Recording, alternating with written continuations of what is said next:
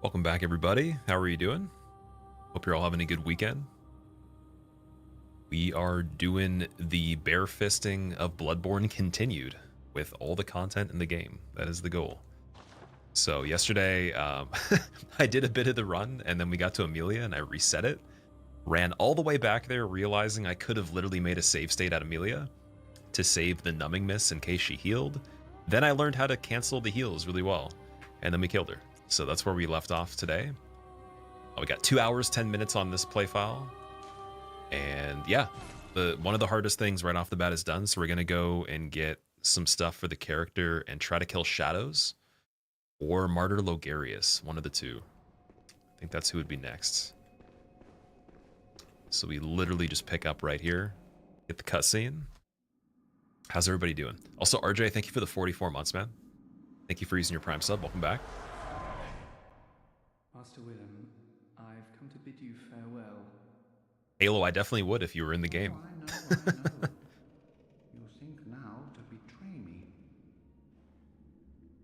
No, but you will never listen. I'm gonna have to actually turn up the volume of the character voices on this one. Forget our adage. We are born of the blood, made men by the blood, undone by the blood. I should have named the character Bloody Fists. Yet to open. Fear the old blood. Rainbow, what's up? How are you doing? I must Zenja, what's up? leave. Crusady, how are you doing? Everybody else as well. Marquisador, welcome back. Does the damage ever increase? It does, yeah. You can increase the damage a little bit. It's not a lot. There are some fights on this run that are like half an hour or longer. Amelia, I think she took us almost an hour or more.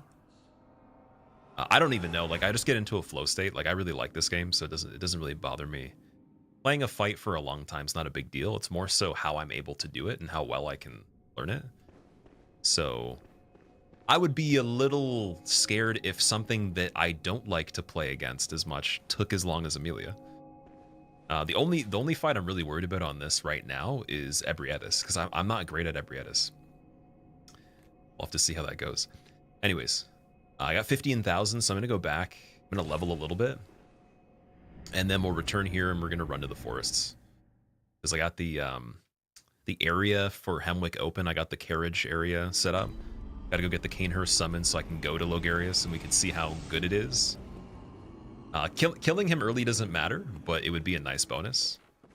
And then I think his crown sells for like 30,000 or something. It's pretty good. Okay, so 15. What else we got?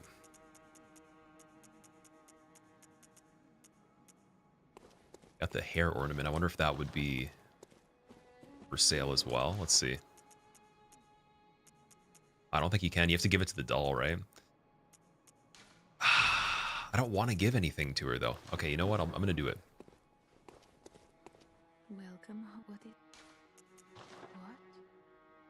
What is this? What is this? I cannot remember a thing, only I feel. Not a thing, only I feel. A yearning, something I never felt before. What's happening to me? Tell me, Hunter. Could this be joy? Soul of the lost withdrawn from its vessel. Tearstone. I had to do it. I'm sorry. I'm obligated to do that. Okay, we're turning the voices up quite a bit so you guys can hear the actual cutscenes. Welcome. What is it? Very well. Let me... And then I think for skill so far, we've gotten the most damage on the hands. Strength isn't really doing anything. Skill is still completely boosting the bare hand attack. It's boosting defense the same amount as strength. So I think that the way that we're doing this is purely just skill right now. Until we need to change that. If even. I don't even know if we need to. What's the DLC item? Is it right here? No, it's I think at the top of the stairs, right? No. Oh no, DLC item replaces the bell. There we go. So DLC could be opened early so we can farm blood vials from there, because there's a really, really good spot to go right outside Ludwig, where I'm pretty sure you can get like 3 at a time or something. I don't know. There's a lot of other stuff there that we can grab.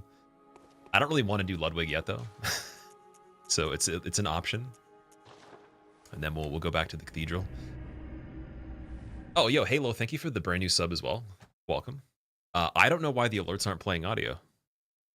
They're on. They're literally turned on. Okay, wait. Let me check and see.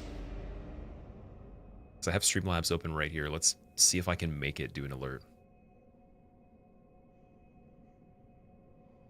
Like they're just breaking randomly. I don't know why. Alert box. Here we go. So if I were to do a test. Soul of the lost withdrawn Yeah. from its vessel. It pops up and it makes sound. So why is that the case that it's not working now, though? This is a subscription test. It is a subscription test. God damn. Okay, I don't know why that's not working. Anyways, I'm sorry about that. Thank you very much for the brand new sub. Haven't been in the streams recently. You got the Platinum Trophy in Dark Souls 3. Congratulations. How long did it take you to do for Dark Souls 3? Oh, you were AFK when I answered your question? Too bad. You'll never know. I'm not going to tell you. No, I'm joking. Yeah, so if you level skill, apparently that does boost the fist damage a decent amount per level. It's like 2 points. So we have 40... What is it? 44 damage now? Unbelievable amounts. But yeah, when we actually hit things, the worst of the worst so far, for quite a while, is probably going to be Amelia. Mainly because to be able to get to a point where you can do more damage on her at different breakpoints, you have to break the limbs, right? So she's a fight that's kind of like a good combination of regular straight-up damage, and then you get visceral attacks very infrequently, and I miss the visceral attacks here and there. So we killed her very slow. If I didn't level health at all before we did Amelia, we could have had more damage on her, but wouldn't have been worth it in my opinion. And then beyond that, shadows, you can do viscerals. Rom is pretty easy to fight, like you don't have to worry about it, it's just patience. One Reborn is patience as well. And then what else you got? Like Martyr Logarius, he's a visceral fight as well, you could just get backstabs. But it probably would take a little bit. It's mainly Lawrence, Ebrietis, maybe Celestial Emissaries. I'm not sure if they're going to be tanky or not. And then Living Failures I'm kind of worried about as well.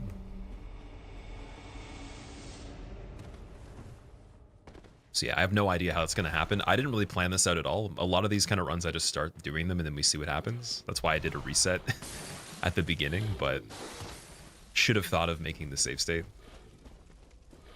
Is this on PC or PlayStation? This is on PlayStation 5. I'm playing the PS4 downloaded version.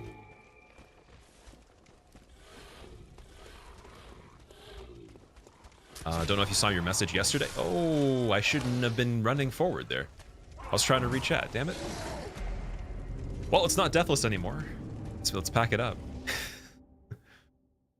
Went to bed before you finished fighting Amelia. Actually sticking around for this one. Wish you the best. You have an amazing day. I appreciate that. Thank you. And welcome back, dude. Thank you for being there yesterday for the trials and tribulations of Amelia. That was basically the theme of yesterday. I'm pretty sure I have her entire moveset ingrained in my brain so well that if we ever missed any attack, if I ever screwed up on her one time from now on, I literally could be arrested or something. Like you could incarcerate me for that mistake. Also, Cypher, it's going pretty good. Thank you for the 49 months once again, man. How are you doing?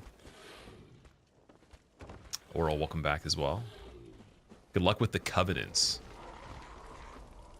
I don't even know what that means. But now I'm curious, though. Oh yeah, the Proofs of Concord on the Silver Knights for Dark Souls 3. I think you have to beat the game, is it like 13 or 14 times if you want the guaranteed ones? Or it's like an unknown amount of farming on the Silver Knight.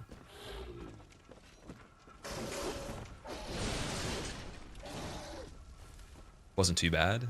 Had infinite Titanite shards. Oh, by the end of it, I can imagine.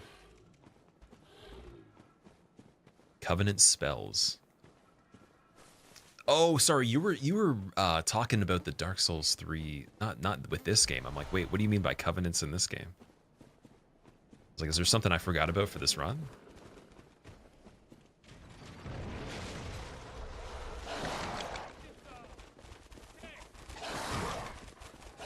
Okay, so immediately we're just gonna go get the Cainhurst summons right away.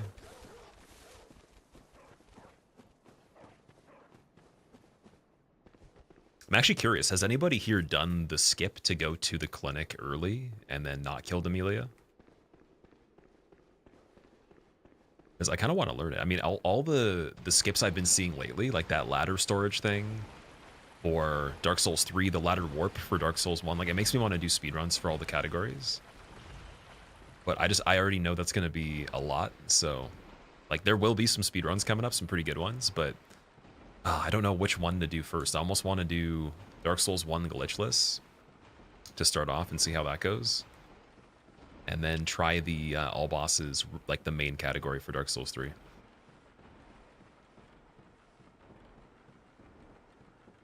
Here, it looks nice. Did you do something new? It's just been growing like crazy, so it's like it's really long right now. It probably doesn't look like it is, but I mean, if I took a piece, let me see. Like, look how long that is. So very, very long. I could probably eat it.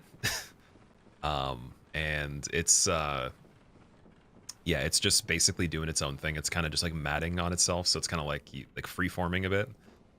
And yeah, and basically until I really am tired of that, I'll probably just leave it and then organize it a little bit better. I was gonna go get a style done, but to be fair, like after even, you know, just doing some research and stuff like that, a lot of people that are more knowledgeable will say that a lot of styles will actually cause more problems in the long term, so you don't want to do it excessively. And I was doing stuff like that myself. It wasn't like professional, but did like finger coils and stuff, and so I'm just gonna leave it right now and see what it does. See what happens. But yeah, it definitely doesn't look like what you would consider clean or like cool or anything like that, but it's definitely healthy though. It's very strong. Oh man.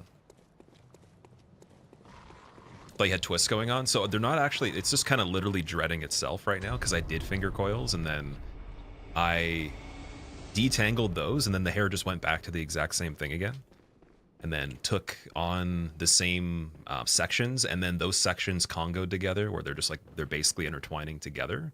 And then if you don't have your the tips of it cut evenly, tips that are shorter than the longer ones will like wrap around the others, and then it just becomes bigger dreads essentially.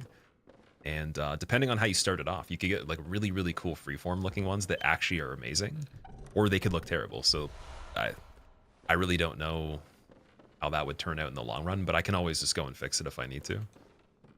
Just the process at home right now to like go and completely detangle the whole thing would take the whole day. It would be something I'm not really on the I'm not on board with it right now. I don't have the time to make for at the moment. Ah, moonlit scents. How did you worm your way in here? Well, I won't make any excuses. Oh, Would you mind yo! leaving us alone? Yosefka's trying to kill me. But if you refuse, Oh, she's gonna to leave- actually, dude, she's gonna kill me. Wait, no, this isn't good. This isn't good. I've always wanted to We try need to and kill her hang for on the cord, don't we? How do I do this then? Can I get a backstab on her safely? She has the cane. Oh no, dude. Is it that if you go here later in the game, then she's on the table and you can just do the one shot? I think I might have gone here too soon. Because she gives you like a one shot animation. Unless, wait, is that the imposter one? Yeah, that's the fake Iosefka. This is the real one right here, right?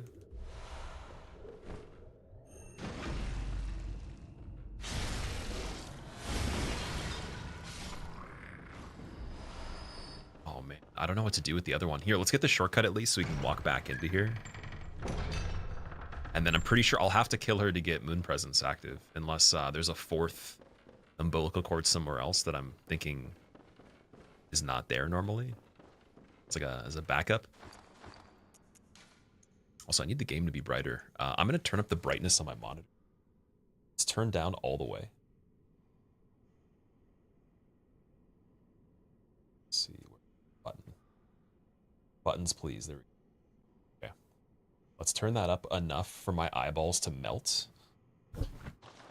And now I can see the game. Perfect.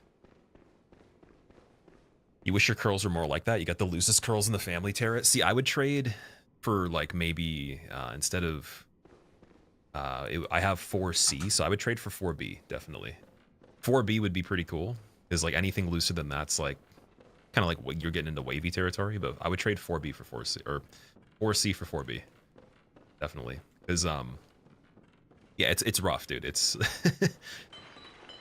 like, unless you don't do anything and just let it chill, like it's very difficult to manage.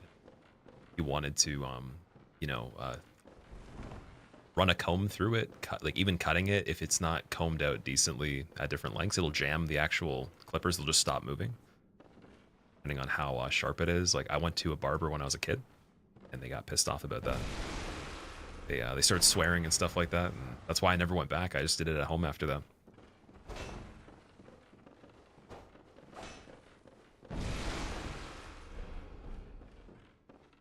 All right. Okay, she has Augur though, so with Augur of Ebrietis, I definitely could get the backstab. Can she keep doing it forever though?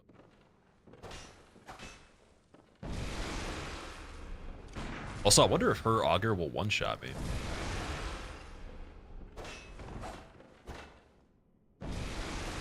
Oh yeah, almost. Definitely very close. Oh no, this is not looking good. Unless I can like get a really good setup right now, we're gonna probably have to run back and kill her at some point. Oh. Okay, wait, that thrust attack was pretty good. You know what? Oh, you know what? We might be able to do this. She keeps goofing up. Oh, big goofs right here. Oh, I just need to get a good angle. Okay, here we go.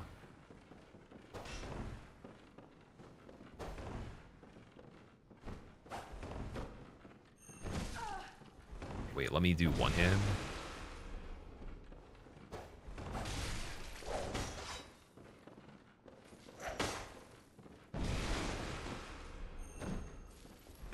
Okay, now she's transformed into Cain. Stop doing that. Eating my vials here. Okay, you need to go down to the middle. Do you need Henri for any spells or gestures or rings? I can't remember if you get anything for the ending with Henri, or if that's required for, like if you're talking about the Platinum Trophy or whatever. I know, like, you get the sword, and then I think doesn't she give you something when you make it to the first area with them?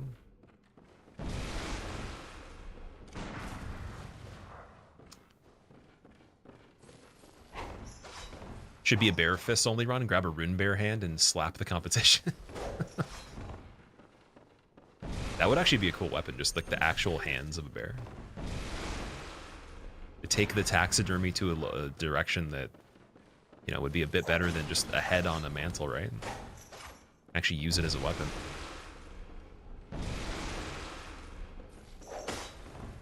I think we might be dead here unless, like, I really need to get, like, the perfect angle on this one. I wasn't even thinking there was going to be a fight with an NPC in general. Like, the three of them that are in Yahar Ghul, I'm definitely running by them. I'm not killing them. And there's no other fight like this. Cainhurst Crow I'm not going to fight. Eileen I'm not going to fight. Like, what else exists? There we go. How exciting. Okay, well, we got the summons anyways. It doesn't even matter. Like, we can always go back for Iosefka.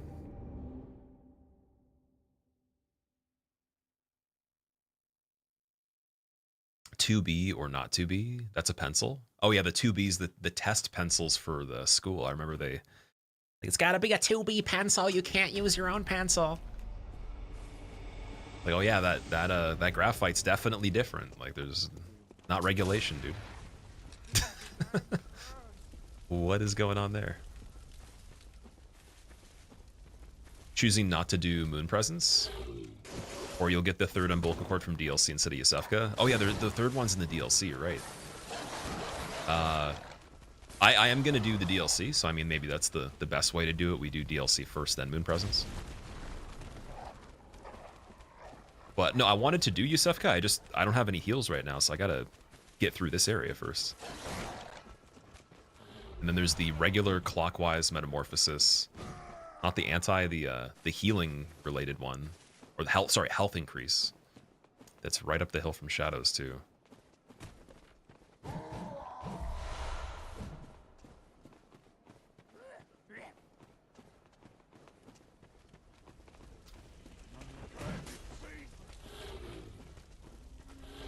There's 4 in total, right? Yeah, I was thinking at the beginning there was only 3, and then I remembered there's got to be a 4th one somewhere, but I didn't remember it was in the DLC. Is that from just like a pickup on the ground? Oh, on the ground? Is it behind Ludwig? Like the church behind Ludwig? Dude, don't. Ah, he actually killed me. You die so fast in this game, it's crazy, dude. There's no hope. It's like even if we had the what kind of armor would be like really good? It would be the Yahar Ghul set and then maybe the Cainhurst armor or something. There's like no equivalent of good armor on this one. It's before Orphan and Fishing Hamlet. Okay. I'm trying to remember. Oh, wait.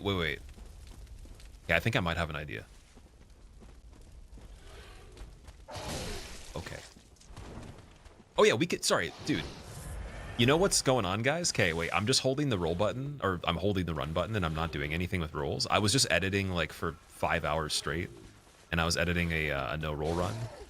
And that's probably why I'm literally just not pushing the roll button right now, because I just watched myself do quite a lot of a no roll. My fingers glued to the button. Been so long since you played this game, Cypher. It had been quite a bit since I did a playthrough that was challenging on it. I did a casual playthrough on the PC version, and yeah, it was good, but didn't complete everything. And it was just the saw cleaver with regular levels and all that. This is the exact opposite of that.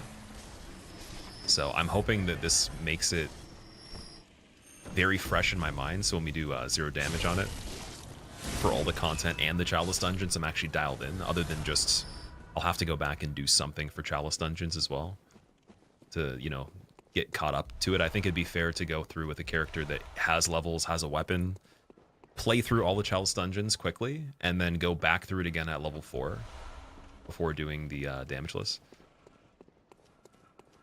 Because I'm trying to debate how much more time do you spend if you've already killed, let's say, so I've done up to Watchdog. I've killed Watchdog before, and then everything after that I've never seen, other than just other people playing it. So if I'm gonna go beyond that point, how much more Chalice Dungeons are there left? Like, it's probably not an incredible amount of extra content, right? It might be some hard stuff, but I would imagine making it just everything in the game overall would be not much different. Dude.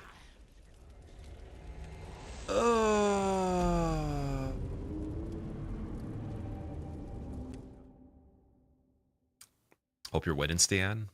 Almost. We're almost winning. Now they have Sekiro, you're gonna do them all back to back. Never played Demon Souls, even though you thought you owned it? Wait. I've never played Demon Souls either, even thought you owned it. Okay. Oh, even though you own it, sorry, that typo there. These typos. Yeah, definitely play Demon Souls, especially if it's the original one. It's hard to find. Yeah, I want to do a skip right here.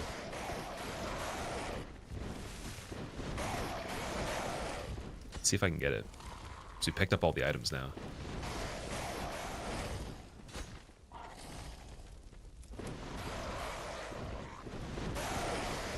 It's been a while though. It's like right here. There we go. Glitch! Cheater! Cheating in the game! Call the cops! Cheater. Oh, did I not fall in properly though? I might be screwed now. Can we leave this area? Oh, I'm actually, guys, I screwed up. It was good.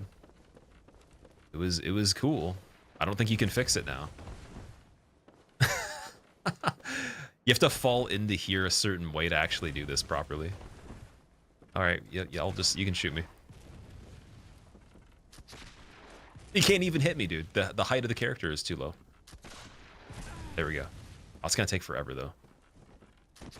Streamer, why don't you just make blood bullets, streamer? There might actually even be a way to fix this, but I've never found one before where you can like jump on any angle to get out of here. So anyone knows. Very curious. Obviously you can't go back up the way you came. and then over here is nothing. You're just locked in. Okay, you know what? I'll waste a hunter's mark. Let's do it. No more skip. I wanted to try it. For anyone that didn't know, you could just jump up that rock, and it's not that much quicker, but it gets you right into that place where the beast blood pellets are and the cannon. You miss out on the elixir, the cages with the dog, where the tunnel is to go to Iosefka's. But if you're doing any percent, it's pretty fast. Just don't do it the way that I did it at the end, and don't get stuck on the roof. Badger, what's up, man? Awesome Saturday to me. Thank you. Hope you're having a good Saturday as well. Torch guy almost got me too.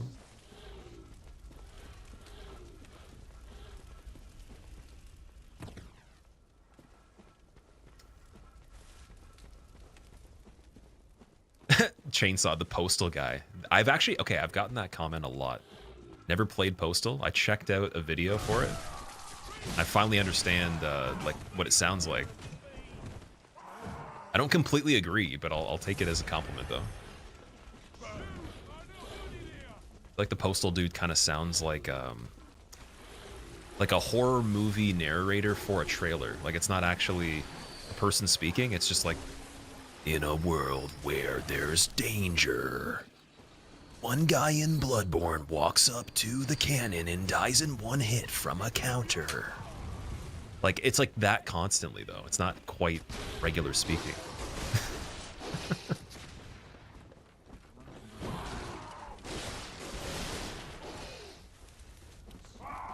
I'm gonna grab the twin shards as well. I'm just gonna sell everything when we're in emergency here. Oh. Dude, yo, this is crazy. Get out. Yo, why am I okay. Sure. Okay. You open the shortcut? What was the shortcut? I didn't get the elevator yet. You mean shortcut for something else? Like the gate or something? The door. Like, so I didn't get this door. There's another shortcut door? Maybe I didn't even know that.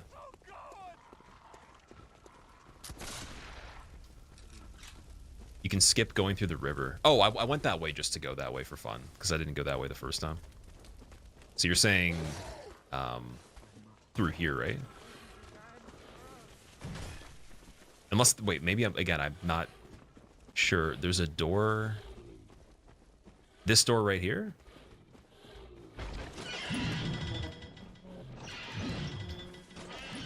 Yeah, I don't think I've ever like been aware of a door. What the hell is this? Okay. I'm about to die again. I'm really trying to not heal because I don't want to waste them.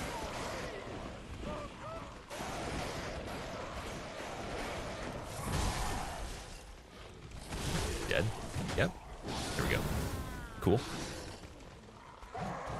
What a party down there. I forgot about that. Yeah, okay, so there's a door that's a shortcut that helps you skip. Okay, wait, no, you mean the back of the building that has the twin shards across from the guy that hit me with the saw thing on the cutout where the rock is, where the rock face is. Okay. There's like that T section. Okay, so I've never actually even identified with that being a shortcut, probably since I played the game the first time. Because I would never run back to the area more than once. I would just go through it one time. And then we go to Cainhurst one time as well. Or the summons, right? So I don't actually even use that as a shortcut. That's funny. I open the door sometimes, but I probably don't even notice. So you can still go this way, and then you got to go somewhere else after this part. Is it one of these houses?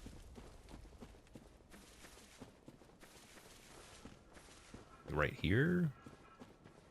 No? Yes? Yeah, this one. Okay, here we go. Okay, yeah, I'm trying to think if I've ever even ran through there intentionally in my life. I don't, like maybe on a first playthrough, but I even think then I might have still gone through this part and been fine. I usually went in there to just get the material. Dude. I can't believe I've never died this many times in the forest. Crazy. You gotta take it serious now.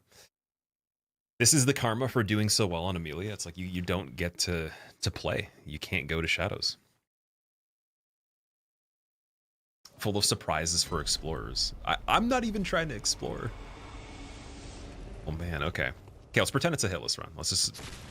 obviously I don't have the cocktails to use for the, like this guy, or I don't need to kill him. Don't need to get the crawler guy.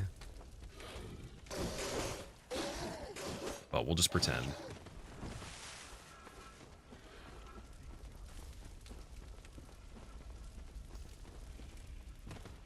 Technically, I could use an elixir if I wanted to. It'd be a little bit easier. I want to save those just in case, though. I think the DLC would be made a lot better if I had a bunch for that, and then also Mensis.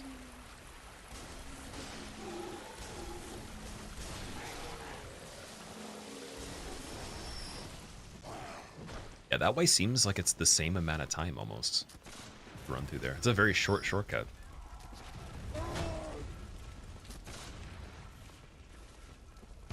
Okay, all of a sudden now, miraculously, we're fine. Cool. And I got the echoes retrieved somehow as well. Did the guy die to the cannon? What's going on there?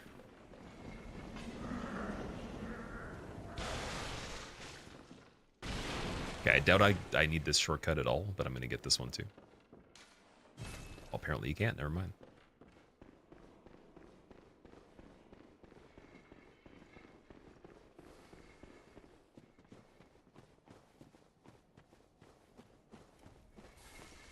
Whee. How much progress so far on this? I couldn't tell you like a percentage. I'm not sure at the moment. We played for 2 hours and change yesterday on this particular play file after I reset the run at Amelia. So that run was 3 hours 47 minutes or something like that. This one shaved off quite a bit of time getting back to her, but I'd used all the items to prevent her from healing, so I wanted to reset it since I didn't make a save file. So you could say that in total our playtime on this altogether would be like, we'll say 6 hours and change. But just on this character, 2 hours and a bit. And then bosses killed, we have 4, I believe, at the moment.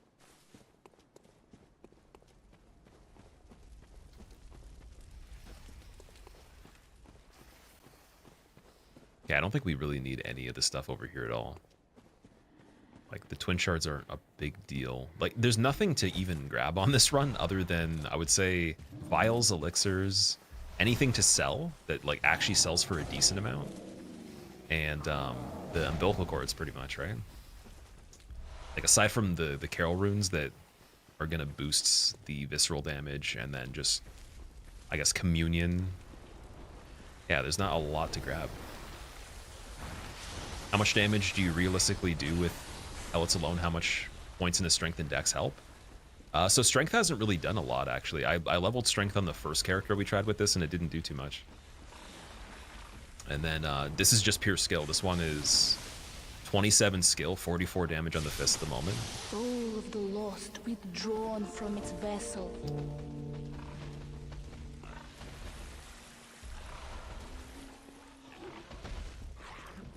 So yeah, 44, and then I guess you calculate whatever their defense would be against that. It would be really cool to hit the number 44. But the most damage I've seen with a charged two-hand attack so far has been 19 damage on Amelia with a non-broken limb, and then when she broke the limb of whatever sort, it would be 28 damage.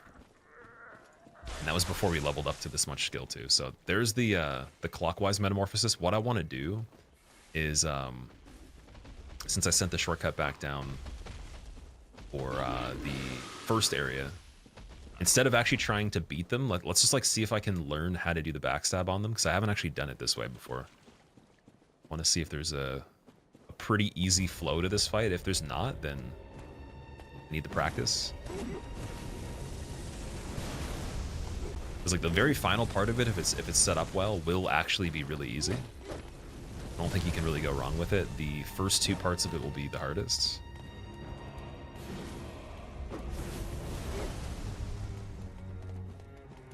I think mainly also just blocking the Pyromancer Having the candle guy not do fire when I'm circling around charging up is also a different type of window now. It's a little bit tighter.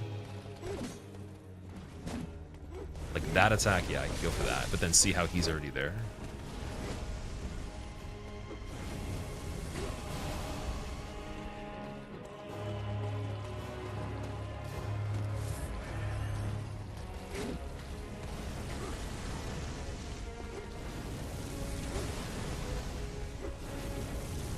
I guess we could also check the Pyromancer too. We could go for him. He does he has like a Tenitris or whatever it's called. The little mace thing. When he swings that, he's pretty slow. Wonder if I can get him on this. Oh yeah, you definitely could. Just, where's the window for that?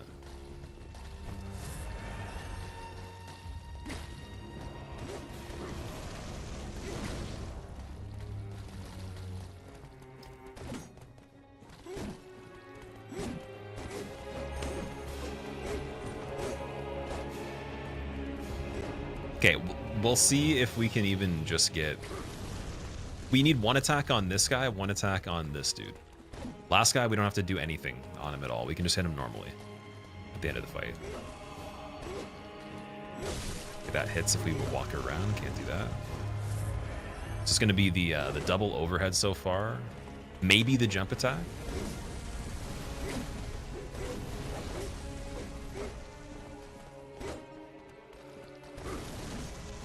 I have to get really good at trying to make the guy that does the candle attack more often too.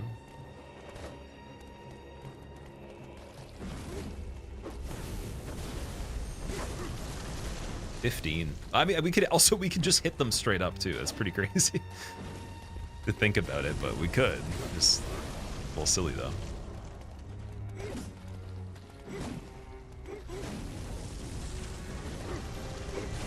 I have to do a bit of both. 9 damage, yeah. So that's 15 with a charge. That's the final one. Okay, so I'm reading these properly. It's just the opportunities here. That's death. Okay. Cool. So if we did a charge attack, that's gonna take probably, I would say, 60 plus attacks at least, something crazy like that per guy. Master Chad, thank you so much for the brand new sub, by the way. I don't know why the alerts aren't popping up on the stream. After changing a bunch of settings with just audio and stuff, it seems like I can get the test alert to show up, but the normal alerts are not. So what I'm gonna do actually here, let me just right now where we have the chance, let me actually replace the URL for it and see if it makes it pop up again. So I'll filter all the events out that we don't want and to recopy this. And if this doesn't work, I'm gonna have to switch to doing a widget capture or something instead of a browser source, because, like, dude, Streamlabs has not been working properly for a while, and every time I test it, it works on their test page or whatever.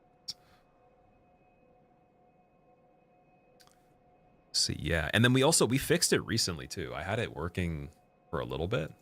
The first problem was there's a giant delay out of nowhere, so it just started doing that.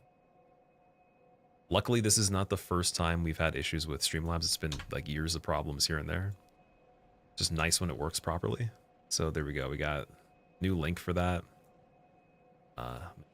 Do that, then refresh the cache for it. Yeah, so if nothing pops up beyond this, then I don't even know. Oh, here we go. We actually have to get more vials if we're gonna do this one, right? So, okay, before we even go there, before we go to that territory, let's go back to Hemwick. Let's open up Cainhurst and check out Martyr Logarius as well, just to see, because killing him then doing shadows would be even easier. Like, he's just one enemy. You actually have backstab opportunities. He probably could do a lot of damage, but let's see if we can get that area open. I think we want Abode for the lamp.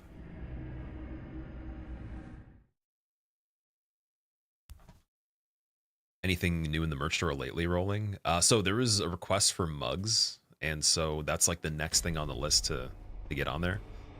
Like, I have the designs that most likely could go on there. I think they do offer like a base product that you can put stuff on for it, but yeah, it's just like for the merch, the issue with it is that the artist that I had before, he's just not accessible anymore. He doesn't really even do commissions that much at the moment. And then he passed me off to his friend that's an artist who also is very busy.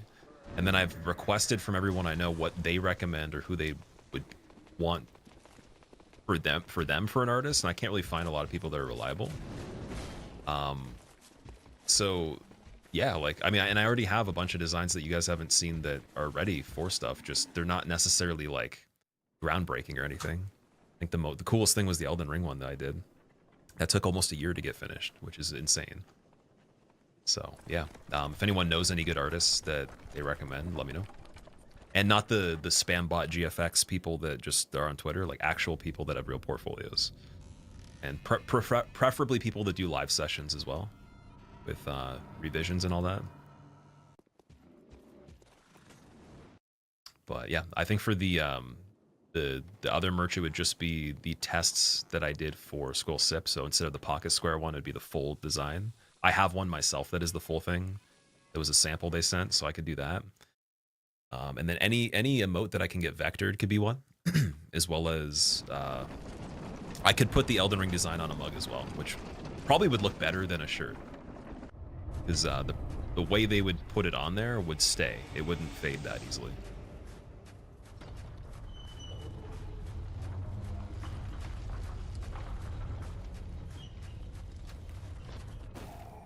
How the run's been soppy? This one is just the same run we were doing yesterday, so it's been pretty good so far.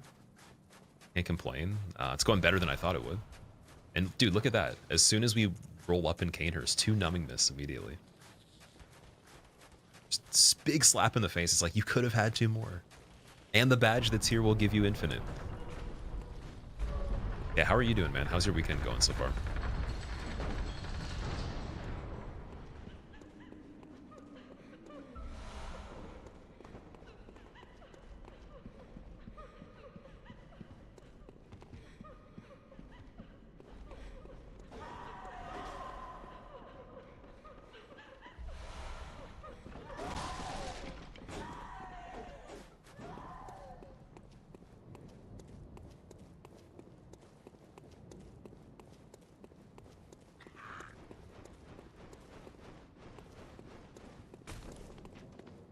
Never really took the time to look into the distance on this part. Is that Hemwick Charnel Lane in the distance right there on the other side of the bridge? This guy's eating me. Okay. Thank you. You haven't tuned in for a bit. I've been busy, but you're glad to have a break. Nice, dude. Glad you have a break as well. Hope you are able to enjoy it.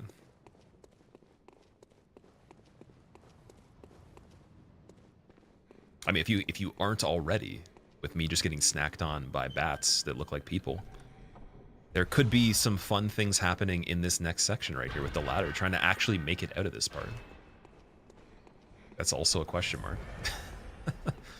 Also, it's kind of funny too, like just getting this ladder activated is one thing, but killing Logarius with 2 vials, probably unlikely. I just want to, like, again, just get some knowledge from it again, see what attacks that he does that are regular attacks that'll work.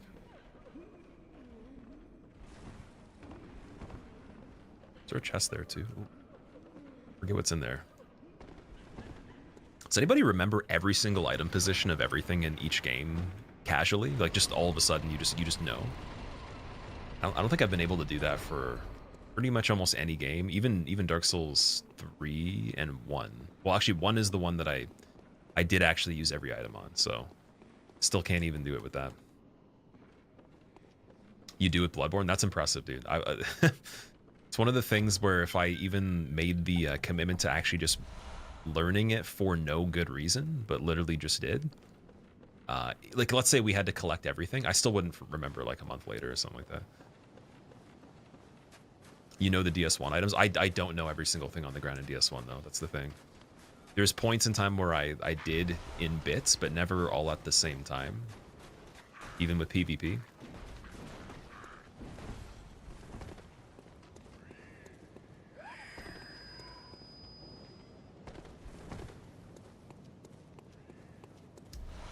I could give a good guess.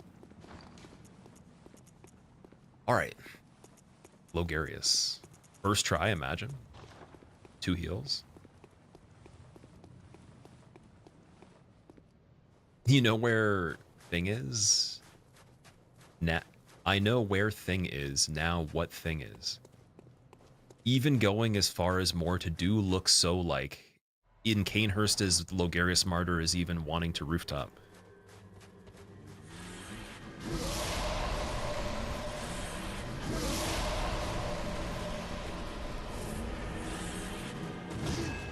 Okay, that one you can punish, but it's not safe when it lands.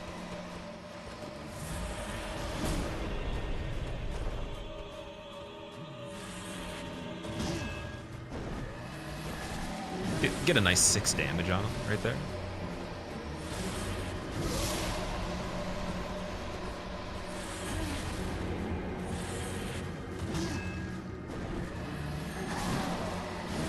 It's funny because he has a sound effect that sounds like False King a lot. I don't know if you guys have ever seen me playing him where I'm like, he's like, Carl. It just sounds like he says the name Carl. He has almost the exact same one.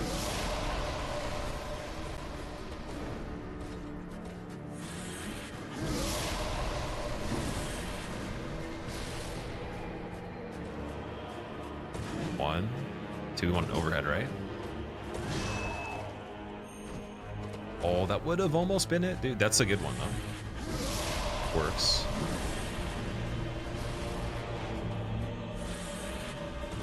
And then this is just, yeah, I think it's way too dangerous.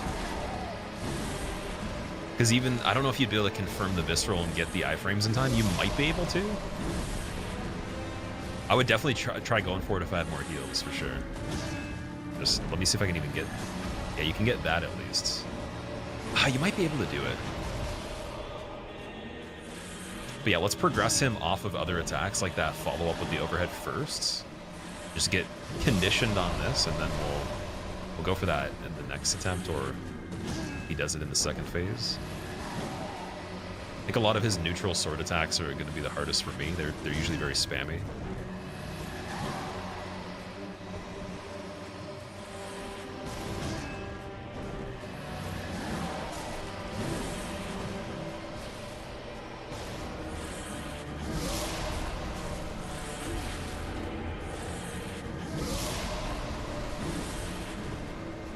Okay, I'd like something. Scythe, please.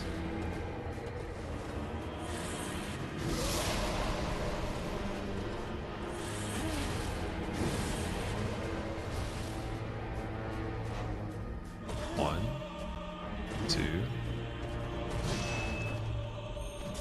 we go. Let's see how good this is. 512. It's all right. Not too bad.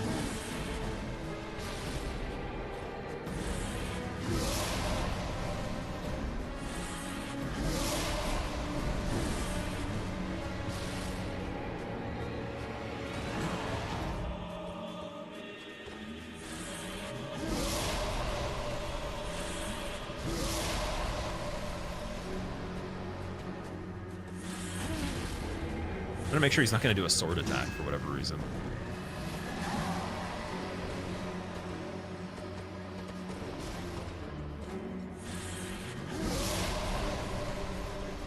One, two, and a 3. And a slap you in the knee, on the back. Matter of fact. While my brain's intact, I will make you bleed from the fists. Or with my fist, actually. That'd be better. Freestyles are a little rusty today. Yeah, you could definitely get that often enough to just do that. With that other opportunity, I'm 100% certain sometimes you can punish this. You just have to be a little bit quicker, and then you just don't want that explosion landing after you get out of the visceral.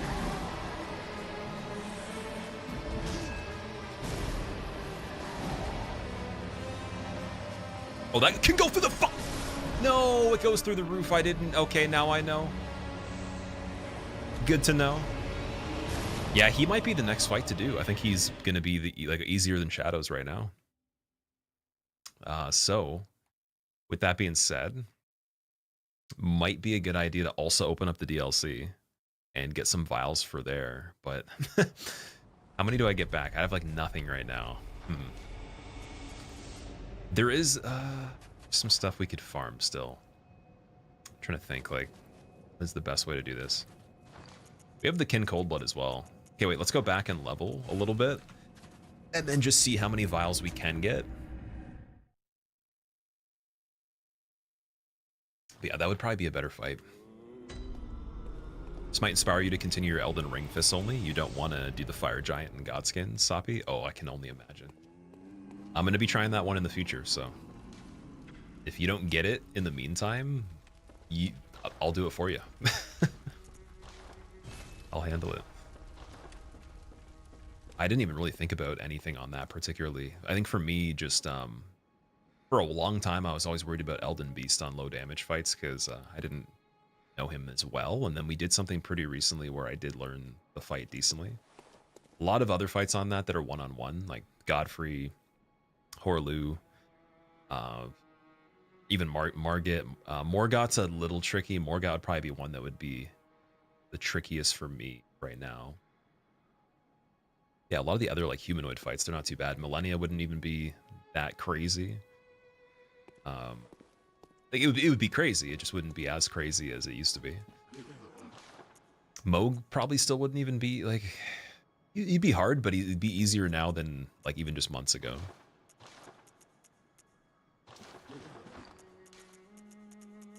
So this one's 10,000, right? Oh no, it's not the right one. 8,000.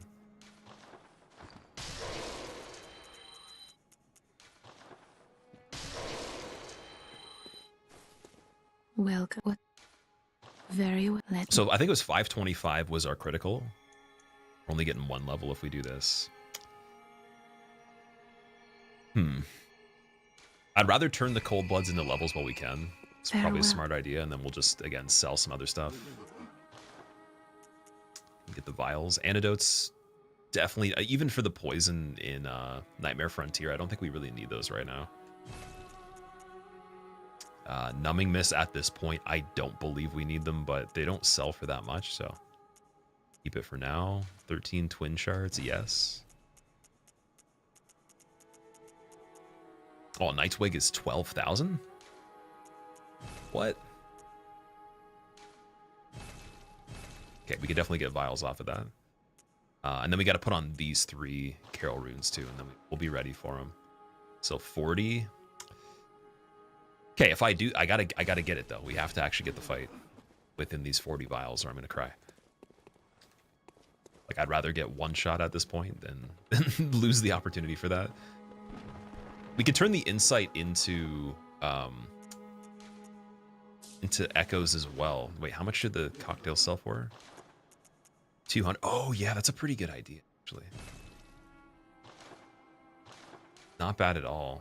Because we could just clear out the insight and make the beast's hood a little higher whenever we pop a pellet. Like in the future, the insight's going to be good for other stuff, but for now, that's fine. What else?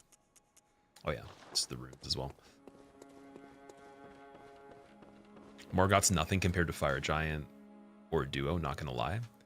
Fire Giant I've played for a very extended amount of time to practice him for hitless and damageless, so I know his entire moveset and I know how to kill him with very low damage. It's just, I don't know how low it is on fists only, so that it might be just tiring mentally. But for that, I excel more in that front than I do in, you know, maybe just coming to the actual fight with a lot of knowledge, skill in the first place. Like I could definitely mentally endure for sure. Godskins though is weird because the noble can roll through the pillar. Like that's the weird part there. If he got stuck every time, I don't know if there'd be a big deal with that because you can kind of space them out decently. And Apostle is very passive when you're fighting noble for most of the fight.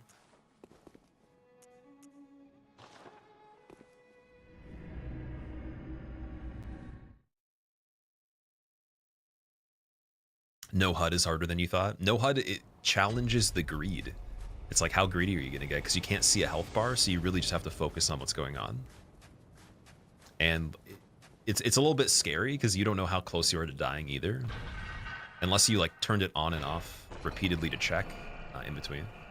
Bare Fist Run, did someone challenge you to this, or did you decide to do it, Junior? So I've done the Fist Only run on Dark Souls 2 and 3.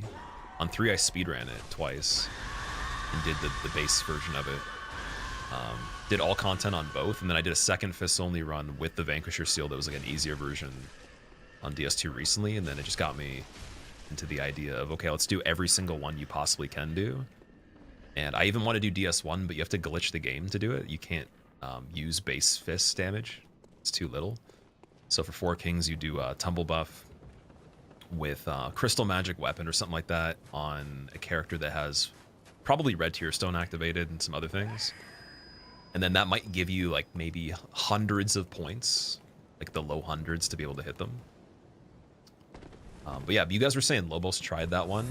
I couldn't find an example of it, of him doing that. So if anybody ever, like, if you see a video that exists of DS1 Fists Only, I'd love to see it, but it'd probably be on the earlier version of the game, or maybe even Prepare to Die edition with the tumble buff, or, you know, with the fist weapon or something. So out of the ones that are left, I don't think you can do it on Demon Souls. Like, maybe, but I'm not sure. Definitely, I would be willing to try it if you could. And then beyond that, yeah, it's just this and Elden Ring. That's it.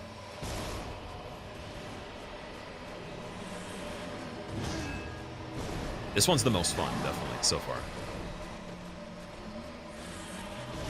I just don't think you'd be able to speedrun this one that well until you've played a lot of it, like maybe more than one run of it, and the time you'd get wouldn't be incredibly fast.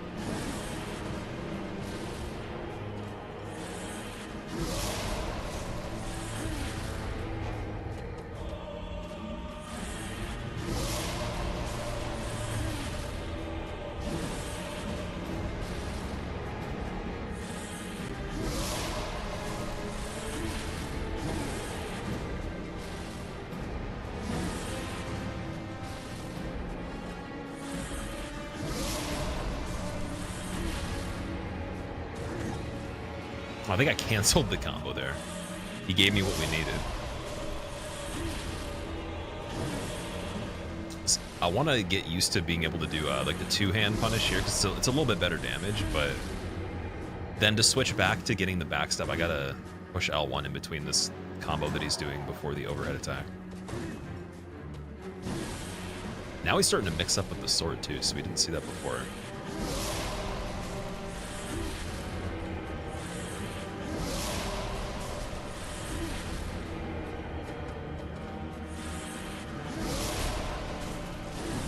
I'm wondering, is this like, is me even hitting him normally in between making it longer for the whole process, or should I just be waiting mid-range?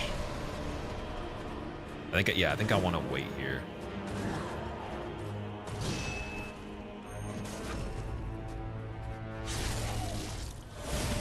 It's 523 for the visceral, not 525. I don't think it went up from that one level of skill. That's actually, okay, so sword swipe into overhead, 2-piece. It's another one. He starts with the sword and then does that particular animation, I'm assuming, is what we need.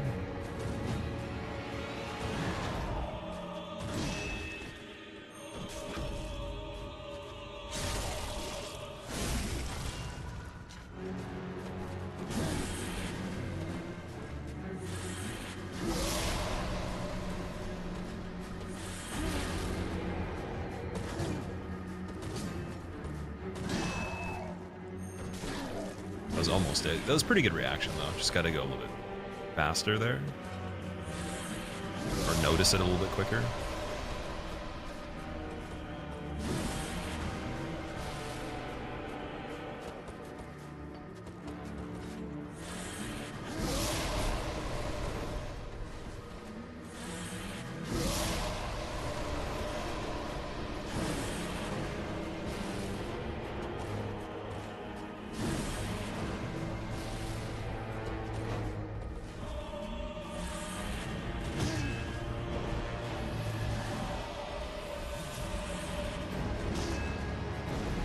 So yeah, with these things, we got to do like kind of circles to make them track pretty badly, but want an advantage there so they don't just like go through a building at me.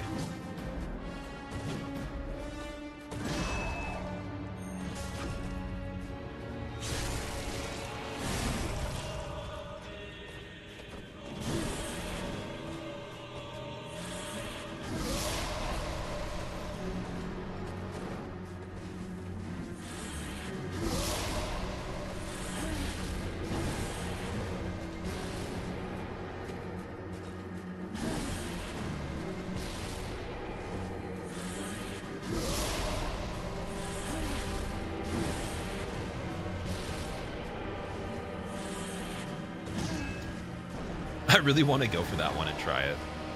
So you have better heals now.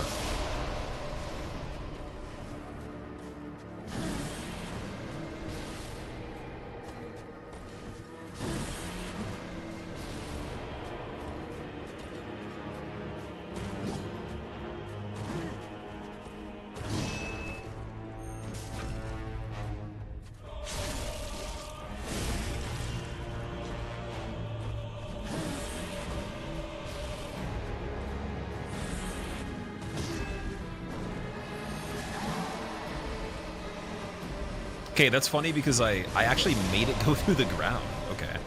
So bailing out of that's kind of safe. Just a little bit. Not too bad. If I notice really quickly. Oh, I can't believe we missed that.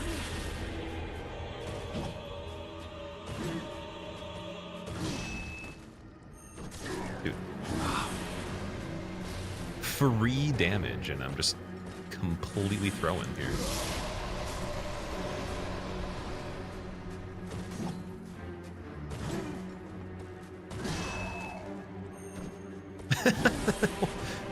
Oh, can we find your heal? Does your heal exist? Did you get it removed? Do you have heal surgery? What was that? Guys falling off the roof or something? Oh, this is... Oh my god, that was terrifying. This might be a little bit too slow.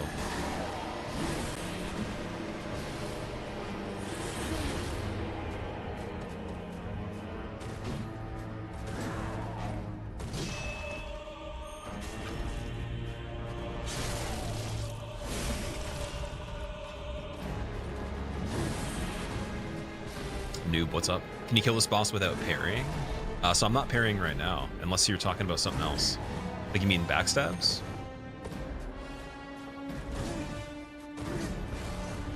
Okay, now we got the extra moveset. Oh, I gotta punch. Fuck. Okay, wait, how do I do this? I gotta punch his sword to break. I forgot about that. Oh, god. Okay. Oh, he's... Fuck! Dude, he still gives you that. That's cool. So shooting the sword is what I'd normally do. I don't know how long it takes to go away. This is pretty problematic, though.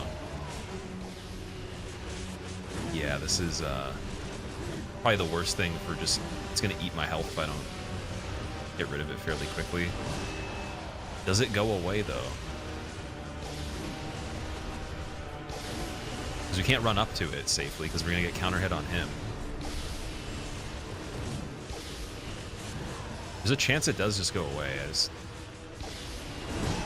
Okay, I have to wait for one of those and then roll punch. There we go. It's a worst case scenario. There we go.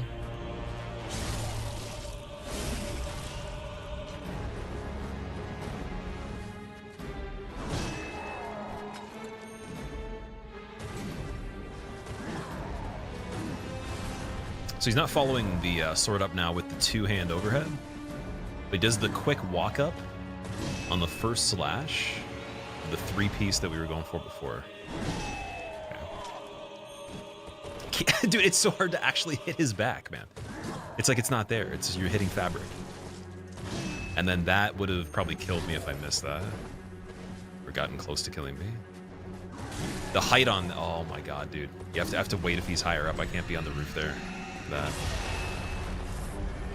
Okay, let's get back in the game here.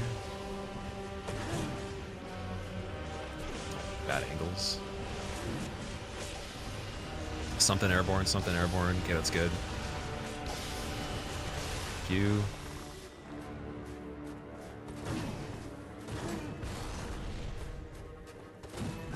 Also, we could just fly off the roof on this too. We gotta be careful about that.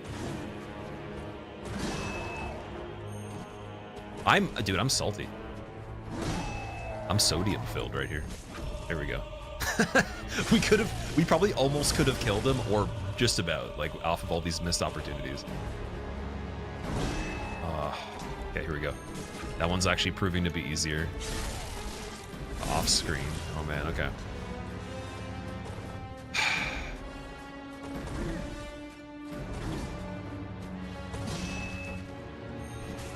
Go.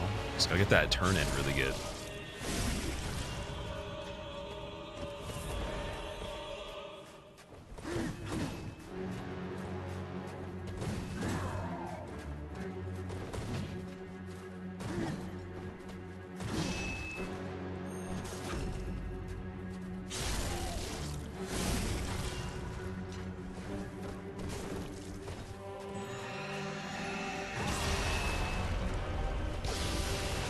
Ooh, we got early sword, nice.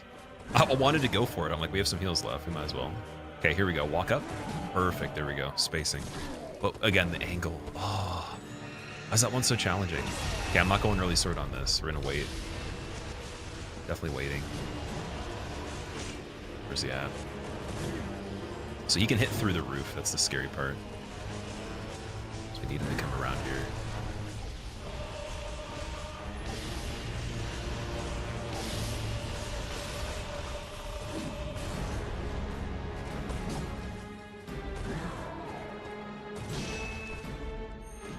Fuck.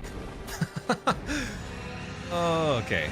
That's a bad sword location, in my opinion. That's not great.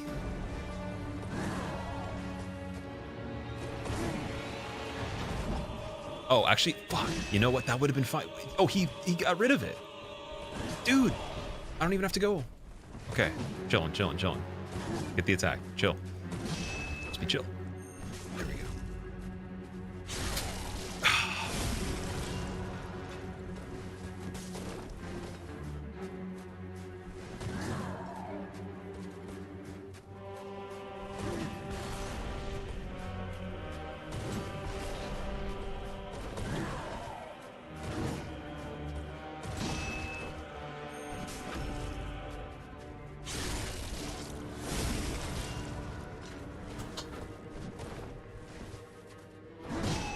It's very scary. Nice. I'm trying to adjust my seating position.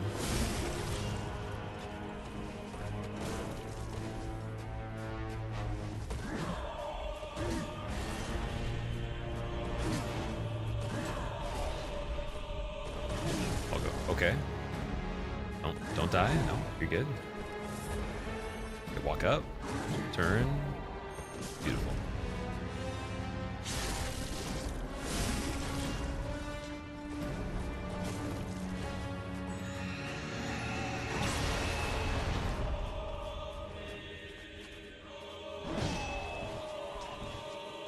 That sword was a dud somehow. I keep forgetting that he can do that. Like, I haven't fought him in a long time, right? So, or I guess, no, technically, sorry, no, we did. I think we did on the PC version very briefly. I don't know if he did a dud sword on that one, though. I haven't had a fight this long with him for a while. Or in general, actually, we could say. I don't think I've ever taken this long on Logarius.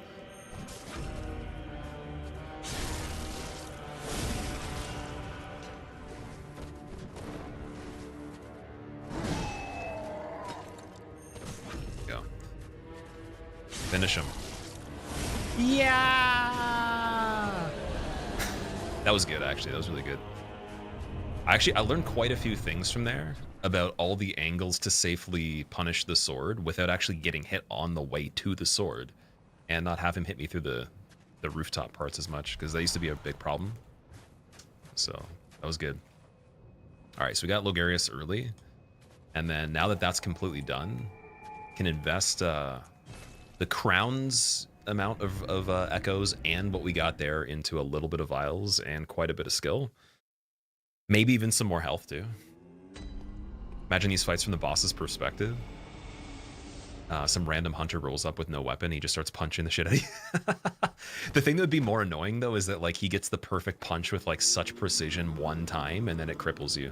Like if it was regular punches, I'd be like, no chance. And then you'd slowly just start to realize, shit, okay, maybe he's gonna kill me.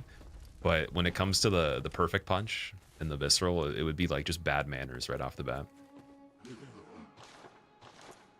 Yeah, I think that at some point, dude, we got to do a playthrough of one of these games where you can play as the actual boss's character model with all the properties they have, because you can do that on some of the games. It's very weird. But I want to do a playthrough as Frida, and then one as Artorias as well.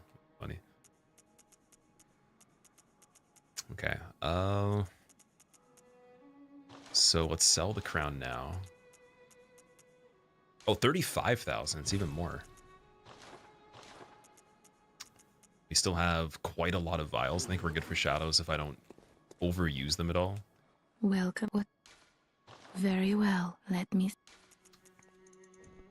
53. It's a pretty big difference. I don't know how much that's going to scale the critical damage, though.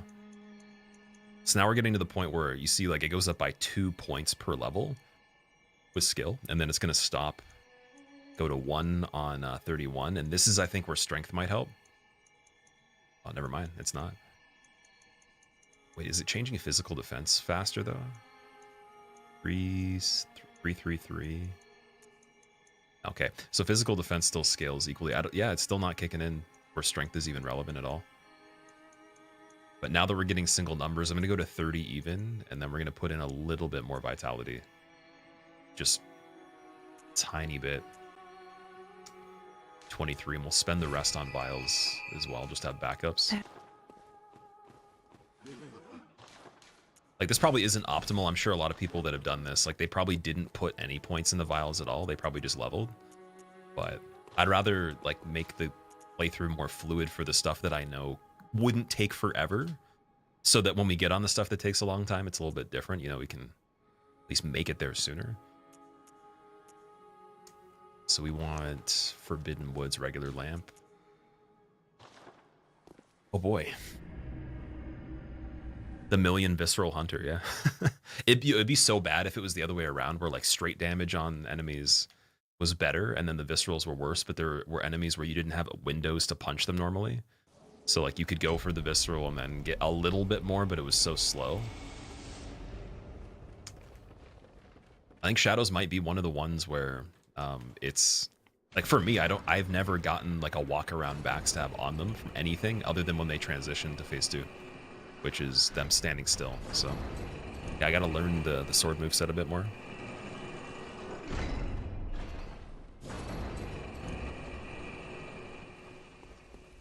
Henry, how have you been, dude? Watching me spawn camping other hunters playing as Frida would be hilarious. Frida on this game would be insane, but yeah, on Dark Souls 3, I think you can literally just take her debug character and just run through as the actual boss. I don't know what your abilities are in terms of like evading things. I think she has like a sidestep or something. And then Artorias has like, again, just like all the stuff you'd see in the fight, but I don't know if they have iframes at all. I'm pretty sure it's only very small amounts on certain weird occasions or whatever. Remember Why You Hate High Wall? Endgame builds with broken stuff. Styling on new characters. Oh, you mean like people twinking? Like taking a character through the whole game low level, then PvPing later? Oh, that's a classic. That gives me memories of in Undead Burg, Dark Souls 1. I go into a new playthrough. I haven't even actually played the game more than once before. I only played it one time. second playthrough, starting to get into PvP.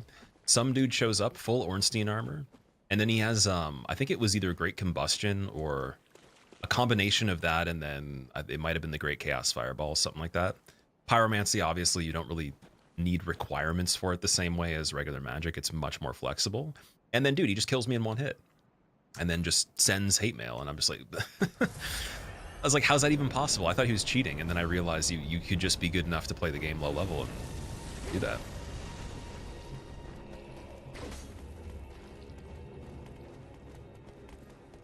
See, when I twinked on Dark Souls 2, I used broken weapons, like weapons that were physically broken and unupgraded. And I'd hit the other people like hundreds of times and condition them to get better. Like, I'd actually teach them.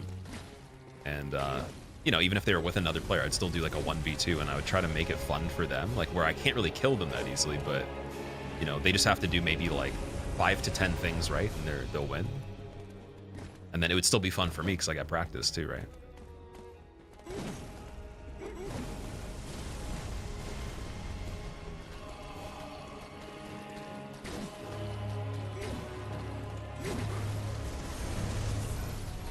So that was really, really close.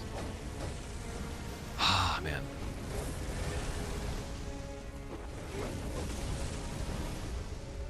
Okay, right here. No. Oh! Ah, this one's so freaking tricky, dude. I might just want to go with straight damage on this. I'm starting to think I should. Like, we'll check the Pyromancer and see how much we hit him for two-handed now. But until there's, like, I think I'm learning slower by trying to go for these and wasting more vials in the meantime than just doing a bit of both. Well, it's like very obvious here. Yeah, 13 damage. I'm not really complaining about that. That's fine.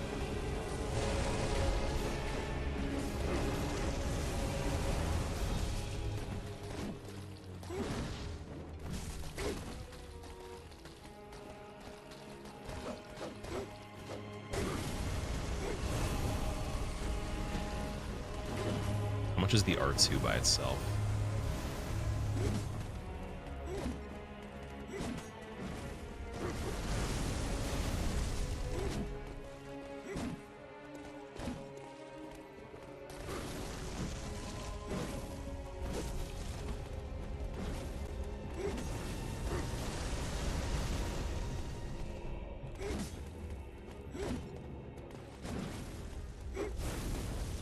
$19? Oh, that's way better. Okay, it's worth it if I have a bigger opportunity, go for the R2.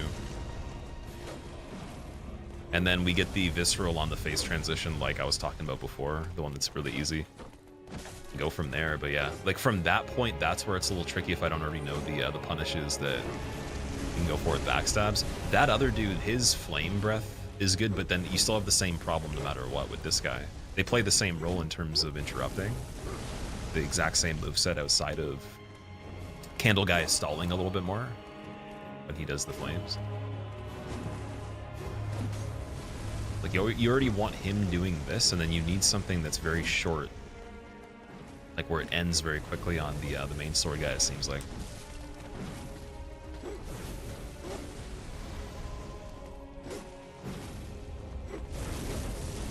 Hardest during this playthrough. So a lot of people would say Lawrence because he has the highest HP in the game and he has the most attacks in Bloodborne. I think he's got over 50 something attacks or whatever.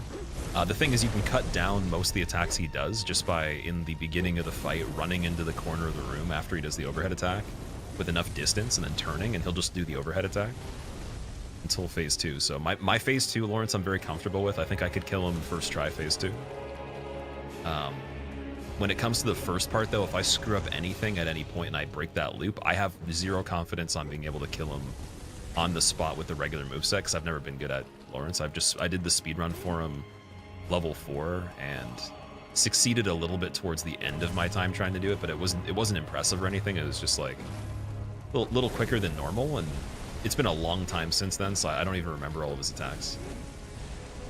I know, like, it's like there's the basic cleric beast ones, which I could punish, but the other stuff, that's where I think I'd be struggling a bit. And then Ebrietis, I don't know, because she has a lot of things happening that do damage that don't look like attacks. Like, her body itself, just like, there's smaller legs that just do damage when they go by you. Staying very close to her and dealing a lot of damage is something that I can't say I can reliably do right now without taking a lot of hits. And then there's the head method where she just slams her head, but then you have to survive all the beams and like the pockets of the arena, getting trapped and everything. So that one is the fight that I'm gonna try to do the, not last, but like third to last next to Gurman and Moon Presence. Or I might even just Hunter's Mark on Moon Presence and then go do Ebrietis at the end with the most damage and the most health that I can do.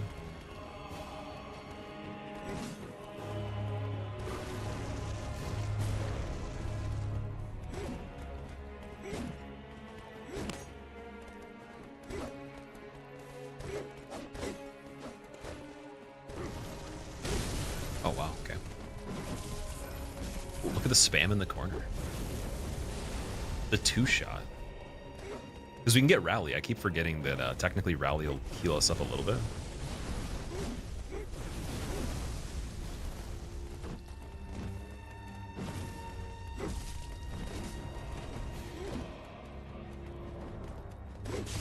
Okay.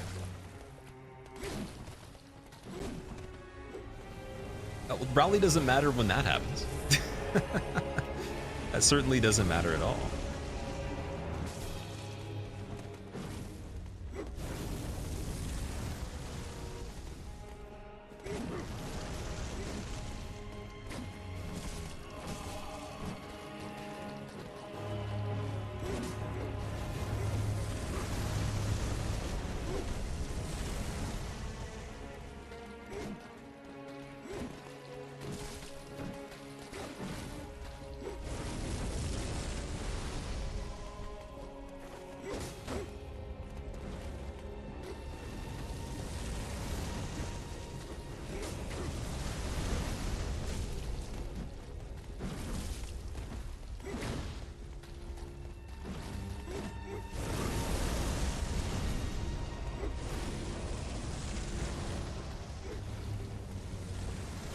Okay, while we're doing this, I'm also going to be looking for situations where people are getting stuck here. Like, so that wouldn't have been one right there, but now Pyromancer is a little bit safe. Because we can run, like, really far in the arena. It slows down the amount of damage we're getting frequently with this method, but it might actually make it possible to do the other thing I was talking about. And then for the guaranteed 2 hits on that guy, it seems like we have to like trail him and then expect he's going to do the step away like the final guy does. You're doing the one-on-one at the end. And if he doesn't, you just get a quicker hit. There you go. David, what's up? How's it going, man? One Reborn or Lawrence are going to be struggles. One Reborn's not that bad because it doesn't have a crazy amount of health compared to Lawrence, and it has attacks that are weird, but you can cheese the One Reborn, right? So I was getting ready to do the No Hunter's Dream Run, and the method on that one, or even if you just wanted to be cheesy on a first playthrough, you can get him to attack you.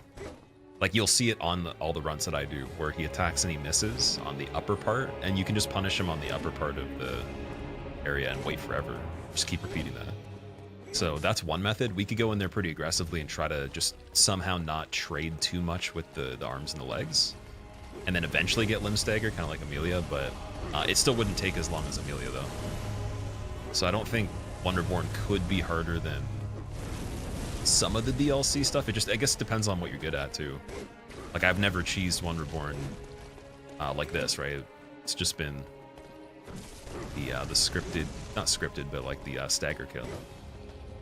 And then casual, just like speedrunning it with the Bell Maidens alive, trying to dodge fireballs through the body as you're attacking.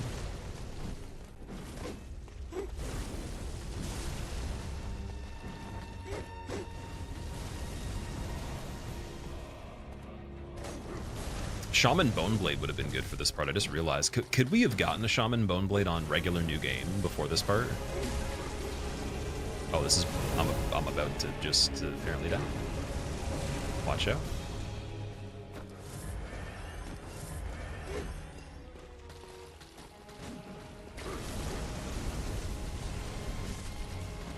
You can get them? Yeah, Shaman Boneblade would help a little bit for the second part of this.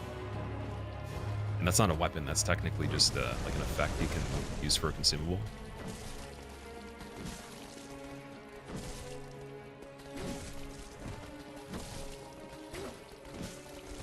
really good.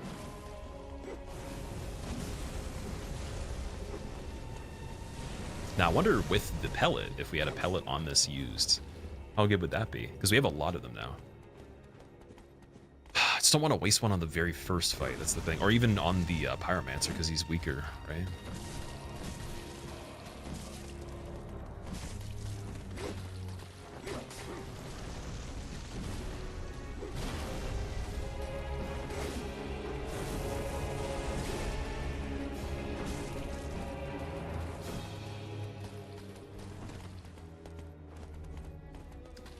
Combo, yeah.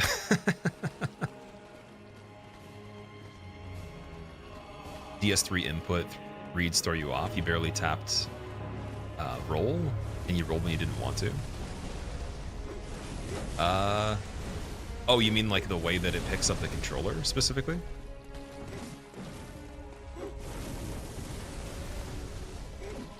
See, like I have the opposite problem on new controllers. And then even I've noticed Xbox versus PlayStation. The PlayStation one's the button activates a lot sooner. So if you're using the Sony one, I can understand that. Like the buttons are easier to push. But especially on a new controller, oh my god, man. Be a little bit more firm with everything.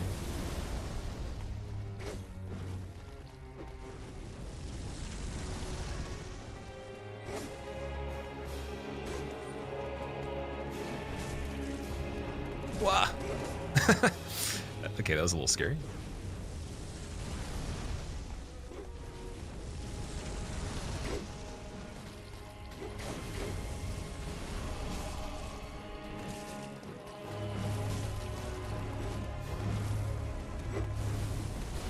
Like the good news is like when he backsteps and I move, if I did a really early entry to him, I can at least do that like 2 to 3 times safely. Depending on how far the other guys are, like it's only if he see how he kind of sidestepped back into where their range was. It's only on that I'd go for 2. But if it's like straight back though, it's pretty safe to do 3 even.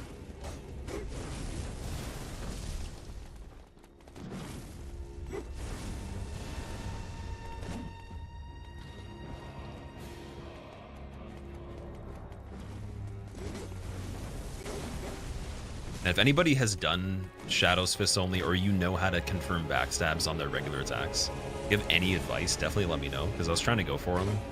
I can see which ones you'd go for, I just don't know how to separate them well enough to guarantee it, right?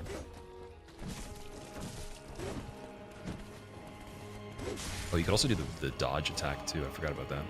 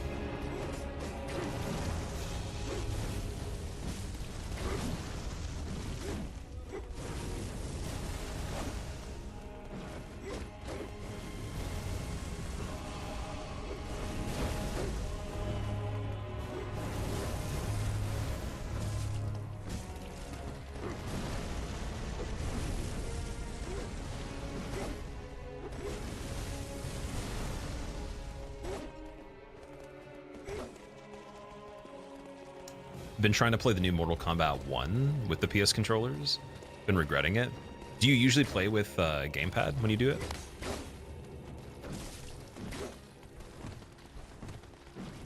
I have that one, and I have played it on controller. I mean, I do play with controller normally. The D-pad is a little rough, I'll be honest. Like, because Sony used to have the better D-pad, in my opinion, and I think it kind of switched up at one point.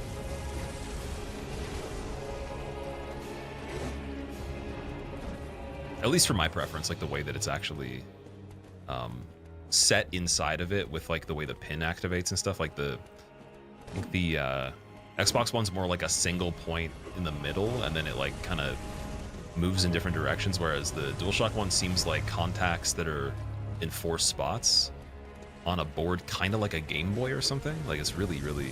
I might be wrong with that, but it's almost kind of how it seems. Like the clickiness of the Xbox One seems better.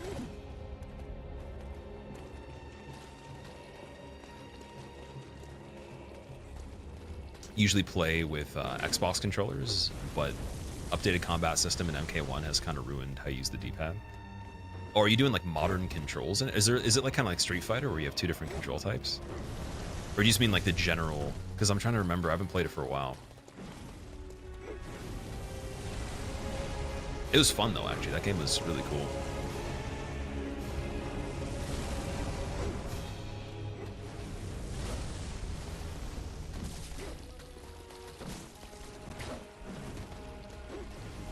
Ooh.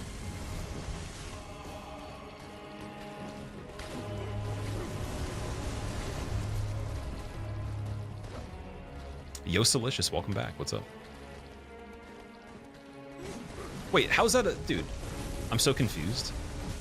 Have you not been here before? Like, I swear you were in chat before. Unless it's another Yoselicious. Is that 19? So 19 on a single attack if... I think they're pretty close, and then 2 to 3 regular attacks otherwise. Seems like the plan here.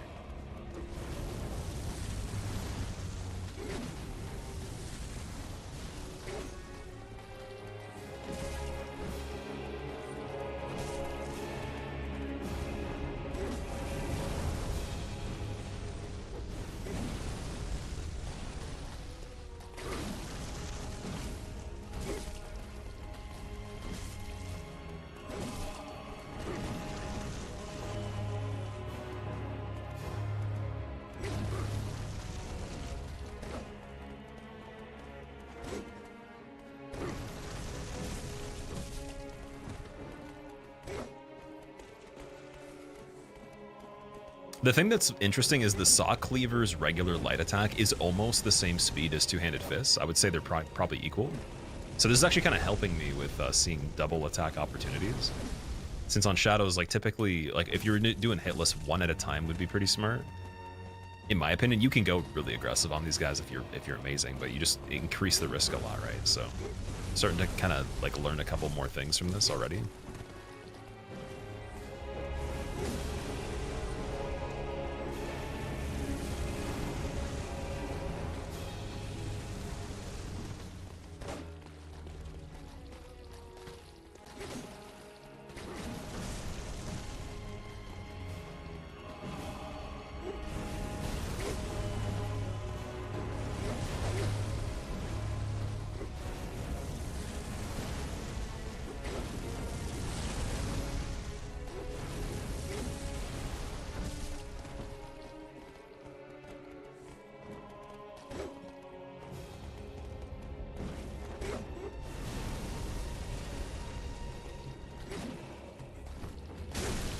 Oh my.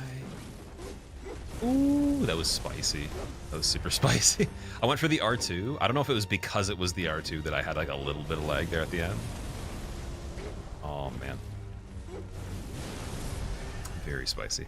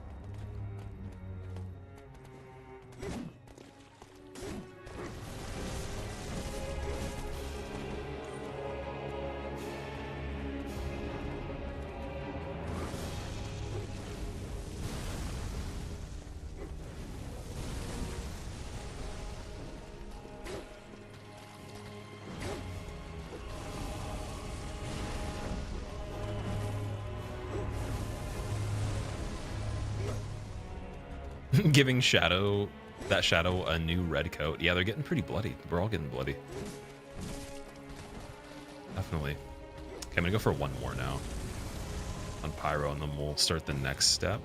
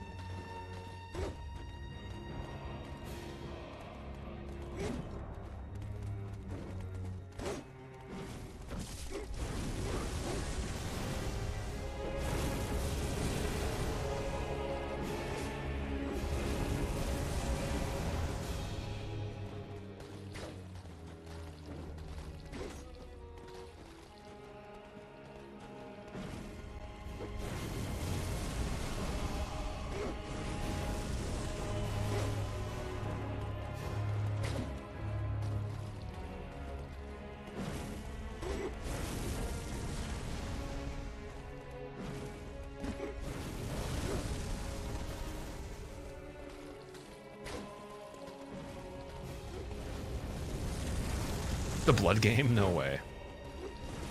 There definitely is, yeah. Under a different email last time.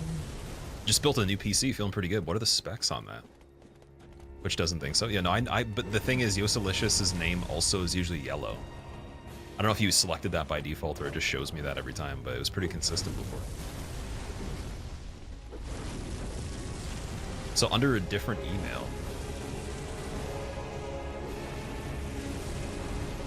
Did you tell me something about the email? Because there's been a couple people in not too far of time in the past that were saying they made another account for whatever reason.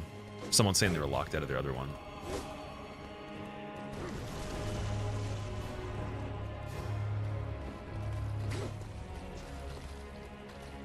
The timing for inputs when using cameos needs to be worked on. Or cameos.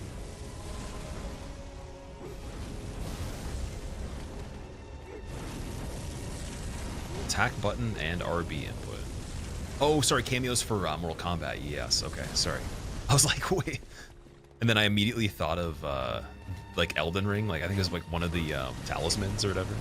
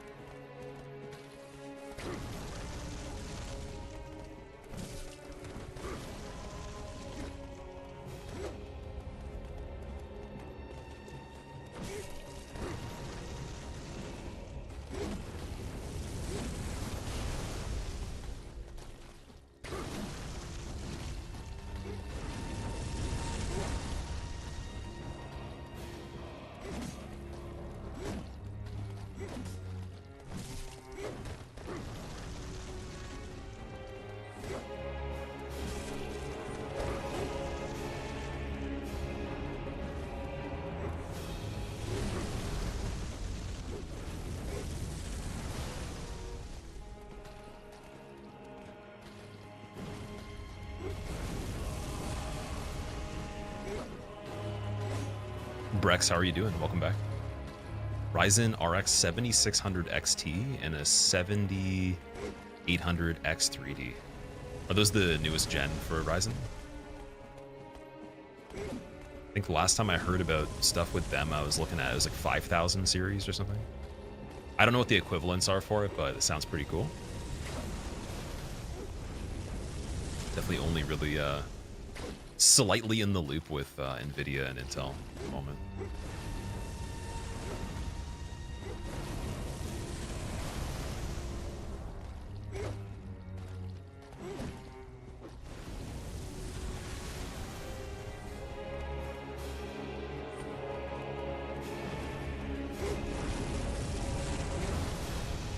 Okay, first hand sweat wipe on the left hand here.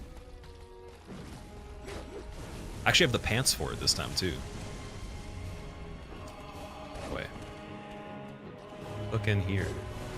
Some fireballs. Graphics tablet. There's 9,000 series? Okay, so then that's 2 generations back for the 7.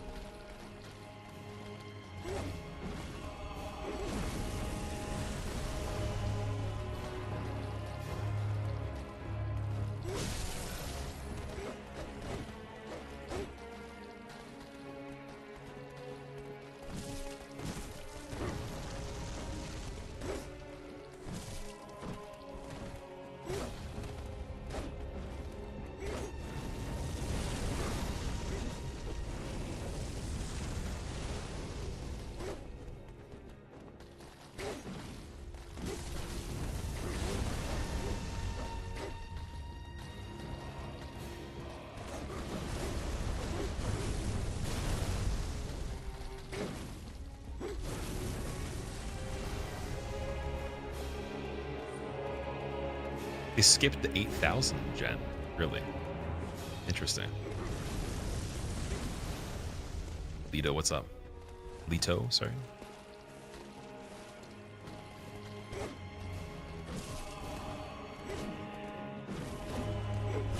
Well, that was actually nice on the tombstone there. Can we get that every time? Potentially. Could be cool. Ooh.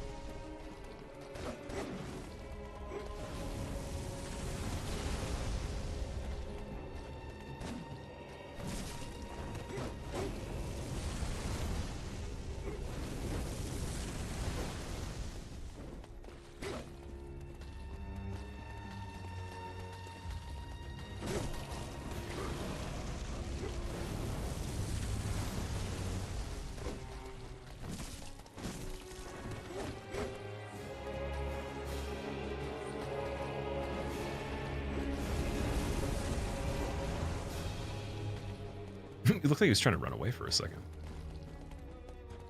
Okay, I need a second.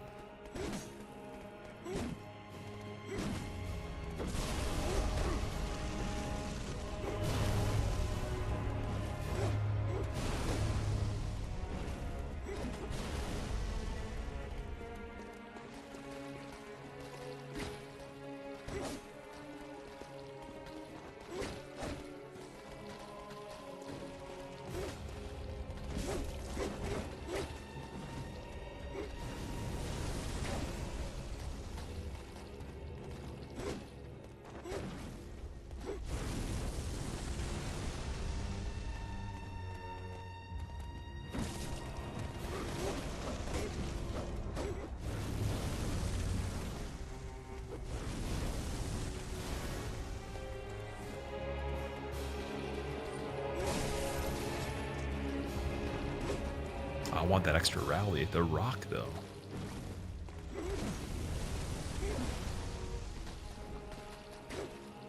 This fight will take a while. Be back in 2 hours. No worries.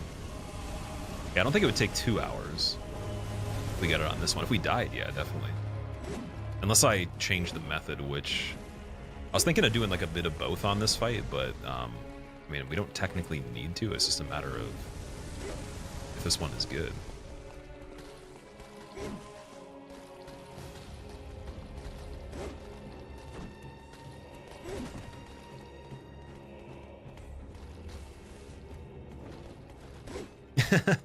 You were at Yharnam. Now you just killed Wetner. Still fighting all three. Oh yeah. Welcome. Welcome to the party, dude.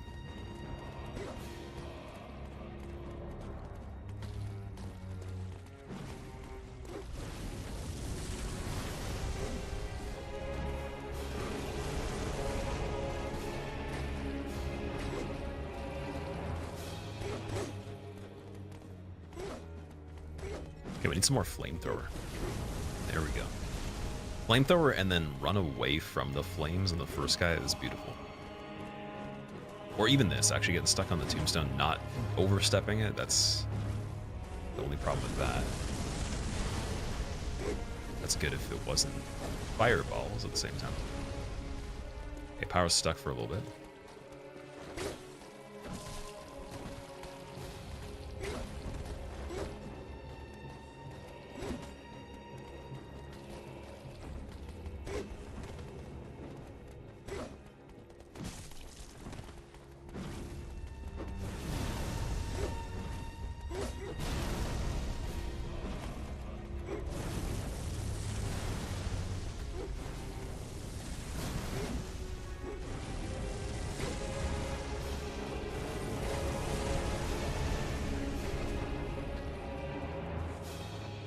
There's the jump. I haven't seen the jump for a long time, if at all, in this fight. Did we even see it once before that? Didn't notice it.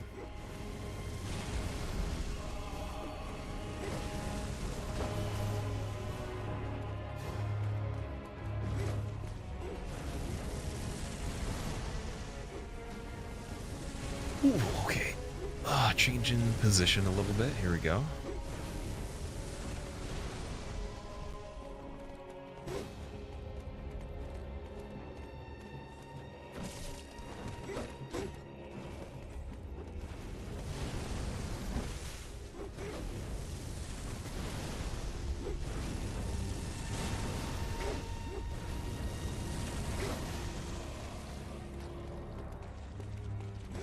So there's one other thing we could do as well. It just has to be a really good read on the situation.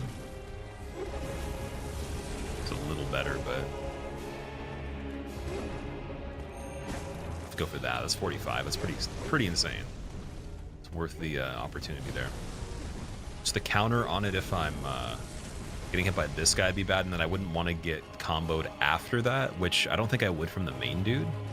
For locked, it would just be Candle Guy's got to be far enough where he couldn't combo, and then I could still take the hit from the fireball. But it's got to be on like this kind of situation right here. And I turned it into a regular R2 if it doesn't work. He's got to fully recover. Because that actually steps forward too. It's pretty good.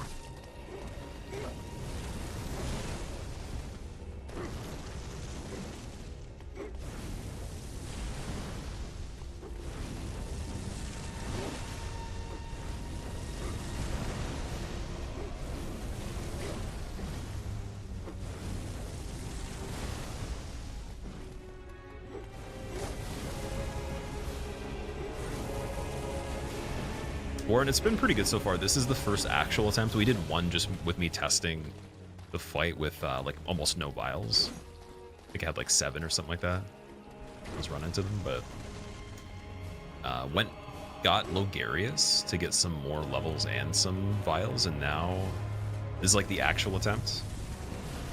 There's still some things I can do that like I'm just not really sure how you'd be able to pull it off with the setup of where they're placed, like how to place them to be able to do it. I know how to like do some of the windows on it, or at least to make the time to be able to get away with some of the backstabs, but it'd be really hard to go for randomly. So every time I tried to, it was a little bit risky, or very risky. It was like ranging from like maybe you would get it visceral and then get the rally back after getting hit at the same time, or it's like you wouldn't even be able to reach it just because of where everyone's located.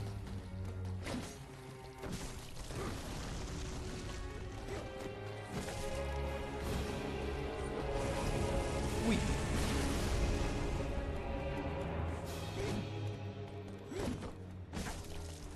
How was that 19 when he was in a... Wait, does that not count as a counter hit in between that? That's interesting. Hit 19 on the R2 for the first time we've seen that. Or at least on this guy, it's the first time I've noticed it.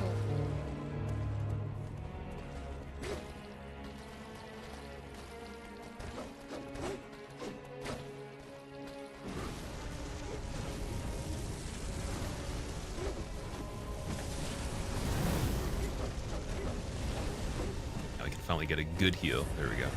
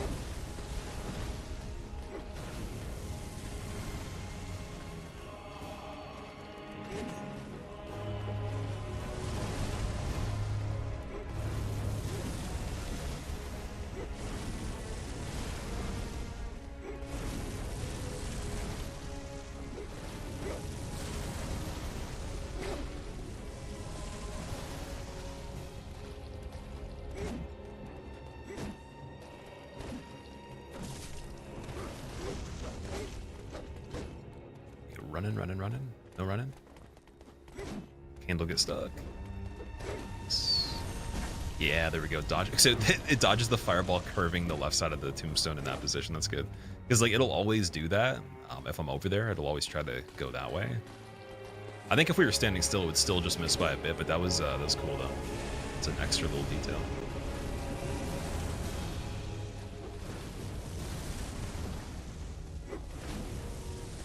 Oh, dude, Hand Lantern, thank you so much for the Prime sub, by the way. I apologize that the alerts aren't working. I don't even have an answer for it at this point. I literally like reset them up again and tested it, and it forced it to show up. And the ones you guys are queuing are not showing up at all. So yeah, I'll have to figure out exactly why that's the case ASAP. But thank you so much, dude. Welcome to Shadow's Madness here. We're not even in madness yet. We're getting close. Like it's getting a little closer.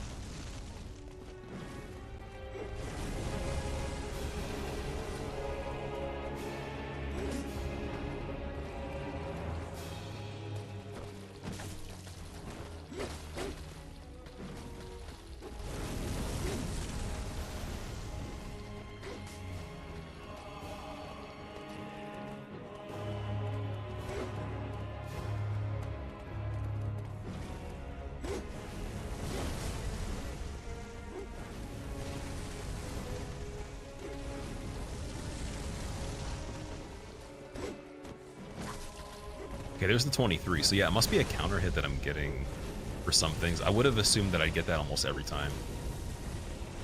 I think we're waiting slightly longer on his lunges when he runs and then getting the 19. Or even in between the attacks, like that kind of stuff. Let's see. Still leveling up and using fists, or level 1 fist? No, level 1 fist wouldn't really be a thing on this game. But, no, I definitely have leveled the character, yeah. Ooh. You get more from the Prime sub, or is it still the same? If so, then you might do Prime instead. No, I just say thank you for Prime because, like, people forget to use it all the time. Like, a lot of people here right now might have a Prime sub that are active and just didn't know. Mine, I forget at least... I think I miss at least 1 to 2 subs per year minimum. Like, I only sub for like 10 to 11 months of the year out of the 12, just because I forget about it. And they don't put reminders because it's to their disadvantage to, you know, give away free money, right? So it's kind of like, it's good that Twitch kind of, like, or for them at least, to not incentivize people using them as soon as they're there, even though they'll do light things, light reminders if you click certain things or go certain places to advertise it. So I just say that because, like, you know, thank you for remembering, and also you can choose to use it anywhere if you're not somebody that spends money on the platform. But you chose here, so that's amazing. But yeah, it's the same amount no matter what. Doesn't matter if you paid for the subscription like individually that time, or is this part of your benefits for Prime?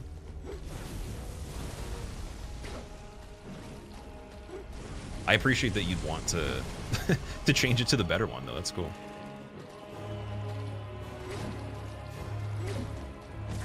See, that's still 19, but it's in between the combo. Their counter windows in this seem to be pretty slim. Let strength be granted, so the world might be mended. So the world might be mended.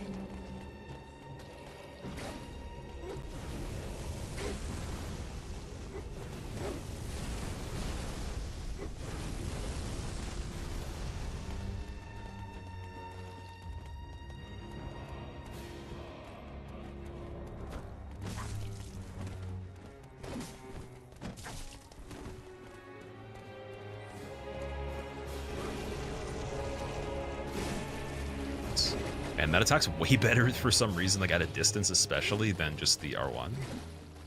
Just with the hitbox on it, it's like thrust, right? Nicer.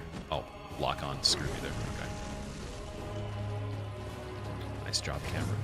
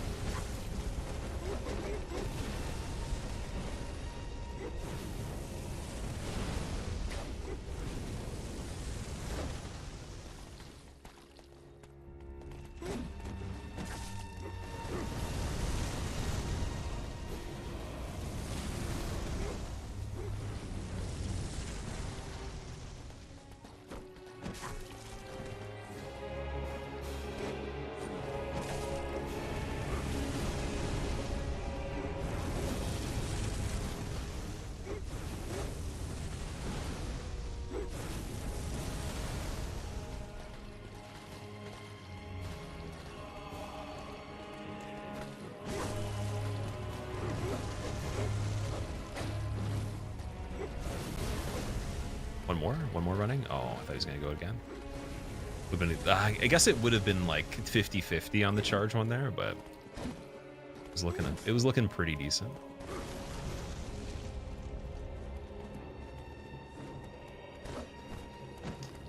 Lock on, please, dude. Be cool to like know ahead of time the lock on was gonna screw up.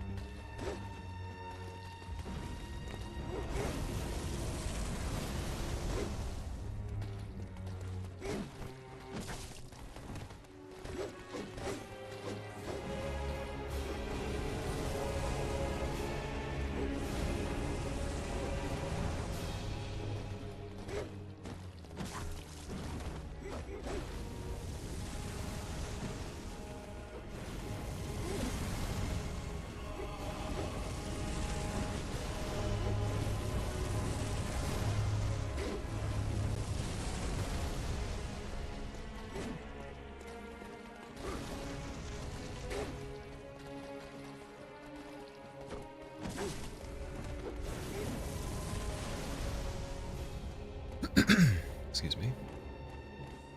Beat Vort now to Road to Sacrifices? You beat Vort, dude. Vort's impossible. You're not allowed to beat Vort. Oh, also, Slayer, thank you so much for the 17 months. Welcome back. Appreciate it. Welcome to Shadows. Location Shadows, Origin Shadows, Conclusion Shadows. ×3.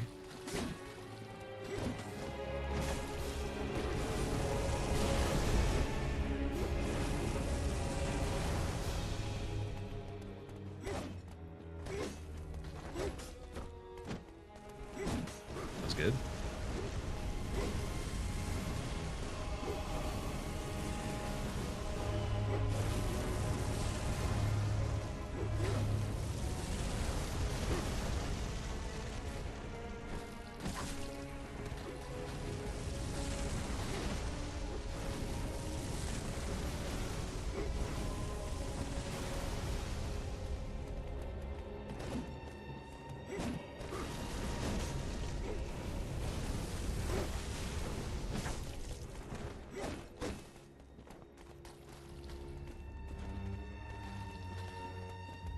One Sprinty Boy?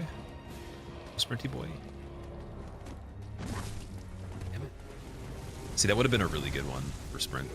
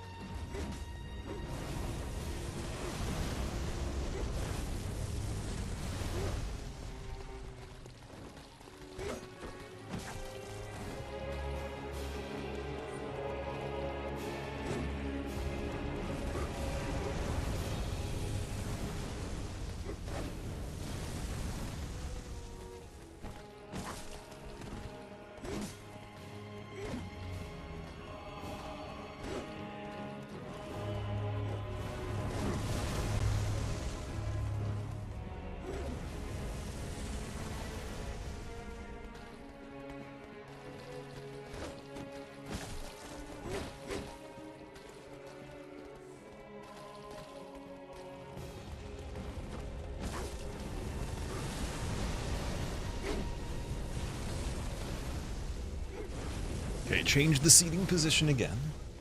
Oh, carefully.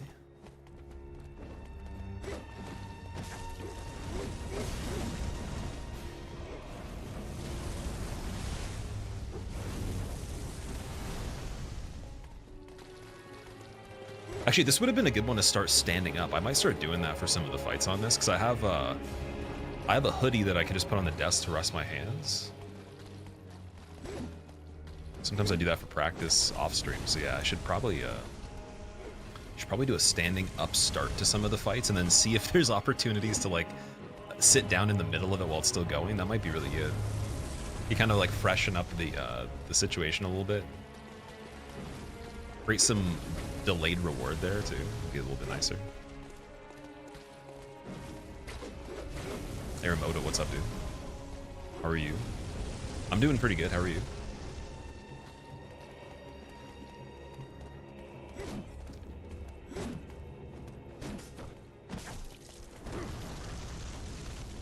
It's been a long time since I've seen a great opportunity to do a charge attack. We're not like purposely trying to like go crazy separating them or like setting them up a certain way, but like I feel like that loses time in certain aspects if you're just gonna do it this way anyways.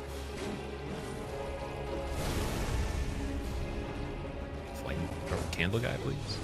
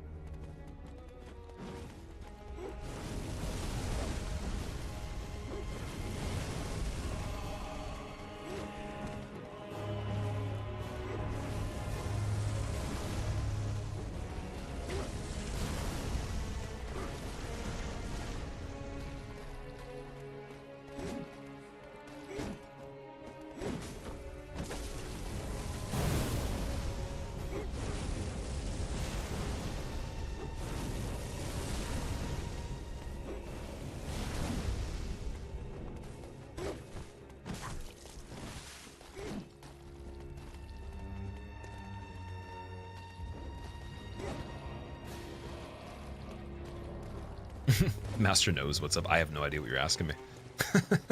if you're asking me that. How's Amelia's downfall? It was pretty good, actually. We had a really cool fight, and the ending was it was very satisfying, but very to the wire. Like, there was one thing that happened at the end that scared the shit out of me, and it's always nice. I like being frightened. It's fun. it's better to be frightened than to just win and it be like, yeah, that's cool. Especially with like that much effort put in the fight. So it was a really good ending. It was nice. I would have enjoyed watching it if it was someone else doing it. So it's usually what I am aiming for.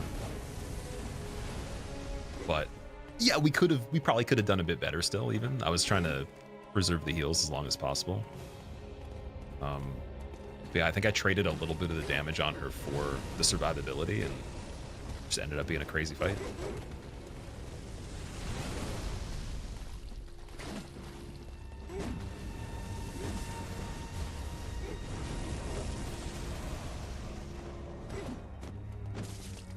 Ooh, we don't like those. That's actually not good. It was a good save, but like, I don't know what the camera was doing there either. I was trying to do a quick step back up just because a little bit better distance, quicker. We travel and arrive sooner, so it's nice. But you got to do the toggle off like at the very beginning of it so you can get ready for your next thing, and I think that was the issue. It didn't switch off. I think it switched to the other guy or kept on the main dude.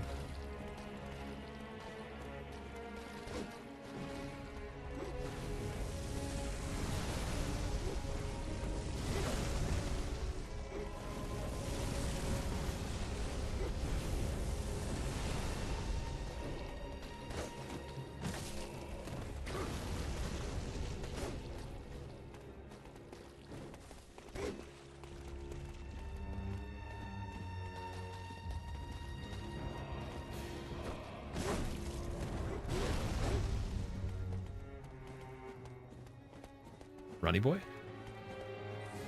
Okay, no runny boy, it's fine. Shouldn't be even going for those anymore at this point. I think it's fine what we're doing. It's not too bad.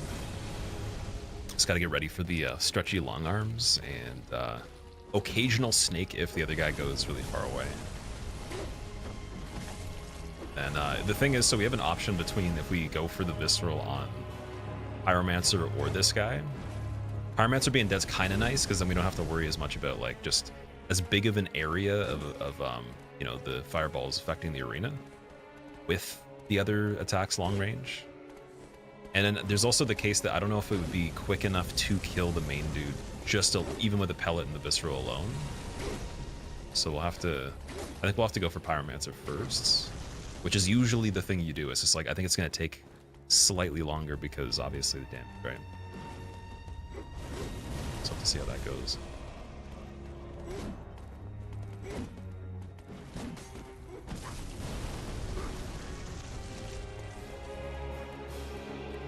What in the NASCAR is going on? Well, this is like reverse NASCAR, but close though, very close. This is the the Shadows Grand Prix.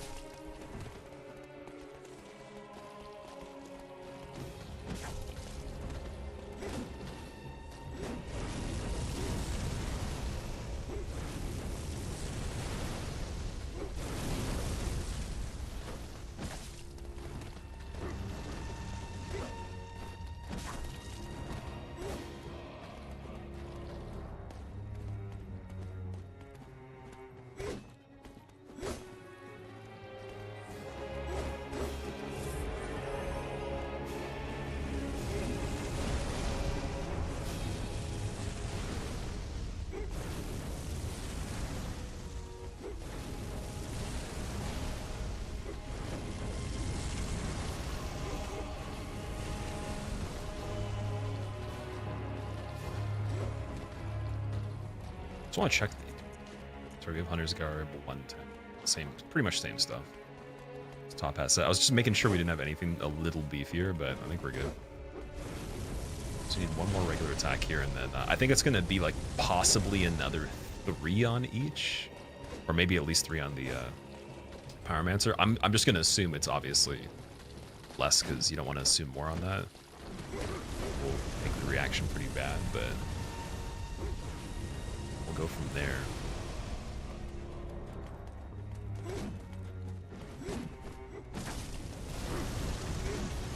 I think I can do another one on this guy because he's still a little bit tanky. There we go. Now they're even, and then we just gotta get the trigger for part 2. Woo. And then we gotta get a pellet going too. And if that pellet doesn't stretch far enough, I think that's the biggest downside here because I'll have to pop another one. The most out of this. Now we're going back for this guy again. And then preferably a charge R2 to build up the meter if we can. While this is going. So this is where we want to separate them decently. And I probably should have popped pellets after this guy got stuck here, for example. So that's not quite it yet. Still got one more. This maybe 2. That's the idea though. So, okay, we could wait for another pellet for sure. I wish I knew exactly how much it is, so that would be amazing. Because I wouldn't be able to count the math on it so far. That'd be a little bit too much to remember while doing this. But definitely, I use like a marker. Like there's a texture on the bottom of the bar. It's really ambiguous though. There's not like a definitive marker or anything. It's just like a rough neighborhood. With the pellets, going to scale the amount we're doing a bit more. Counter hits obviously are going to affect that. But there we go. Now we got the opportunity again. I want to go around the other side though.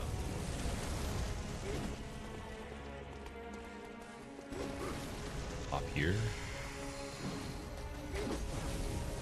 Oh, if we had Candle and this guy distracted too, that wouldn't be too bad if he did the spammy combo.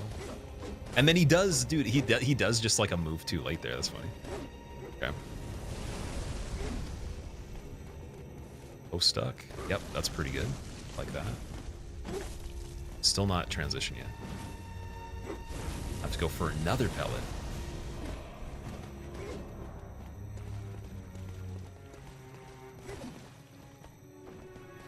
And then the farther they are away on this is like the better. There's a guarantee on the kill that we're gonna get. Or at least a quicker kill.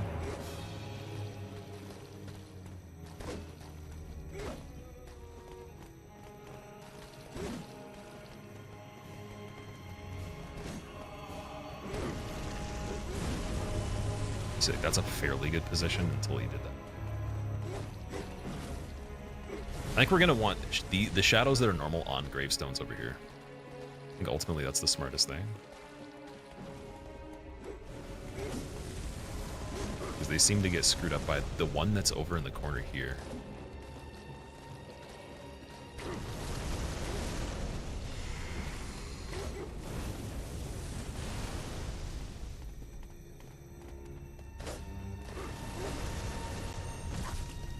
Still not. Oh, we still have some more wiggle room, dude. That's cool.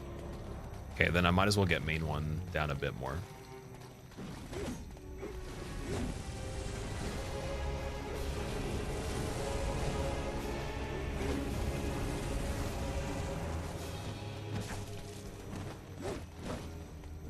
I'm glad that we did that way and it didn't go over the threshold because now we have a bit. We definitely save quite a bit of danger just by having this realization here. It's not bad.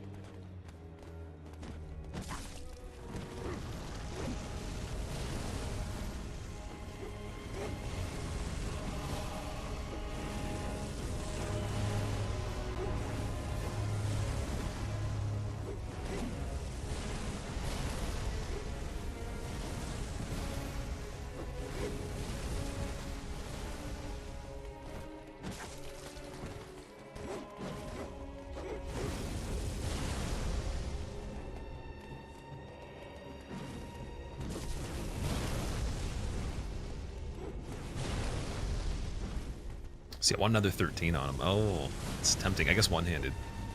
Do a one-hand. For an 8. There we go. It's almost balanced. So close. Come on. That's just about as good as it's going to get. I think, at least. I think it's pretty solid. I don't want to go much lower than that. Unless we, again, have another confirmation that's still not triggered yet, then that's, again, it's even better. But it's always amazing to get it to, like, exactly the line, but then even more in this, because every single bit of damage counts.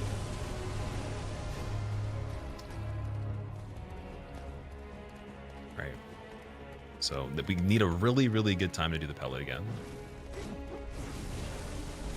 We're going to go all the way back over here.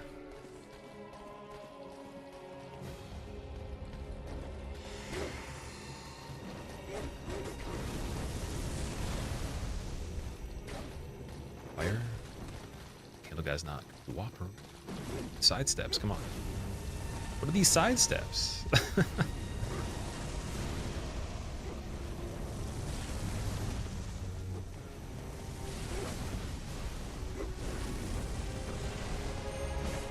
Still not. Wow, yo, that's crazy. Okay, we have some flexibility, dude. That's insane. Wow. That feels more like Christmas than actual Christmas. To be 100% with you guys. I think that's like that moment had been the best part of the fight so far. So yeah, we're not gonna have to grind as much.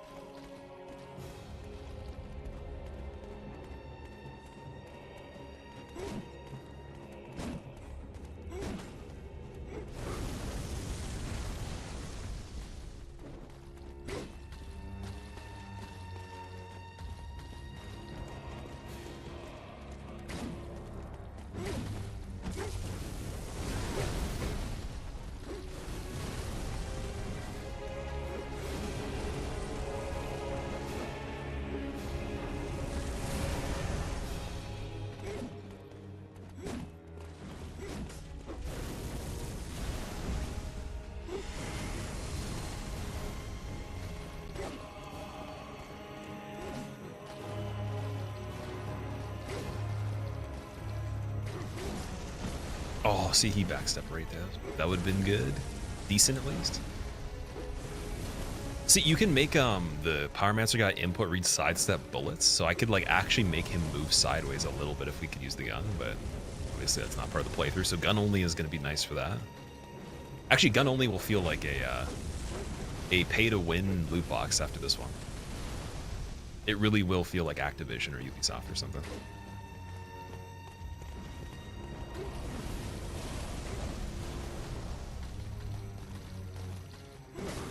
Wait for another pellet. I know it's like a lot of them used, but hey, you know what? Whatever. We can get more, and then we can get them with insight later too.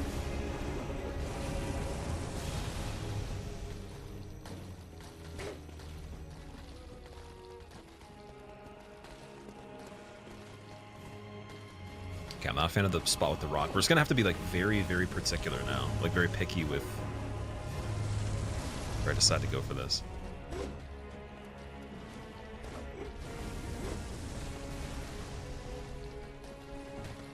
Why is my hunters covered in blood?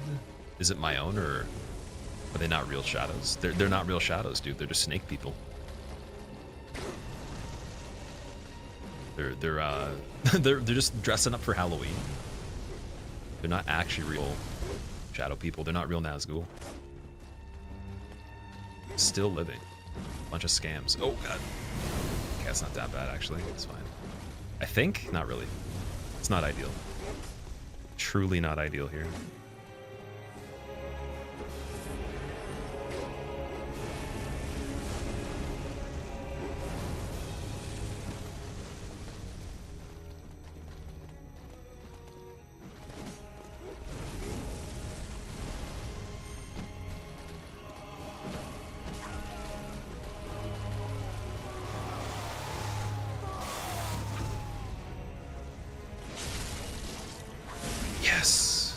Dude, that was fucking sick. Okay.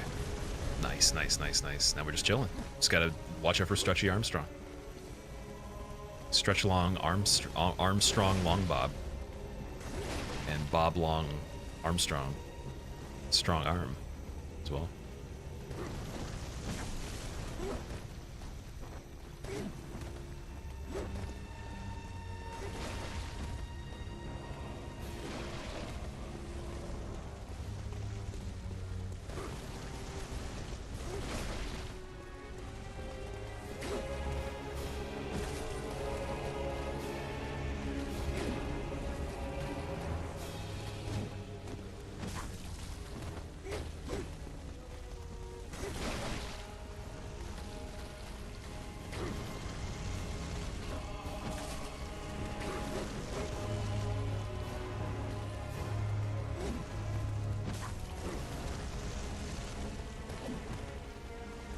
So we don't want to have concealment from Gravestone because he could poke through it. We want fire, and then we want to just look out for that and Stretchy overlapping right there, which is a good example. We don't want rock position, like having to go on the inside of the rock. That's not good either, unless we have more space like this. We could look out for Stretchy as a recovery of that. That's regular though. See, it's not ideal, but that's what happens when you get farther away. Like re-entering certain situations here is the hardest part. Even another pellet on this might be good too. Tried to go double there. Can't see. Okay, big heal, nice.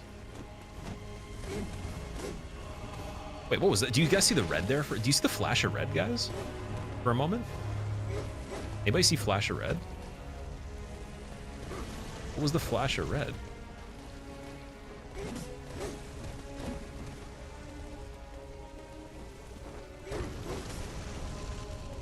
That was spooky. Okay. I'm chilling. It's nice.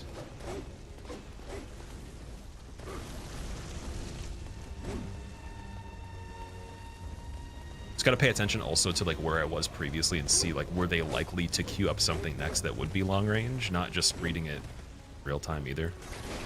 Like there, well maybe he might be able to do the scoop close anyways. I think it's more of like the thrust one from the other guy. Hey, please get fire. Let's get fire. Thank you. It's pretty good. Just chill for a second. This is okay.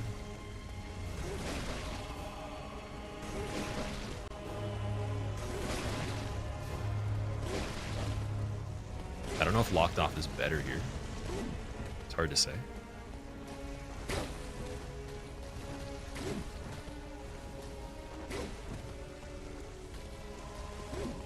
Fire, please.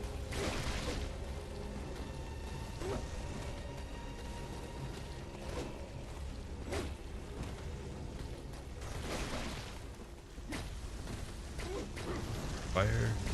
Okay. Please. Thank you.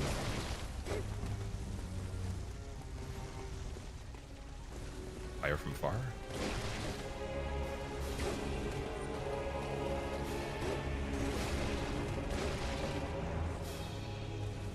There's fire. Okay. Something good with this guy. They're pretty good at backpedaling here. Fire from far. Here we go. Walk up and then punchy. No punchy. Fire from close. Walk up. Punchy! That was actually really good. That helped me space. Okay. Punchy. Back. Okay, he's protecting himself on the way back there. It's fine. There, just assume walk up something funny. Okay, yep. I see, I see. So there's other options we could do with, well, the main guy I definitely don't think it would be a good idea. But we can pull them super, super far. Get this guy to approach, dodge all the long range stuff, because we're already gonna have to anyways. Let's get some good separations here. Let me try that for a little bit and see how it is. Just heal up in case we got counters and just try to hang in there for a second, because it's much easier being like pretty far away while they're staggered. We could wait till Candle guy's in lead. He slows himself down. This guy pulls ahead. And then we just repeat that until there's a nice gap. And it should function like better with like once we're close and we can get a follow-up attack, just light attacks even. I want to do like a light and then pause. We'll see. That's pretty good. Yeah, we can still, okay, we can do that for sure. Seems way safer.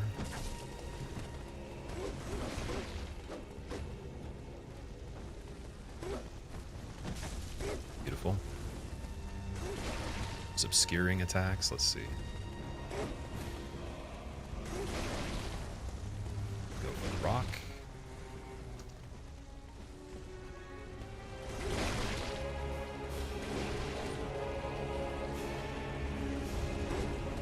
Candle. Okay, candle test has to be that the one dude is like really far away from testing that. Because he can still do like just straight poke medium range too. He wants to sidestep a lot because he wants to do probably big snake or something like that.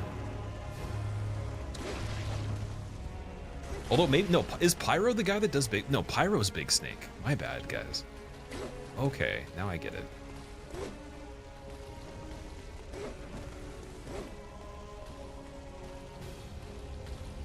Yeah, we need something that gives us an opening here, though. Because, like, I don't want to get the flick of the wrist backstep. Gotta do a hand wipe, too. No. Right when I put my hand on the controller again. Nice. Okay.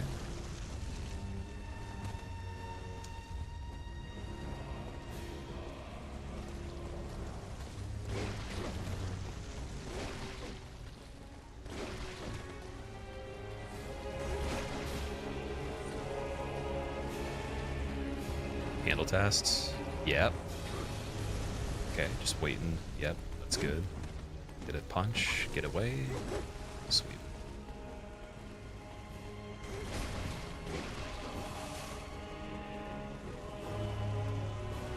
Handle tests. Keep range in case there's something that's hidden. Dude's stuck, okay. See, now I want that to be the reverse. If this guy's stuck, that's even better.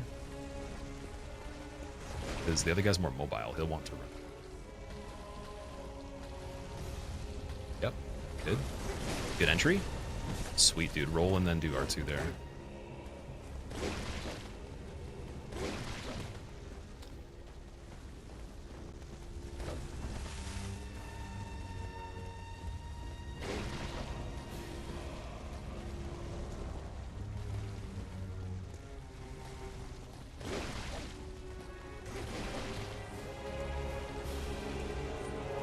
Handle tests. Good.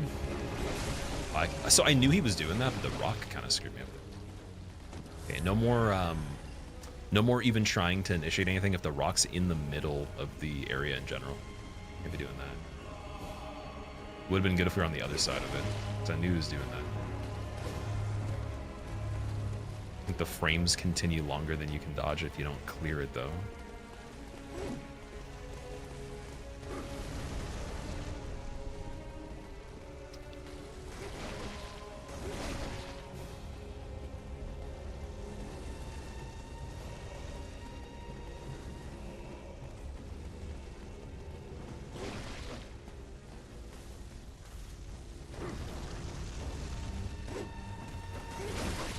Perfect. Though I don't know how we got that one. That was nice. It was really good.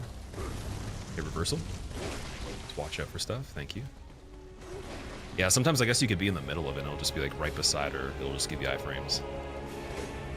It's nice. I was a little bit lucky.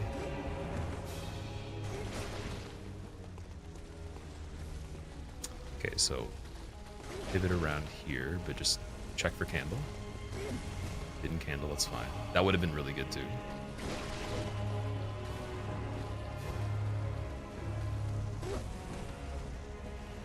Maybe the middle of it doesn't actually do damage. Like at a certain point, at least. It might be like a thing that changes over time as it extends, but technically I don't actually dodge that one close almost ever, so unless I space it.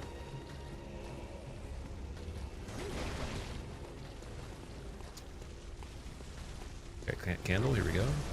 Nice. good combo. That's okay. Get the trade for the rally. That's fine. I'll take it. Not a big deal.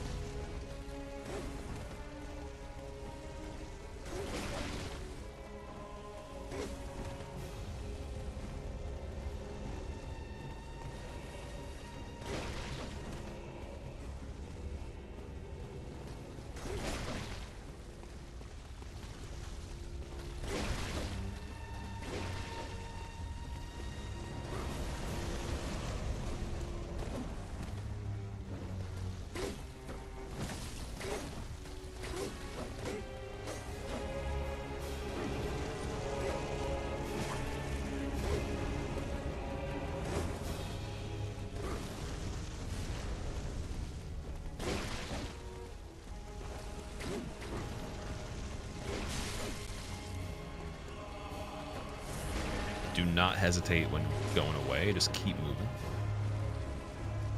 Still in that medium range.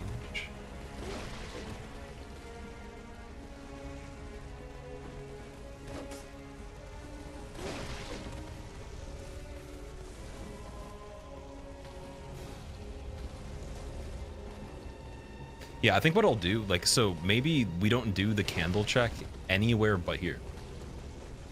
Like, just right here. Let me just do this. Just see if he does run up or jump. That seems a lot more straightforward because we got a lot of value out of that. That was actually a really good action. Speak in English, please.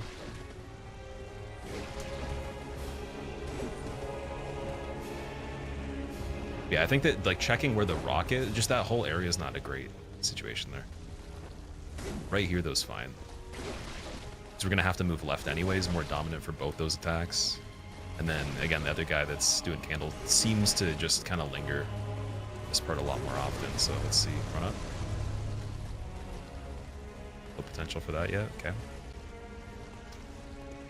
Let's go this way for a second. Check candle here for a second. Nope. Just because we already had to be in that situation. Jump, that would have been good. But again, anything that would be able to not result in like an immediate running attack, that one's okay, but we just don't want like him standing when I go for the engagement on the other guy. Like there, like I could have, but it's just not guaranteed, right? Because you could have done candle right after. Let's see what we got here.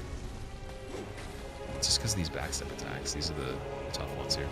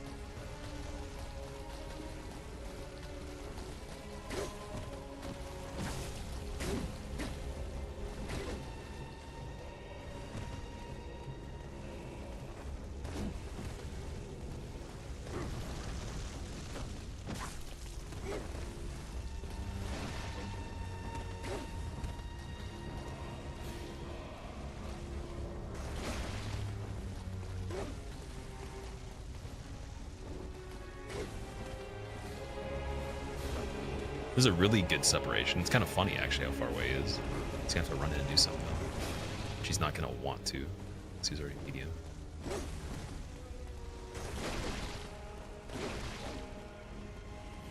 Just going to pre-roll this part, too. There, a little bit further. It's pretty good. It's two. They're both being kind of nice for a second. Backstep's rude.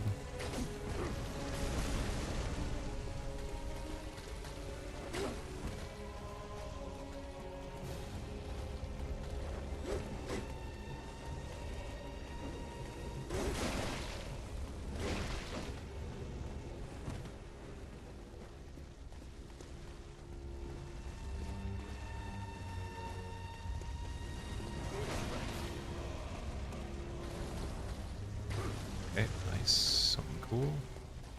Good combo.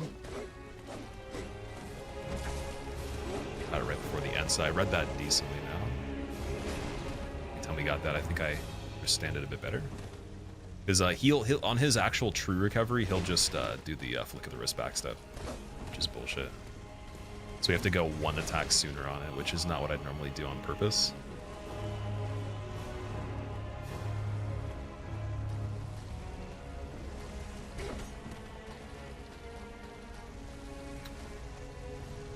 Okay, not great position for the back there. Just checking. Definitely need the other guy to catch up. Perfect. And then we're just gonna get some distance here. Nice. Okay. Check in here.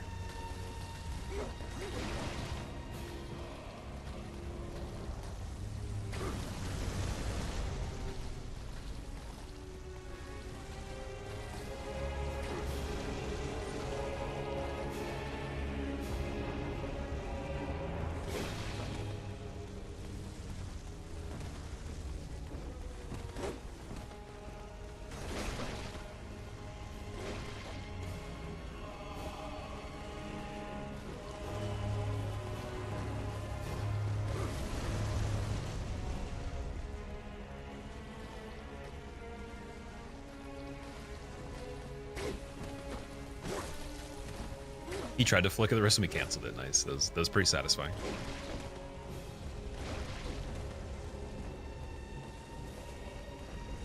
Getting some extra distance here. Doesn't even matter if we are being calculated with that. It's not yet.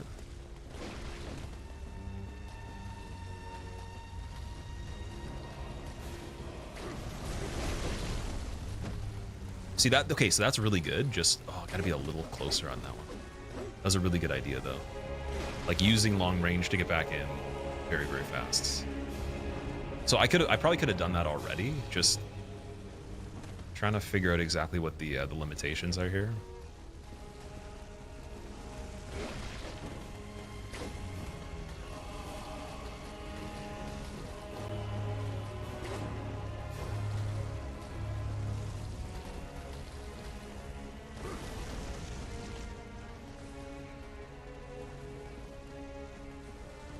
Why are you so far away? Okay, let's make some more distance then. It's gonna cut around.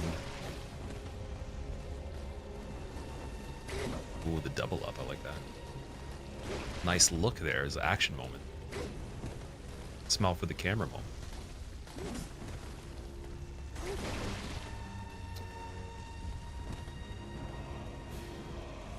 Okay, so now that this is set up too, like this is pretty good because the other dude lingered for a while. It's just the rock that's the issue if we're gonna punish there. Moving sideways is not as nice.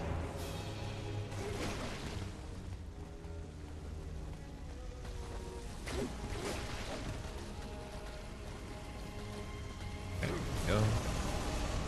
Anytime I think when he's behind, we just don't go for it. And he's got to be like a good 10 feet if he's gonna be behind, and there's got to be some ability the other guy would have to execute to be able to turn the corner of the tombstone, I think, the small one.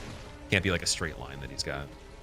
Because he'll try to turn for a second, I think, out of the flame. I don't know if he'll just remote stretch arm all the time. Like that one, that's the ideal situation there. This is pretty good. It's a little bit farther away. Some space. Watching. Let's see. What are you gonna do? No. Yeah, you're in the lead. Nice.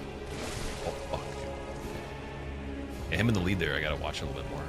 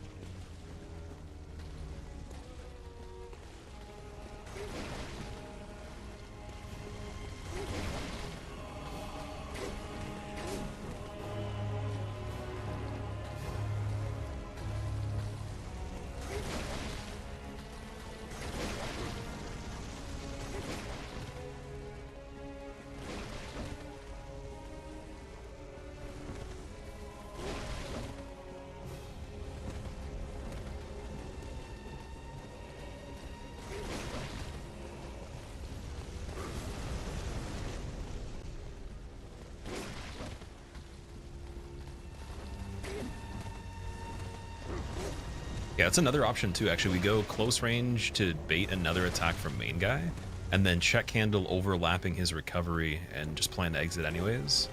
If it works and there's a good gap, we got that too. Seems like just as safe as the other opportunities we had too.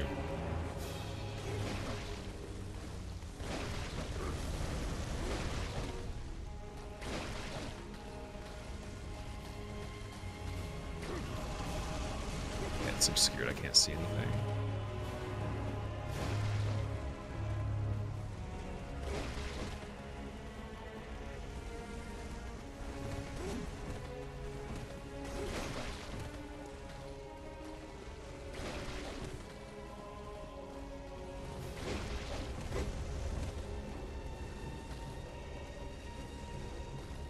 Let them chill for a second like this. Let that dude run first. Double check. I like the double check. Really clean. Got the punch. Cool. Okay, it was worth it. Maybe follow-up potential. Another Campbell check close. Yep. Okay, another one close. Just don't go too far. Then rock, we don't punish. We just keep going.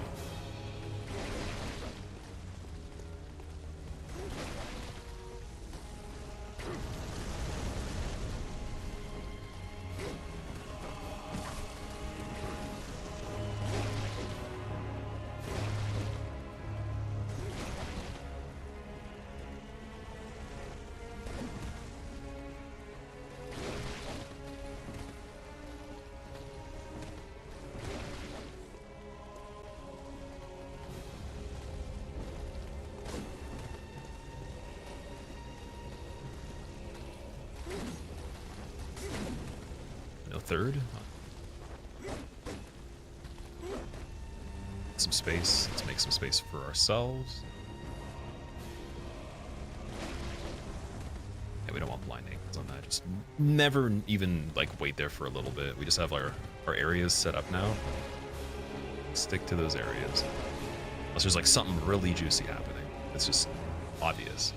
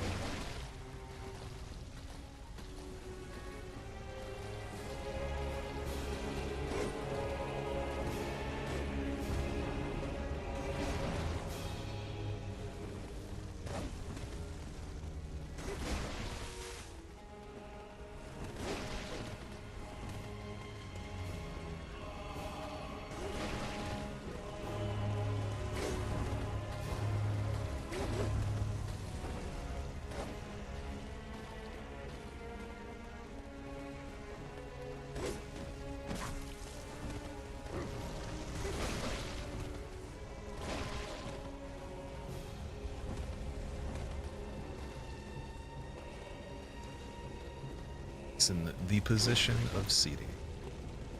Okay, I need to do cross leg. Elbow needs a little bit of a rest here.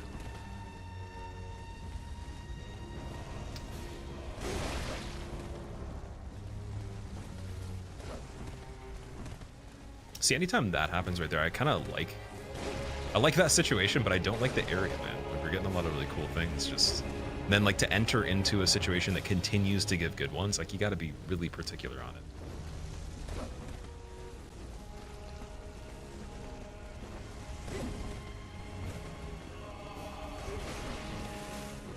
Sneaky tombstone, okay.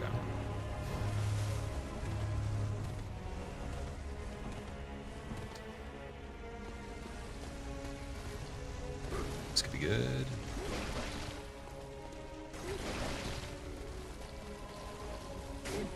It's pretty close range. Dude's not running, okay. Never mind.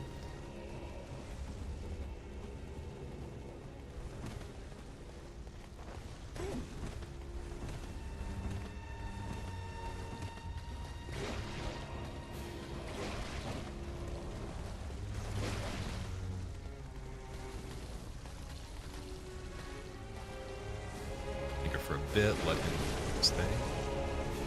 Regular attack. It's okay. Yeah.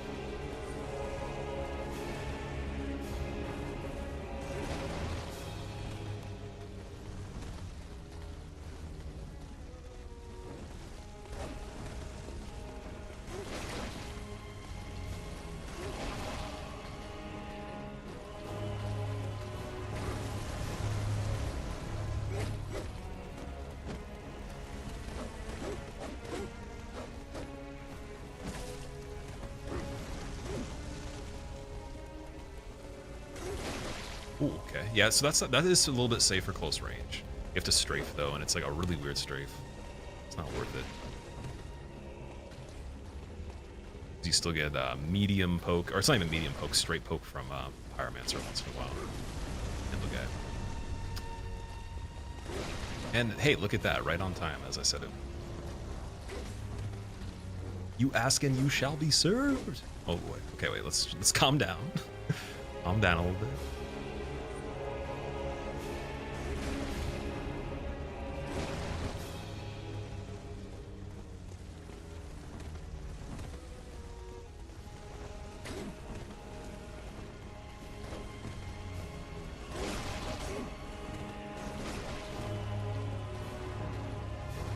Second to move him a bit.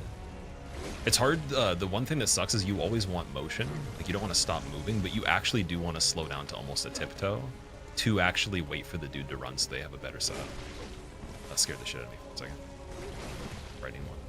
The rare one from the fire guy. Double crossover, sweet.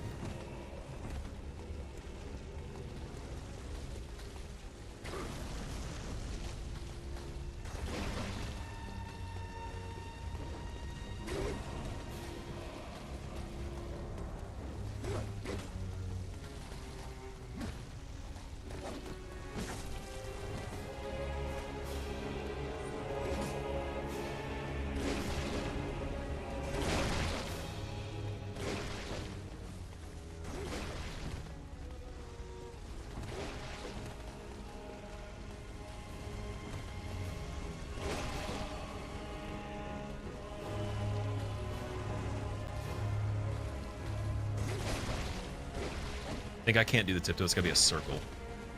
It'd be 100% speed there. It's a smart right. Just the thing is, I don't want to cross back over the wrong direction. This is a dominant direction that's free spacing that you don't even know you're gonna get sometimes. All that stuff.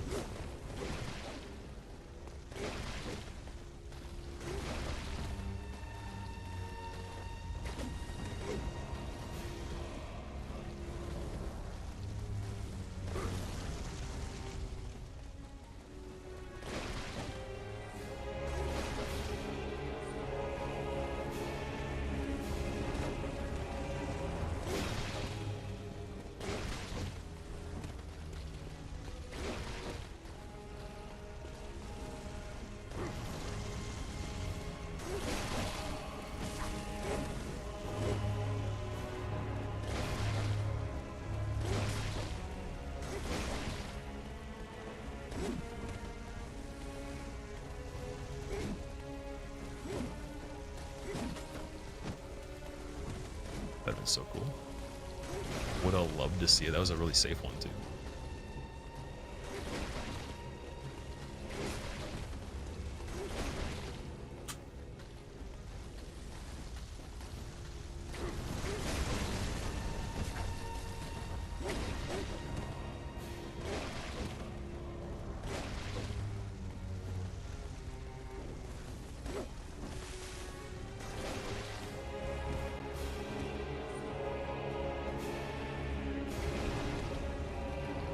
Also, no, so like one thing I said earlier, final dude can do big snake. It's just at the final part, so we just gotta be close when we kill the other guy. Or, you know, try to set it up in a way that's decent. They're gonna be close probably no matter what. I don't think they're gonna be able to get too far away, since we haven't really seen them do that yet. That's the good news.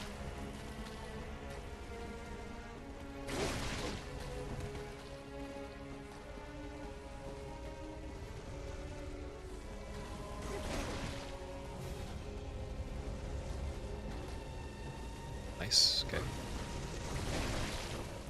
So, okay, that's what we don't want.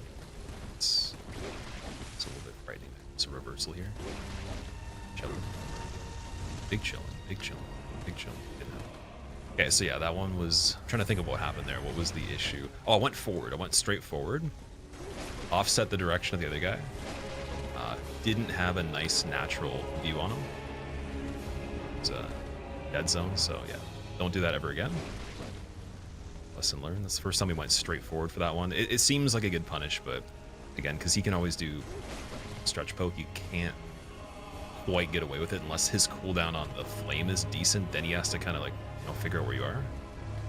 So it's gotta be very particular to the ones we did before. Minus there was one that was off screen that was like spaced about 5 feet away, but that was still safe because we had good distance.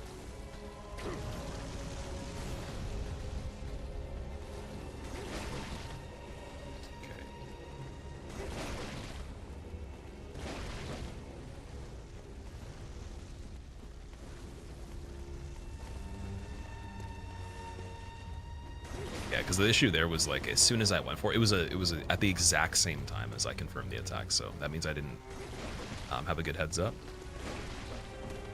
It was a very poor choice there. And it's like, it's this location too. Yeah, because he starts running right away, so. Yeah, we want ones where we can see both. Like this is okay if it's close range attacks.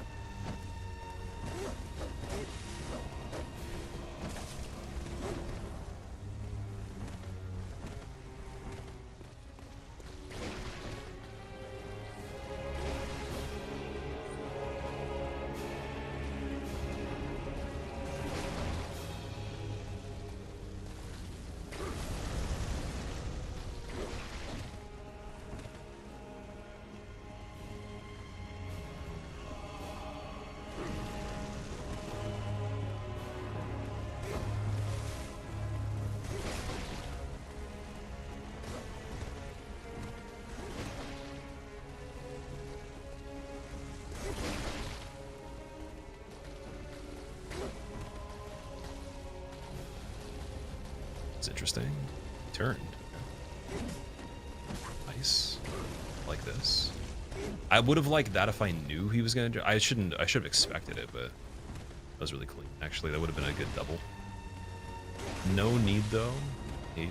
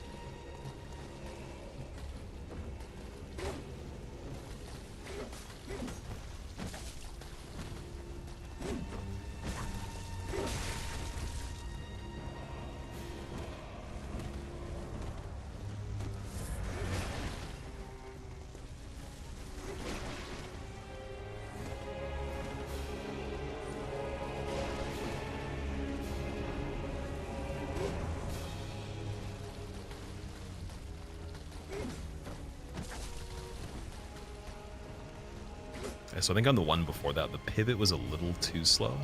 It's gotta be like that. It's gotta be fucking clean. Starting to now under, like, I didn't really get the actual potential time frame for it until like right now. Like, I thought it was like a kind of dialed, but there's still more dialing on this one, for sure. It's got it. You got to cue as he's recovering and swing into it. So, oh god. Okay, wait, guys. Chill. Everybody chill. We're chilling. We're good. We're actually chill. We're big chilling. We're big chilling. We're big chilling. Okay, get back out of here. Want to get to our spot. We have Iosefka's vial too, I believe. I don't think we sold that, so I'm gonna have to put that on very quick. Perfect. Okay. It's gonna help us a bit.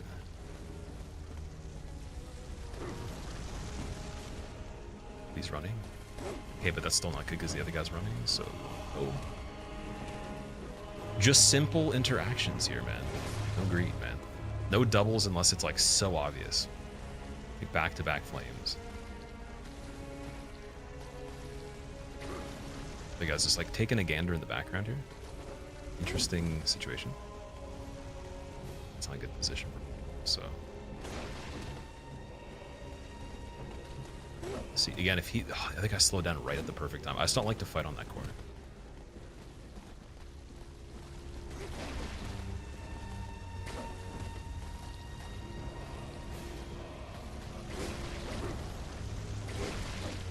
Stay safe. Here we go. Here's something good.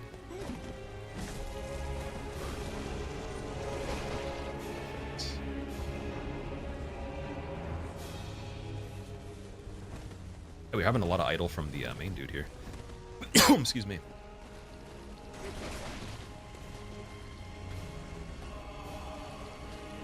Fire activated. Okay, we can go for that one. That one's fine. Because we can just exit if we need to. Regular attacks. Jump was great. Good from there, though. Nothing good yet. Yeah. Chilling. Not lingering. We don't want to linger in one given area for any amount of time. That's too much general at this point. Even if we could get away with it, just because like the progression of their placement and the walls and the rocks are a danger on the blind rolls. So, like I have a decent like blind visual of the map, but it's not perfect though. This corner right here in particular, this little tombstone, not too good.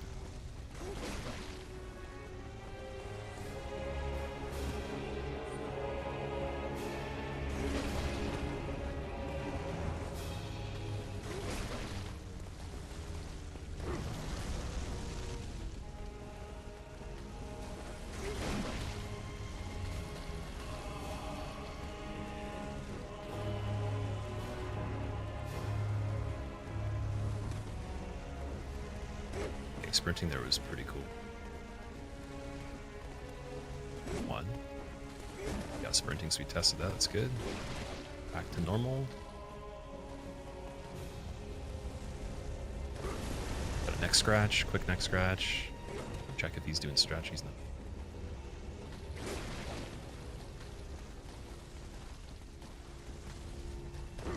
Not good spacing, so we do it again. This could be sin when that catches up.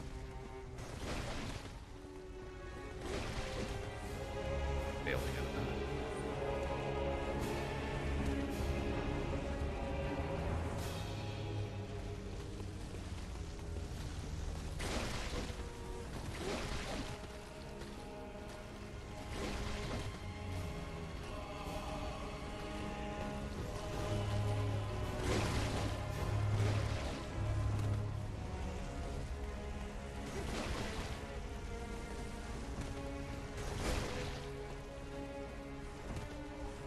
He keeps getting stuck on the big tombstone. See, that would have been great earlier. Phase 1, you know. The blockade here. Okay, but I can go into this. Perfectly fine. Probably better, actually. Just don't want to stretch through the tombstone. Just watch him for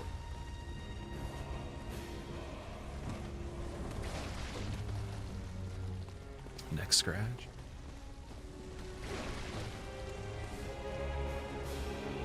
And wipe. Perfect.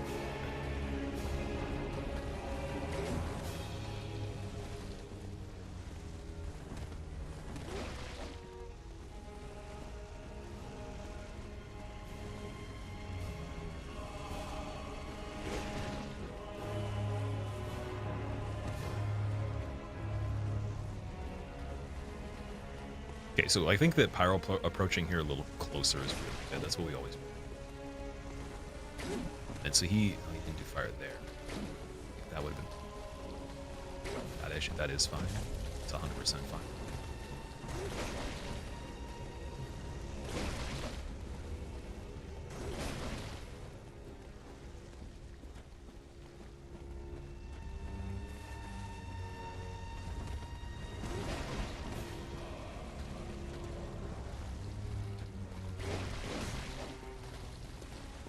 See, I'd love a pellet opportunity before the final dude as well, but I don't know. Again, like how this is all gonna line up is unfortunately the downside. So pellet might not be worth it. I think we just do the OG. Oh god, dude. Iosefka. Use it. Use it. Is it full health? Larger amount. Okay. Triangle. Oh, it's not even triangle. It's not regular heal. Okay. Careful. Careful. Attack. Big chillin'. Big chillin'. Oh, okay. Final countdown. Best of the best methods here. 1000 focus.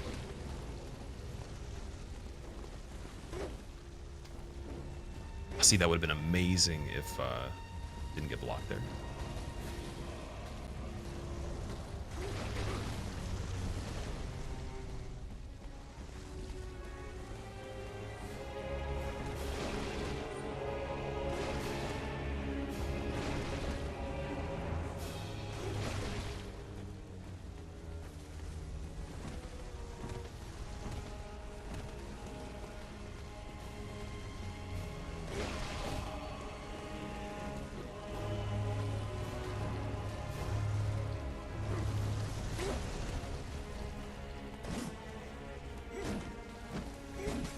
It's funny how the punch missed, but that's good run back here. Good run back.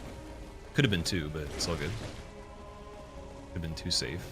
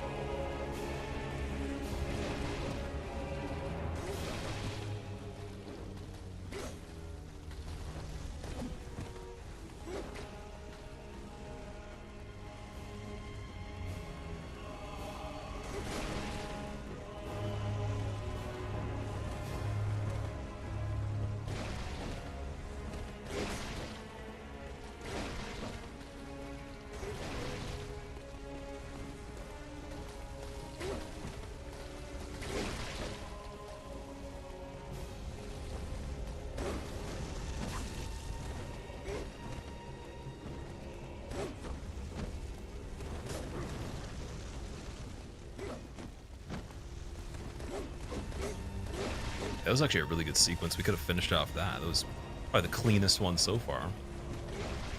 Really nice. Just bad spacing by like a foot. Really want those run-ups more often, dude. Like, see, but not in that position.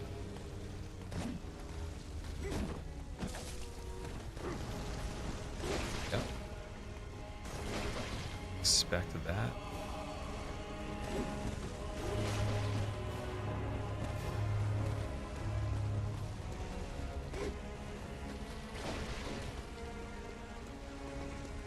Let's run up. Okay, go, we're in it. Nope. Dude, okay, chill. Just chill, just chill. Just, yeah, there we go. Okay, see. Just had to switch back to one hand.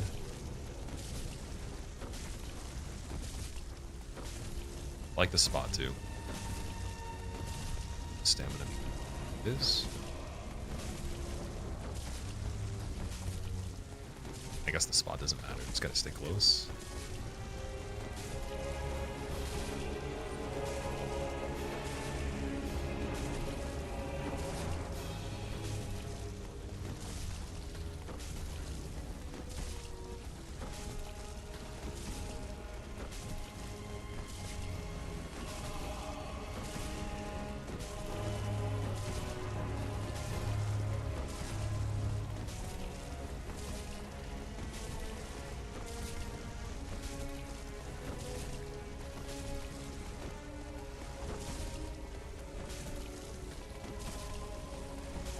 Walk up a little bit more each time.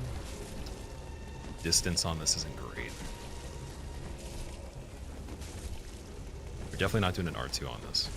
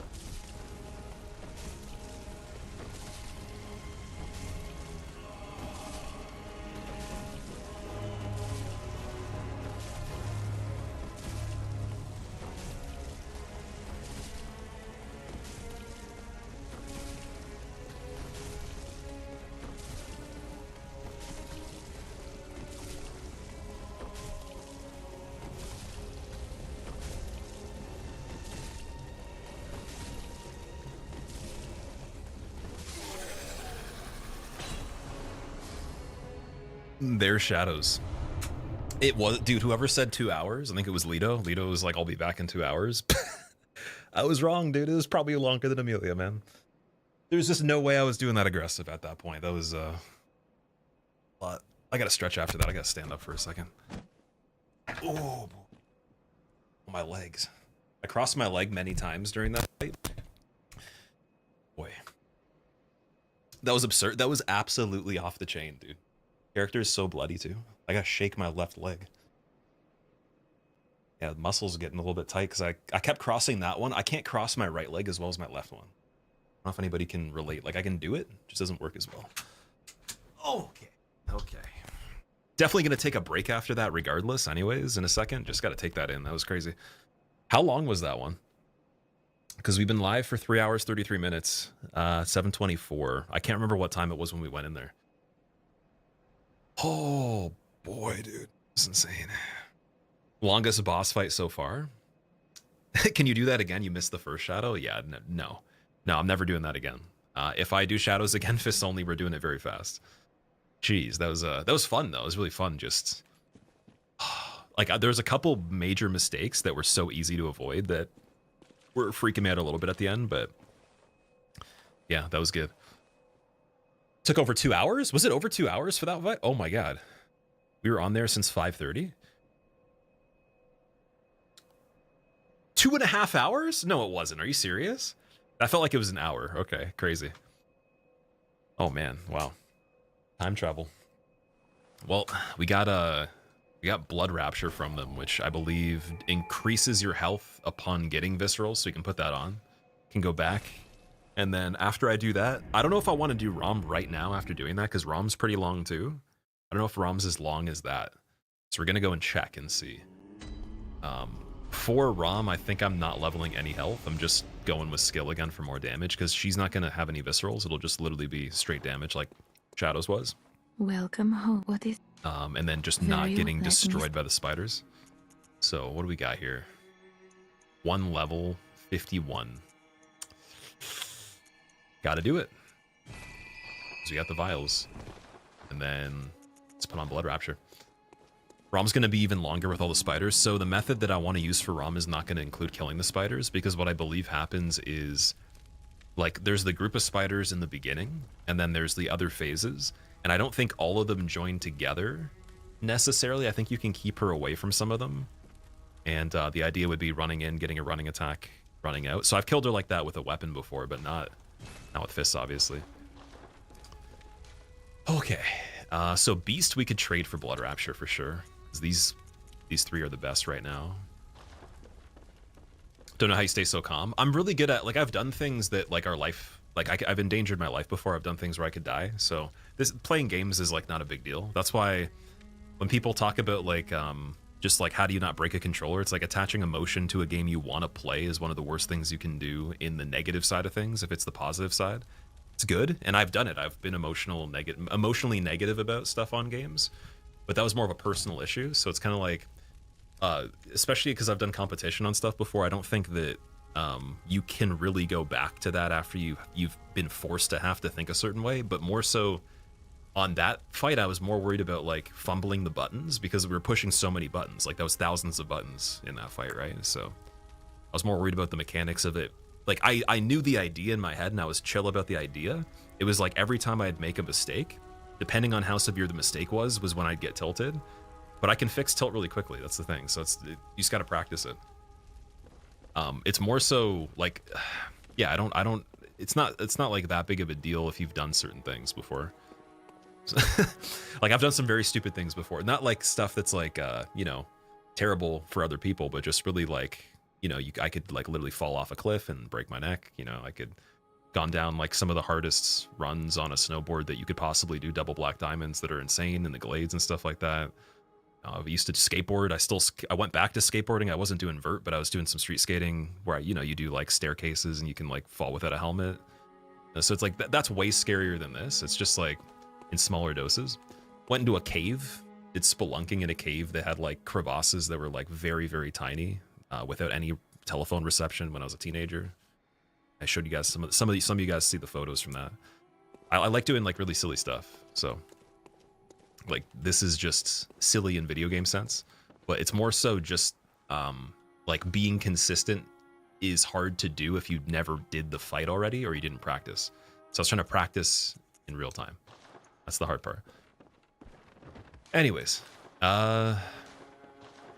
German, fuck you. I had to do it. I had to let out some of the some of the tension from that fight, man. Color Me Geek, thank you for the raid. How was your stream today? What were you playing?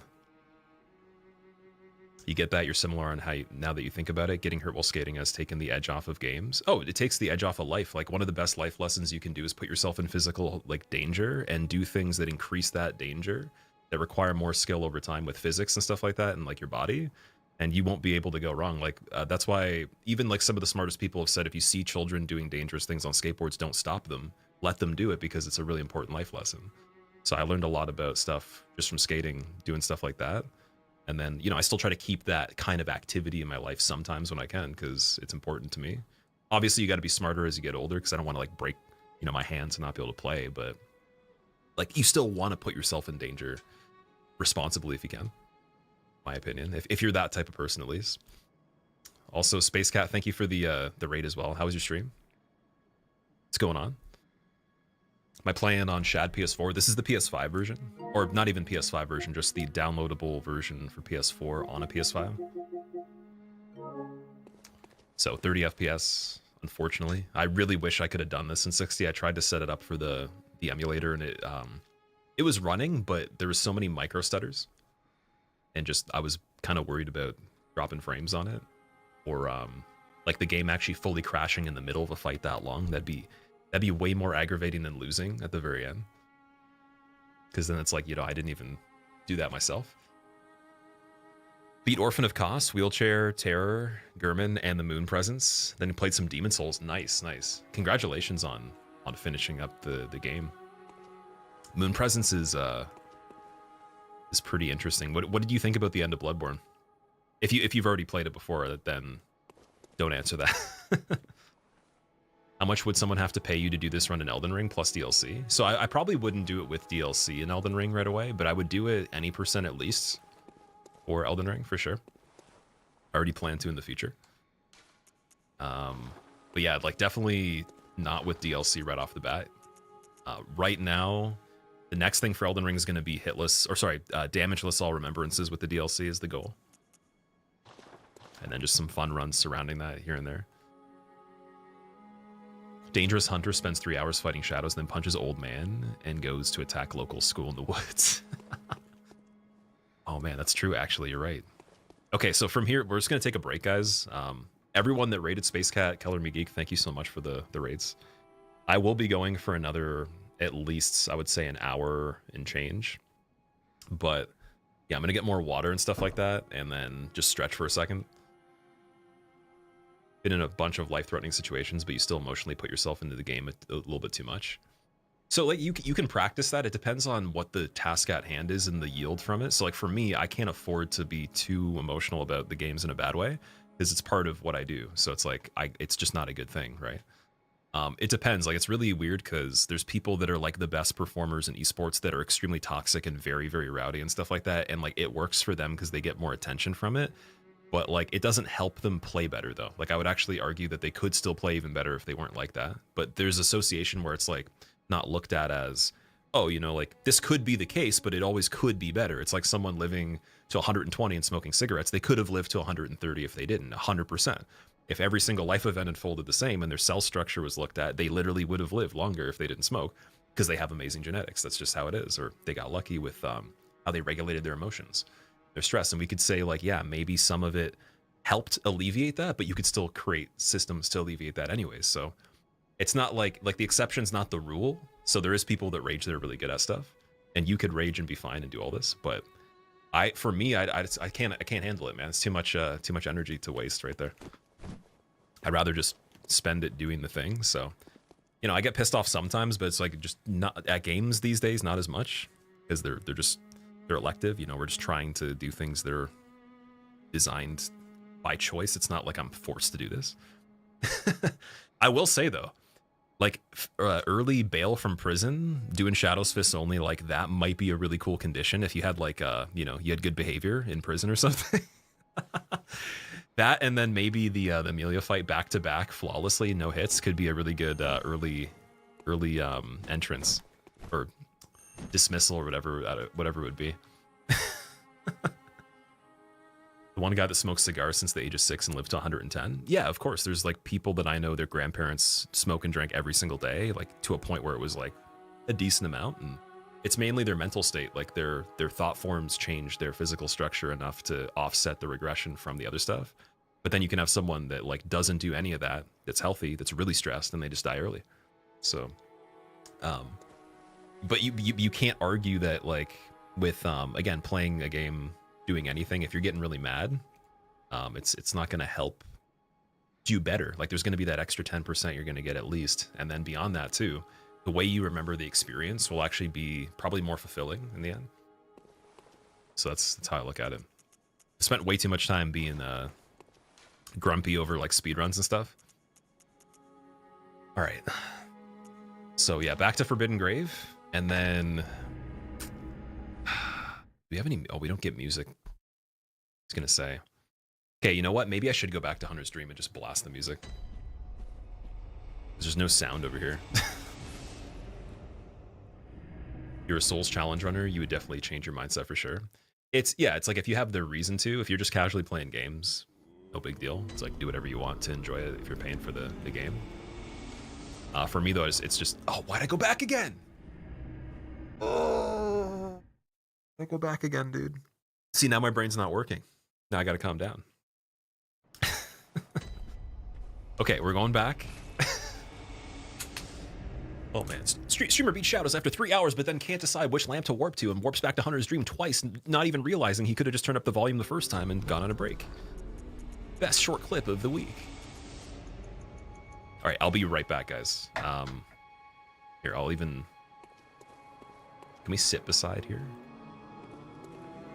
Is there gestures here? How do you do the gestures? Is it X? Oh, you can just hold X. Perfect. Okay, I'll be right back. Thank you for hanging out so far. For anyone that hasn't joined the Discord, I'd recommend it if you want to make it back here every time we're live or often for the alerts' sake. There's a bot that alerts you, and it's the most reliable one that we have. It's better than the Twitter notifications, better than Twitch notifications, and YouTube as well, in some cases. And also, you guys can share stuff in the different channels there and stay in the loop with updates. And then here's the new channel. The whole run of this is going to be on there unedited. I will be editing a video for this, cutting down a lot of the stuff to make it more watchable for people that want to see a shorter version. But the whole run of this and a lot of other things will be on the new channel. So make sure you check that out too, and I'll be right back.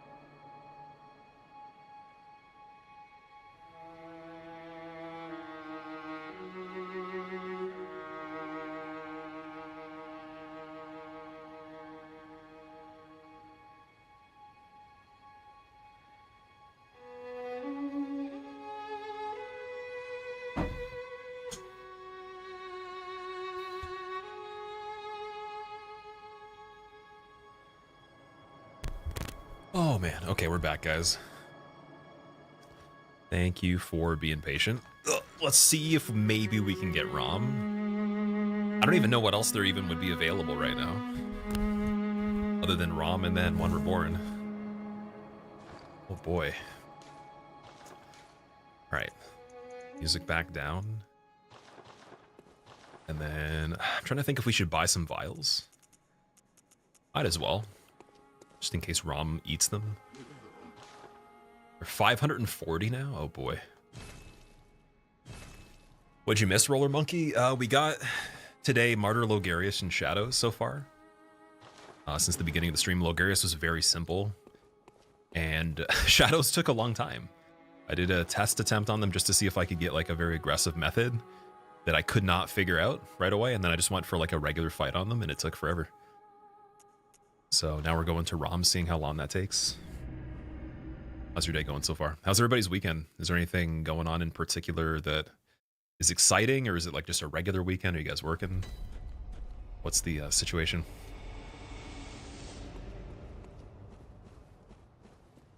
There's still Parl. So yeah, Parl would be available right after this. That's true. And then Parl gives you the badge for bolt paper, but I guess that wouldn't matter on this. I think that's the only advantage. But yeah, he's not too hard though. Or sorry, I shouldn't even say that. I'm not amazing at Parl, but typically on a regular playthrough, he doesn't have a lot of health, and his limbs break, I would say, fairly easy. So it'd be like an easier Amelia.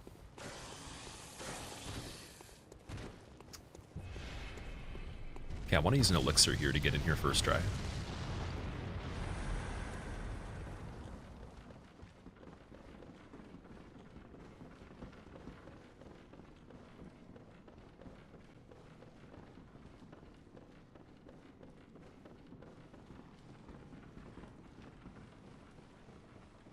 Ooh, Mother's Day this weekend. Is it actually? Oh no. I'm so bad with holidays. Like if I remember a birthday or a holiday, it's actually like legendary. I forgot Christmas before. Like not on the day of, but like leading up to it, I forgot that it was almost gonna be Christmas. Let me see. Good thing I'm seeing my mom, but that's just like already the case. Let me see. Is it actually this weekend? I gotta actually check this and see.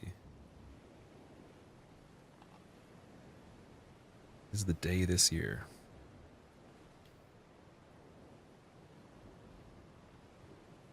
No, it's May 11th. What you talking about, Willis? Yeah. Oh, it's in the UK. Oh, okay. Sorry. Never mind. Willis was talking about something that was true.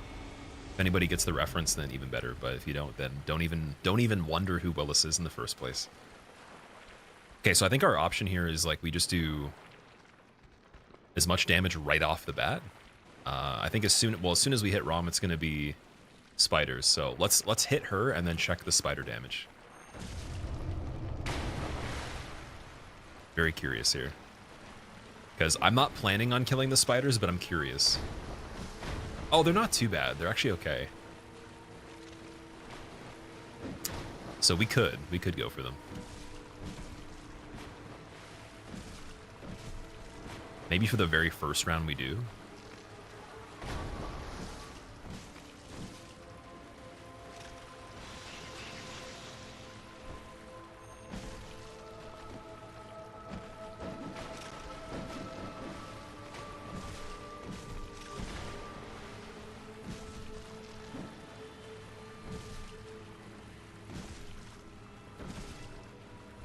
Look at this RNG, dude. We're getting so lucky.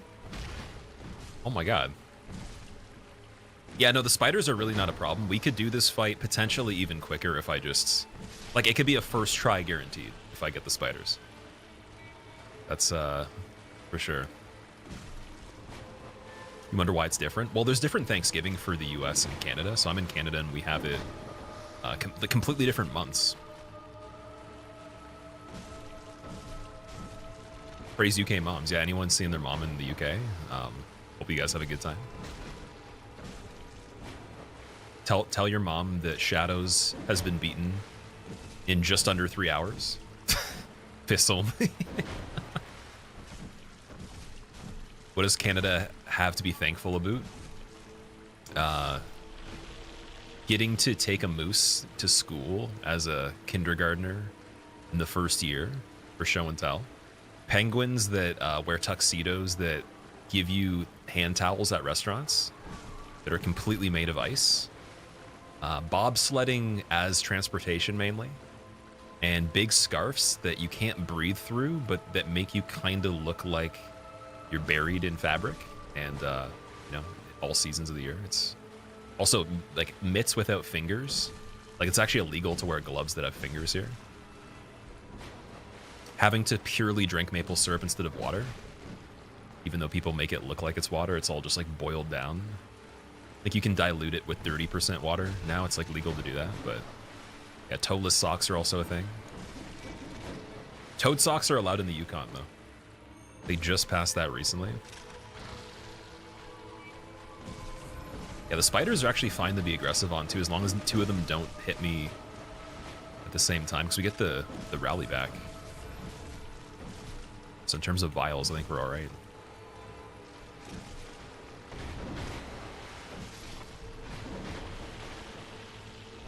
I'm kind of glad that this is okay to do, because I was gonna say it'd be a less exciting fight if we didn't get to do something that has variety in it. And then also, it's very satisfying to kill the spiders and not have to worry about getting hit or being extremely fast on it.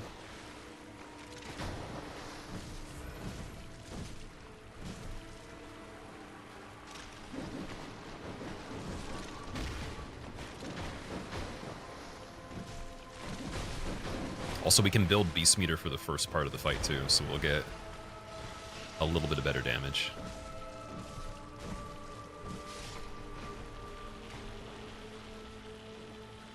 Are penguins made of ice? Or the hand towels are made of ice? The building's made of ice, so they're like giant igloos that are just kind of like rectangular, or I guess you could say like, you know, the regular shape of a building.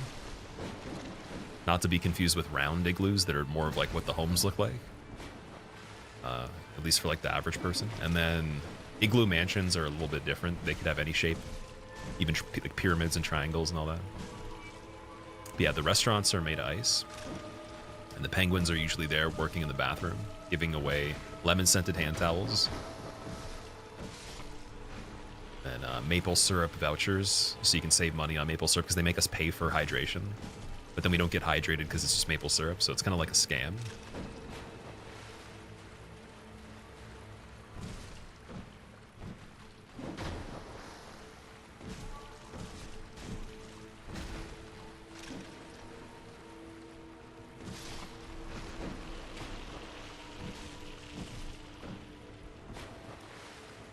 Why would you spend 2 hours punching shadows when a light... Wait. When a light would have done it instantly? That's true. We just needed cast light. We needed a sorcerer build. Or actually, you know what we needed? We needed the earlier patch of the game, and I could have glitched them and they wouldn't have moved. I guess if you're playing Bloodborne and you're able to down patch the console, or you just have like the emulator, play the earliest version if you're doing this run and just cheese shadows. Otherwise, if anyone here ends up actually trying this and doing it, please tell me how you killed them, because I still want to go back and figure out the better way to do it. By no means was that a fancy way of doing it at all. It's very ugly. But it was fun. It was definitely worth it. Just wouldn't have been worth doing it twice like that.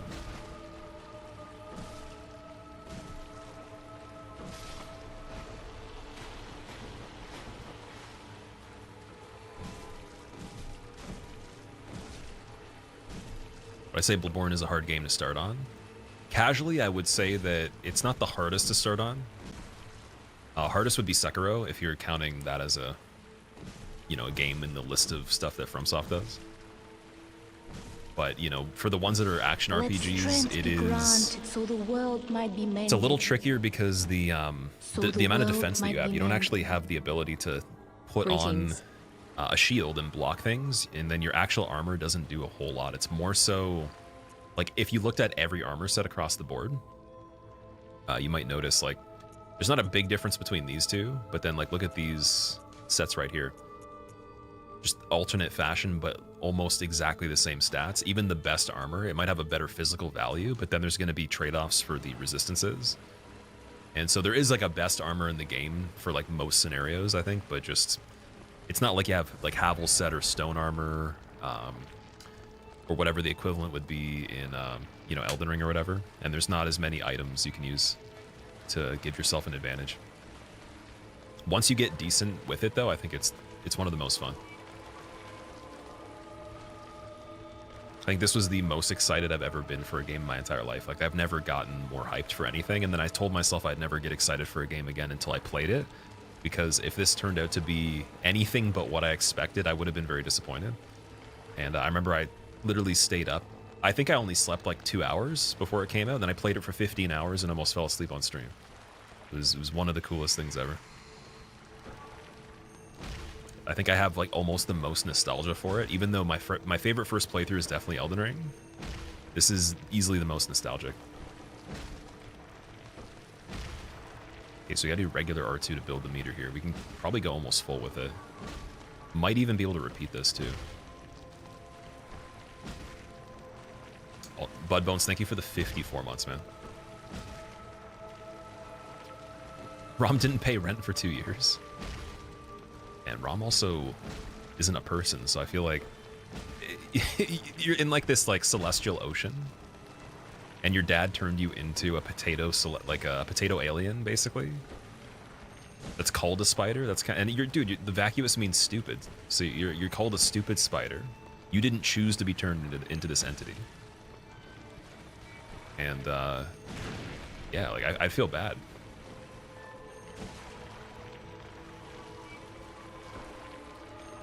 Okay, so now we're going to do another pellet here. Same thing. And the final part of the fight is just straight up. There might, well, I guess there probably will be 2 phases, so we'll do 2 more rounds of spiders.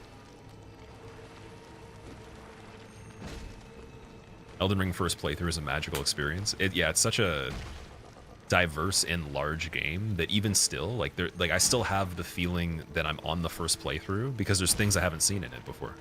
There'll be moments where I'm just like, wow, I didn't know about that. Or I didn't know you could go here, or the map had this shortcut, this cave, this boss, this item. Like, it was very different than a lot of the other games. There's still a way to free shadows in current patch. Warren, is there? I don't think I've seen that. I'm gonna go with this much meter. I don't think it's gonna change. It might have not even been worth using the pellets there.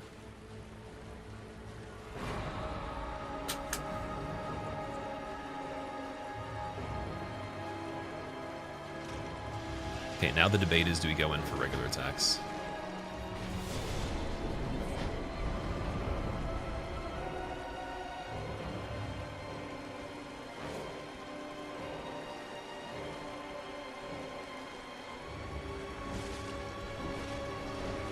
We need a running R2, is that what it is?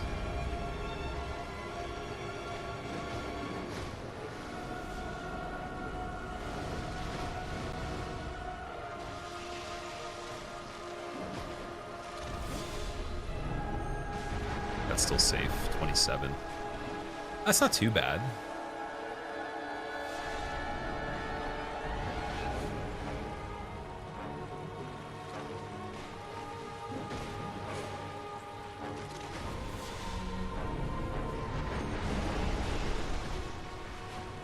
Is that 36?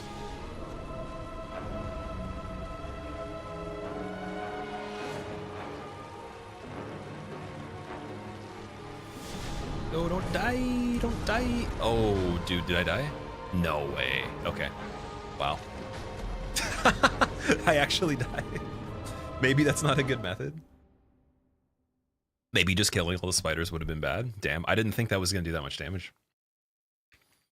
Also, Rupert, what's up, man? Yesterday we killed just the first 4 bosses, so Gascoigne, Bloodstarved Beasts, which is a Hemwick and Amelia. And then today it's been Martyr, Logarius, Shadows, and we're on Rom right now. Hopefully I could get Rom before we're done.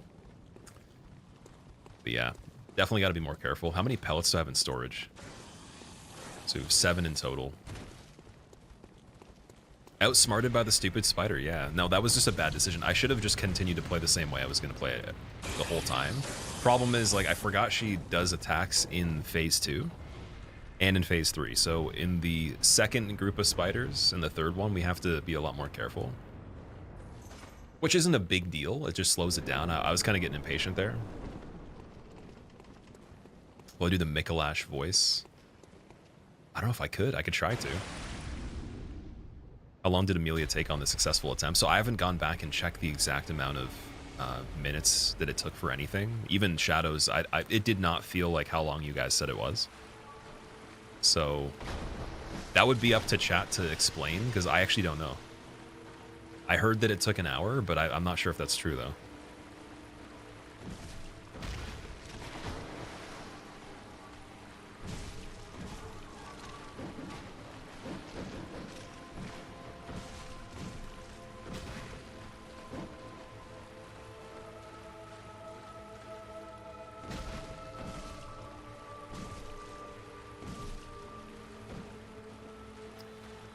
A bit over an hour for Amelia. There you go.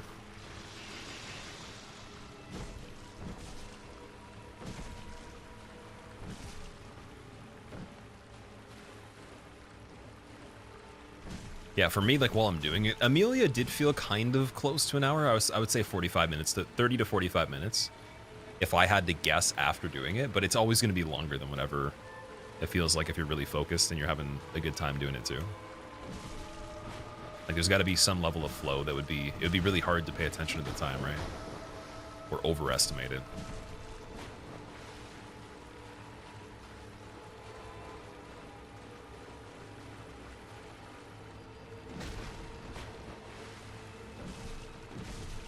Okay, we're not dying on Rom at all this time. This is the first second try. So locked in, you're impressed on that, given the low DPS. Oh, thank you. Okay, wait. Go back on what I said again. We gotta stay locked in from Amelia all the way till here and all the way to the end. I appreciate that, dude. Yeah, I definitely, like, I genuinely enjoyed the ending of that fight a lot. I think that was one of my favorite moments playing this game. Shadows as well, but Shadows was just a little bit more tedious in the sense that, like, it didn't have obvious opportunities that were 100% safe until, like, way later. And then I was like, okay, so if I had done it that way the whole time for the final part, yeah, we would have been probably saving some heals, but it just was super tedious either way. And if I stayed close range, then I think you're going to be taking certain trades no matter what. And that's why they're the hardest boss to do on a speedrun for any percent. I'd say they're actually maybe one of the hardest speedrun bosses in the game, too. Like, the more aggressive you are, the lower the likelihood of survival on them.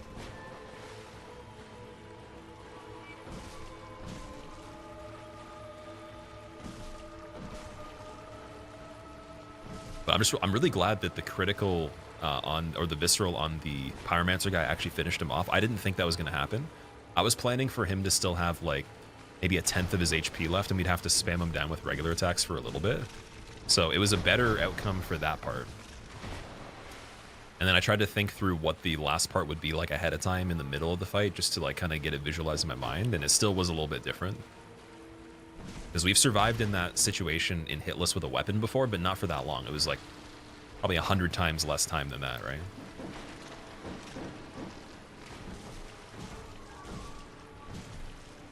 Why no visceral on these? I don't think you can. Try to. Was it kill? Yeah, I don't think they have the ability to be given the backstab.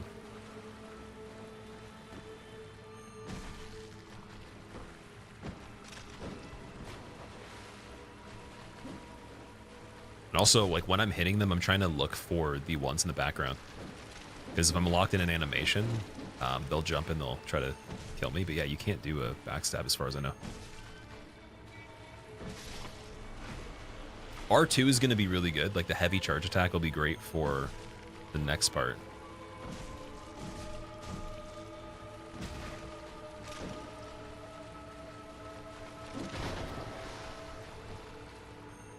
Actually, even right here. You know what, Nate? You know what? That's pretty good. It's worth it. It's worth the potential risk here. I just like the ability to be like, okay, I can let go of the button and then leave. I don't have to stay in that attack. Regular R2 is 20. It's a little bit slower though.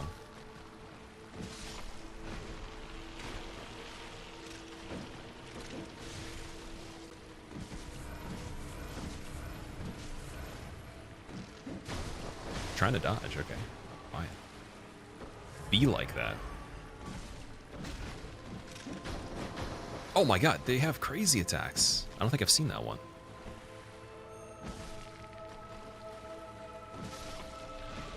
Halo, have a good rest of your day. Thank you very much for the Prime sub again. And also, thank you for chilling while we were doing Shadows for so long. That was quite a journey. Now you can remember that forever. You can be like, yeah, there was that one time we were in Shadows for so long that I thought that the game would never let us leave. And that Bloodborne only had one fight.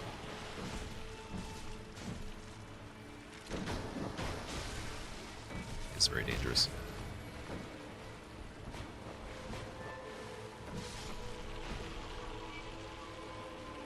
Yeah, I gotta lock in so much that the lock breaks and I can't leave the room for Rom. Trapped inside. Final Amelia attempt was starting at 6 hours 13 minutes. Ended at 7 hours 5 minutes, so a little bit less than an hour. Okay. Not bad. Like, given the damage on it, I think we were going pretty aggressive on that. Like, I've never been more satisfied for how much opportunities I've taken on something that's that long of a fight. Like, that was a really good fight. I wish Shadows could have been super aggressive too. It would have been way quicker, but I don't know how I'd pull that off. Like, it would just have to be a lot of the backstabs that I couldn't find.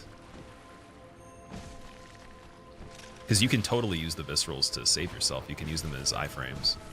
But you'd have to know ahead of time so much more information, right?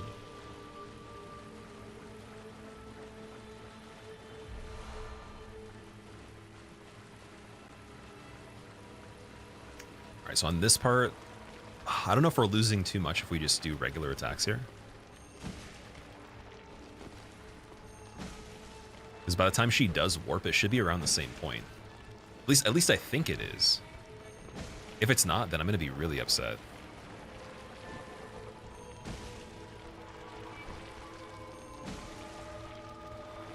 Okay, you know what? Just in case, one pellet. I'm kind of worried. Like, we could build the meter as we're doing this, but dude, imagine she leaves sooner. It's like the amount of hits that you deal to her is relevant. I was always thinking it's like 30% HP roughly, or between like a quarter and 30% taken.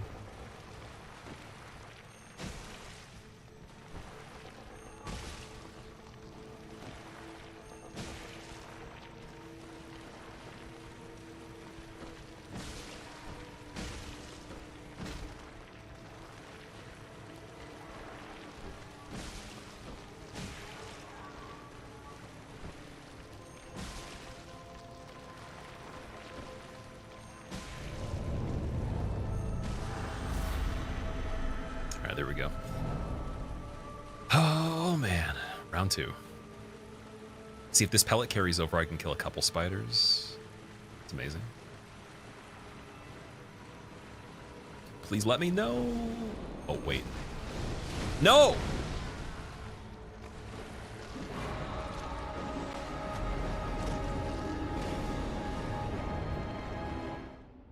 Okay, this is the first third try. The third try that's actually the first try. I didn't look for the attack right away. Okay, let me just pretend this is a regular playthrough. I'm getting way too greedy on this. Oh God. Yeah, they do drop Madman's knowledge. Oh man, I'm sorry guys. It might almost be smart using the pellet on the actual spiders for the beginning. Like, I know I'm gonna take more damage from them, but I can be careful with how I hit them. Oh, dude, speaking of which.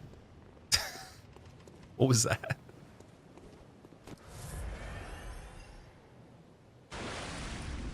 Search it up, and there is an AI freeze on Shadows for current patch. You have to walk through the fog in a specific way to get it without turning their AI on. Really? Is that used on runs, or is it really hard to do? Because there's a bunch of stuff in a lot of the games where like people have discovered it, but it's so difficult to pull off that you wouldn't really be able to add it to a run that has like a time requirement, or maybe like you can't die or something. I know that. Or maybe it's against the rules if it's like a big glitch or something like that. Oh my.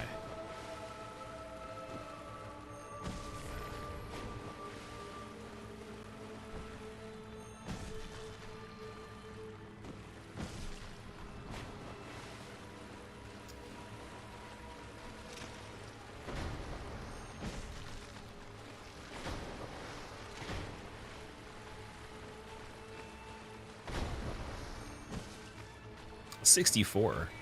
Nintendo 64 damage.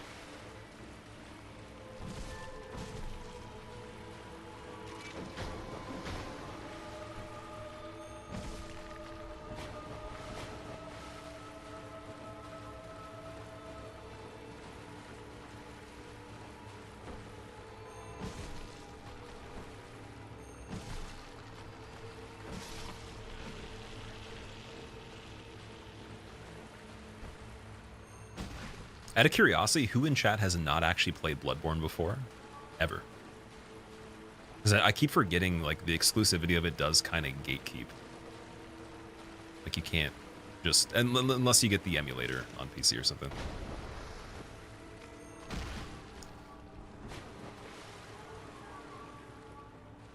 Are you so calm during this? Oh, during this fight? This fight's kind of chill. Like, this is definitely way different than a lot of the stuff we've done so far. Even Bloodstarved Beast, like the poison and all that's a little scarier.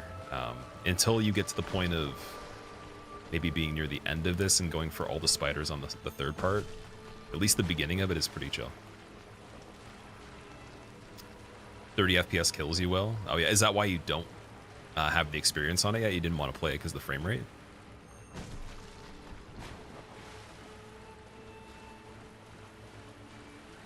Gonna get the emulator to play Owl. Let me know how it is and if it works well for you, because mine, it worked well enough to stream it. It still was very stuttery, or areas loading and stuff. And then when you get into a boss room, because there's not a lot going on, for some of them it's like incredibly smooth. I have to check the updates and see if I can fix it a little bit better though, because I want to play it again. And you guys were saying if I could get a disc version of the original game, I think it's the non-anniversary collection game, and then you basically have the PS5 disconnected from the internet, that you can do mods on a console that is set up like that without actually having like a lower version. Or for the console. But see, the thing is, I don't know if that's true still. I gotta look into that.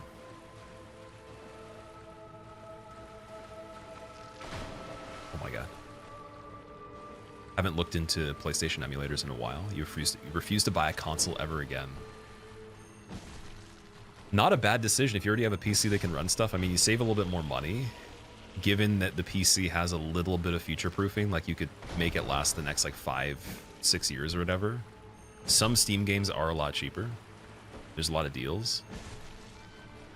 Just those exclusive games though. That's where they sell the consoles.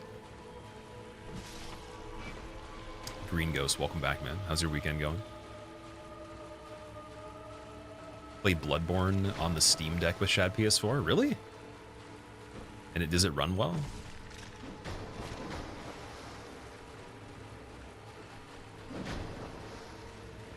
So I've actually tried the Steam Deck once before. My buddy, he had one, and like he kind of just exclusively switched to playing that over. He had like a gaming laptop, and he switched to the Steam Deck.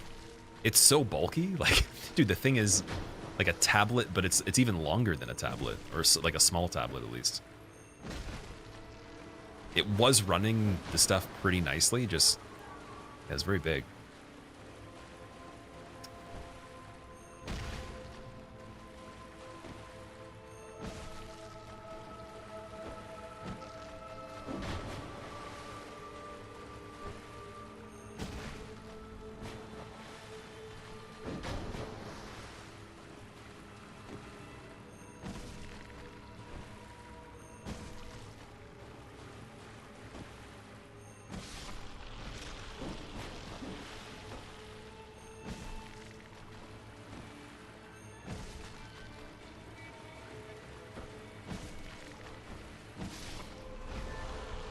we're farming insight. That's actually pretty good. The longer we take on Rom, the more insight we have later to buy more beast pellets. They cost, I think it's 2 insight per purchase on that. And then we can go there after, we just need Upper Cathedral Key, so we need to literally just beat Rom, and then we can go there and get the badge for it. Yeah, like this is the fight. I guess we could waste pellets on this one if we wanted to. It's just, is there anything else that's of value with insight or a reason to save the Madman's knowledge?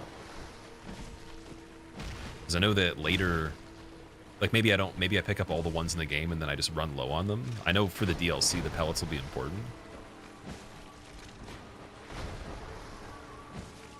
Like, or somewhat important.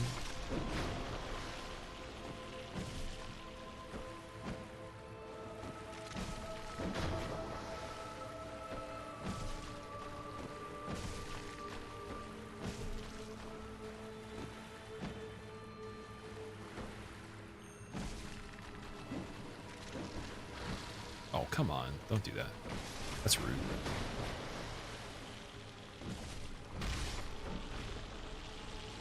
All right, we're ready to go. Is this going to be DLC as well? Oh yeah, it's going to be everything in the game. Every single boss. Just not the Chalice dungeons particularly, or at least maybe we'll do Chalice dungeons for fun if there's extra time on the final day that I beat the last main boss. Like we'll just go into Chalice and see how far we can get on the final stream. I'm okay with that. That would only be if there's like more than an hour left. The plan was mainly just do everything with the DLC in the main game. Line yourself up parallel to the fog wall, then tilt in tiny micro steps to get the prompt to go through the fog while still facing away from it. Okay, that's cool. It's interesting. There's a glitch that my friend got when we were doing co-op on Bloodborne way back. It was actually on stream too. And it was a Smelter Skelter. I remember goes into the fog and the actual game was running like a slideshow. Like shadows were moving so slow and her character was slow motion too. And I was like, what? It's one of the funniest clips ever. And then same channel, Iron King literally walks away from the island in Dark Souls 2 and then never comes back. Just walks into the distance from where he came. Still never seen that again.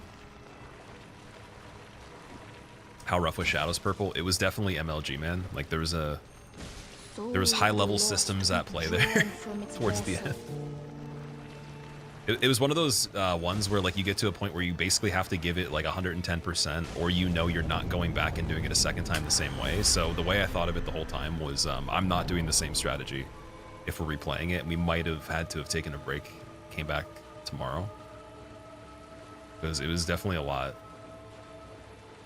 The first, I would say 75% of the fight was fine though. There's nothing wrong with that. It's pretty easy. The later part was a lot though.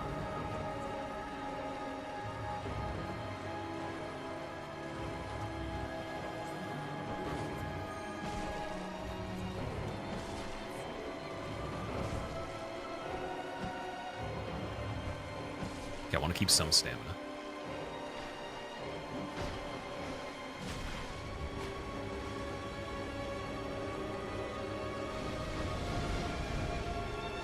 Then wherever we arrive, we'll just go for R2s to be a little bit quicker.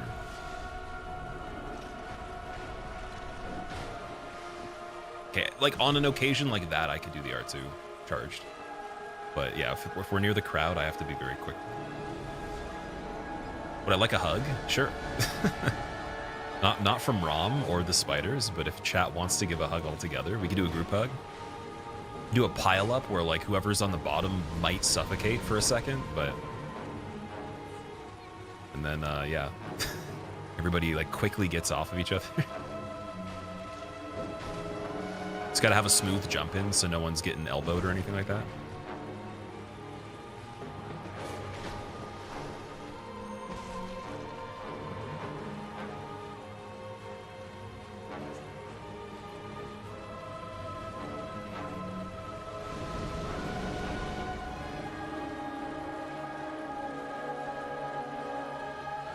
This is a really good soundtrack. That's one thing. Okay, so Bloodborne's my favorite FromSoft soundtrack. And that's one huge bonus. I get to hear a lot of the music.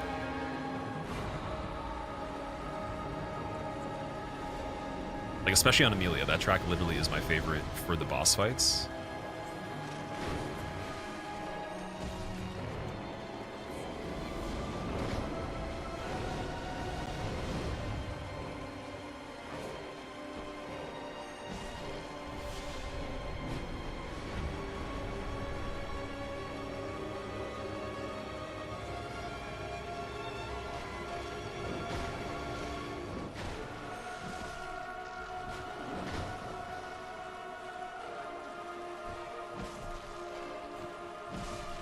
We got the double side swipe there. Nice.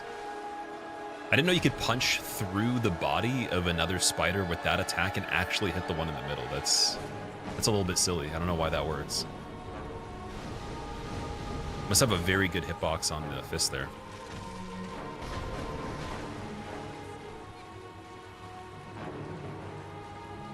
Are you so patient, Space? I've done things that require way more patience than like these games.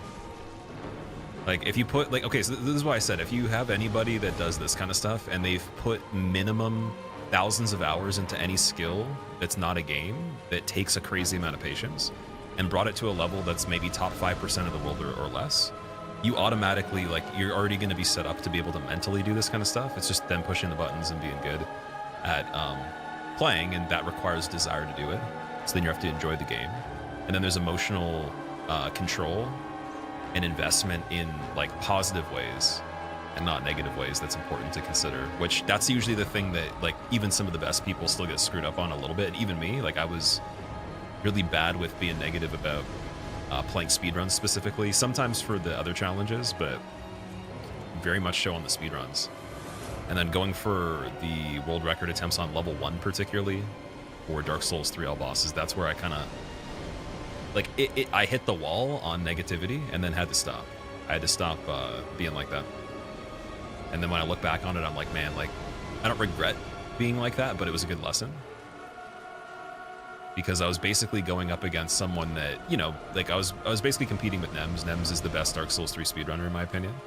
He's had the most records consistently. He only plays DS3. He played a little bit of Bloodborne, but doesn't do too much of the other games, right? That's his main game. So it's like, imagine competing with someone that has 10 times the hours of like that skill specifically or more. And it's really challenging, but you know, it wasn't even any shade to him. It was just like my expectations for myself were very high and my process was very poor. It was a very bad process, very bad attitude, very bad perspective. Or what would have, you know, it would have made it a lot easier to not be like that. So I've learned the lessons through doing this the wrong way. And then it's also the nature of this challenge. Like, you don't get screwed right away if you make a mistake. You can make mistakes. You just have to make sure you outweigh the cost to benefit ratio. So the patience, it's like, you know, I have some things I've invested thousands of hours in outside of this that are harder than playing this game, definitely, for sure. And then definitely other skills that will get to over the 1,000-hour mark or well beyond within the next few years or whatever, maybe even 10,000 hours at some point.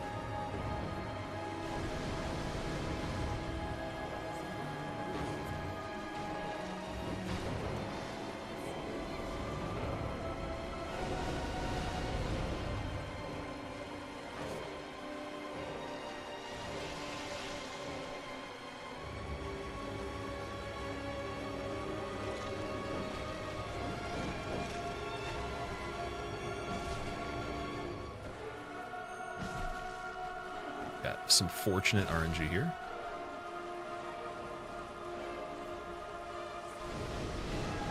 Want to go back for that one right there. He's gonna die.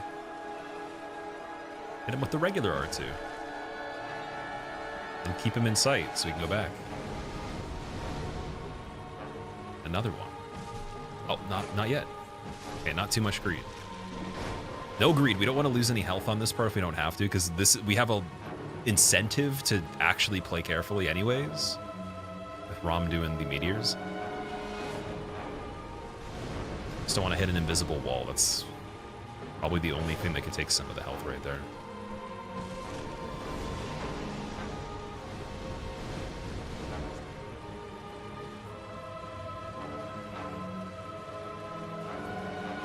Very good viewpoint, Space Cat. Yeah, I mean, like, it's like I think people forget they don't believe in themselves too much. That's also another thing. So I don't have a lot of doubt in potential, and I see potential in other people and myself in a way that's like pretty like the ceiling for potential is extremely high for everything in general. I'm not like I've even had debates with people about what people can achieve in general, even for themselves. Like I'm just trying to encourage them and not even unrealistically hype them up, but just say like, hey, you could do this. So don't believe you can't. It's just like how much does that desire, work ethic, and refinement of your process match up with it, and how do you evolve in that process to continue to scale the hurdles and the plateaus? That's it.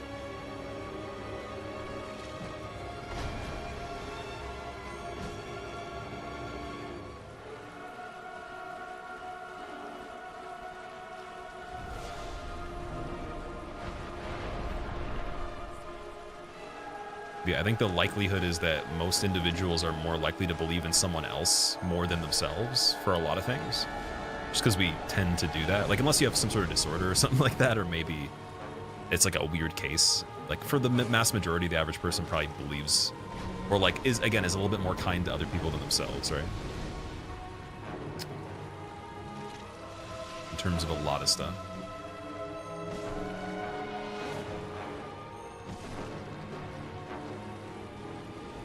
But you have to think of it this way: if it's like realistically possible or virtually possible, then how did that person do that? Therefore, you could do the same things in your own way and do the same thing.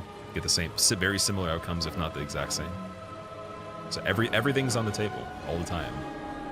For like majority of situations, we'll say. Maybe not every single detail of everything, but I've seen some crazy stuff before. You know, I know people, like Ghost, for example, plays this game with one hand better than I can.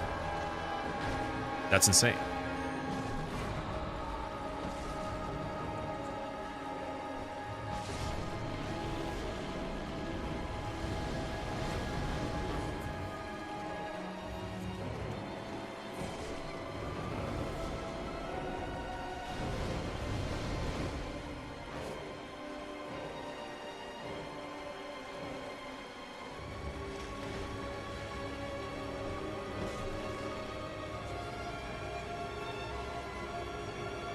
Bloodborne's music is super inconsistent for you.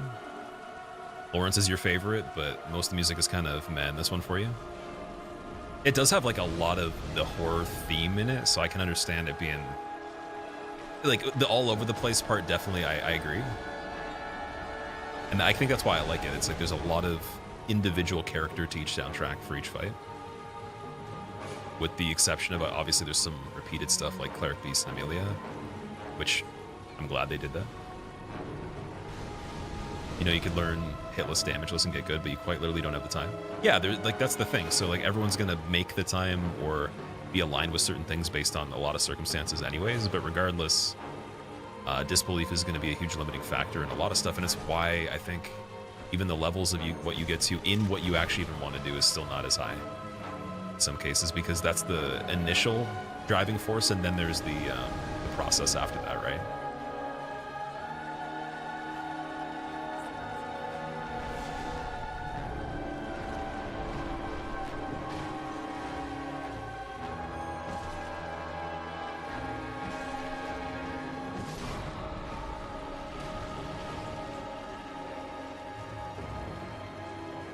On a lighter topic, though, what is everybody's favorite fruit? You had to pick one fruit you could eat for the rest of your life. What is it?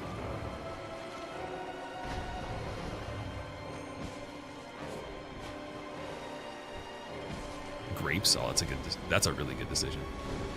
Pineapple and peaches. You can't say two. What is going on there? Pineapple is top. Pineapple is very up there for me as well. Pineapple would be a top 3. Watermelon's pretty big too.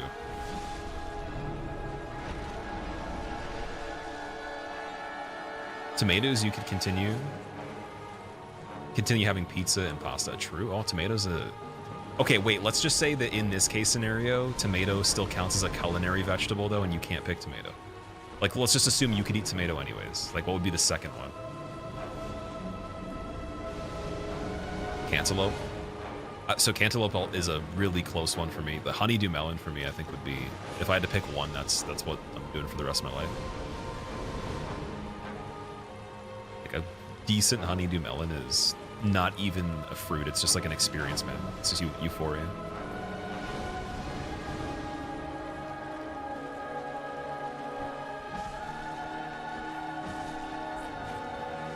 Store-bought mango in the wild blackberries? What? Cherry? Oh, cherries are so good too. Oh man. Cherries also are pretty damn good for you.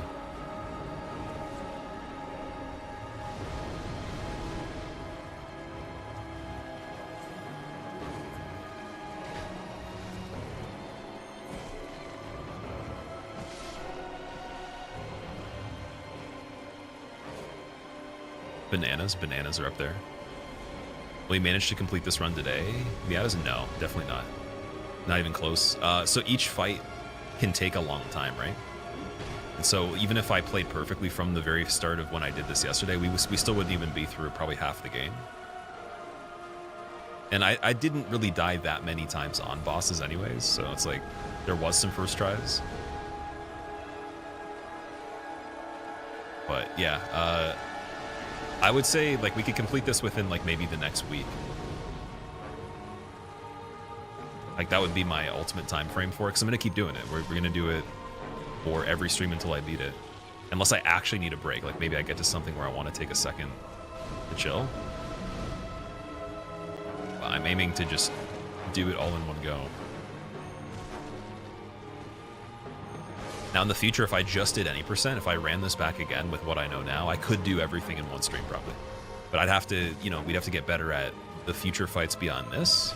I'd have to learn methods that are really good and then like just kind of really focus on that. And I think I could do it in like an 8-hour stream or something like that. Maybe even less. Are you wearing gloves in the game? Yep. Yeah, I got the full armor set on for defense.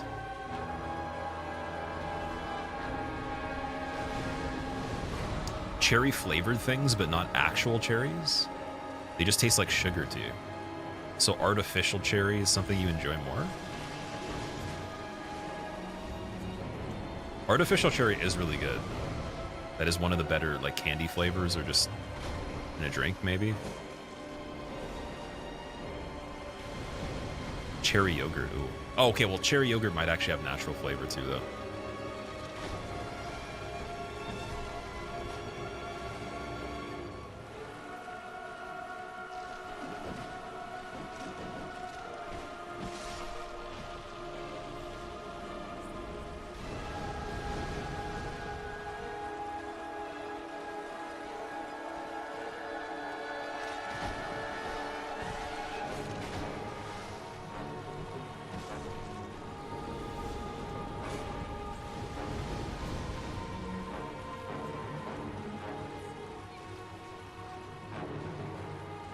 I thought that one was facing me for a second.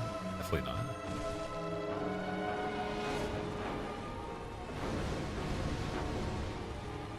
Ooh, I gotta pick a better seating position while doing this from the get-go. Like hands on the lap the whole time. It's like stretching my legs by like moving them a little bit and then doing the cross-leg thing is really nice if I'm resting my elbow on the armchair. Or the, sorry, the armrest on my chair. That's a bad habit though. Like I think on the lap is healthier probably for your elbow. And then yeah, we're definitely, I'm gonna set up the standing height of the desk and then just tilt the screen up. If we start off on a stream where I'm on something that's pretty grindy, and then see if I can like just sit down in the middle of the fight, see if that helps.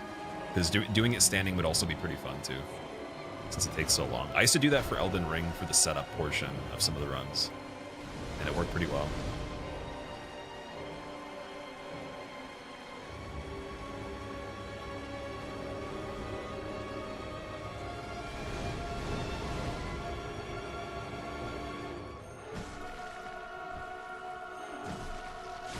No, okay, I kind of saw that one coming a little bit.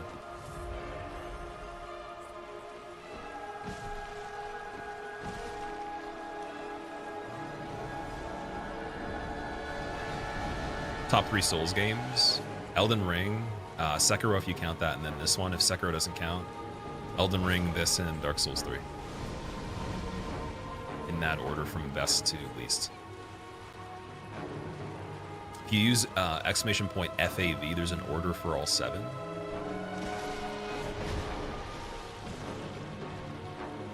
Until they release another game that's pretty big, I don't think it's ever gonna change at all for the order.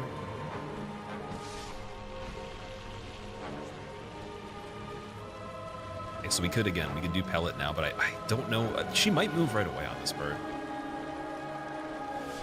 Oh, there's the walls. We gotta get him. Get the mental note of that. Flip over, please. Something.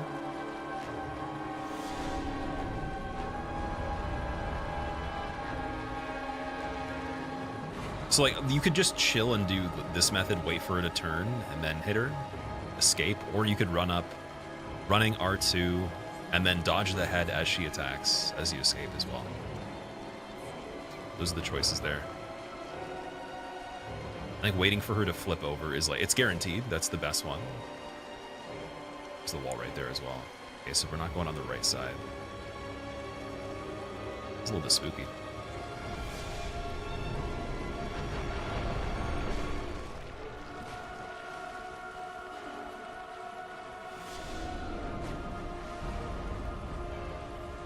Remembering where that wall was.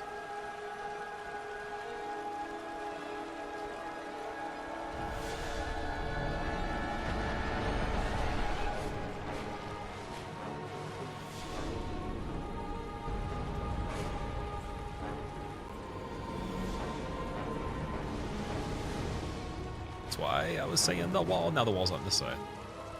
Right here. So we want to stand here and then have her rotate away from this. Ideally. Like I can be along it, but then I gotta go out right if she does meteors here. This is just not nice, this situation.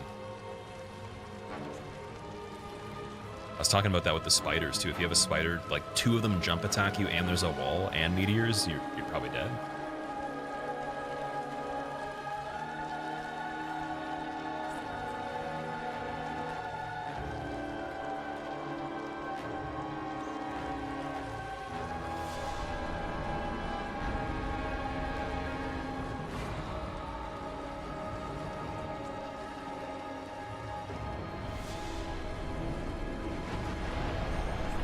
Imagine missing that. Okay, reference where the wall is right here. She's backing up, she's backing up. Going this way, keeping a little bit of distance on the right here.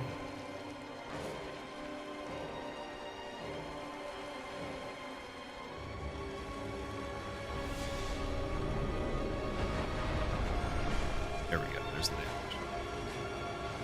Look at the scoot. The double scoot.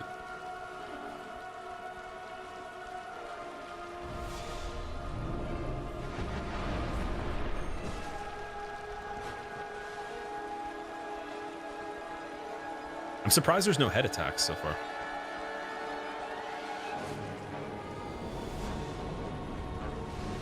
Okay, after we run away from any of those, we're just gonna go back to where we were again, get her to back up. So we have a little bit more room.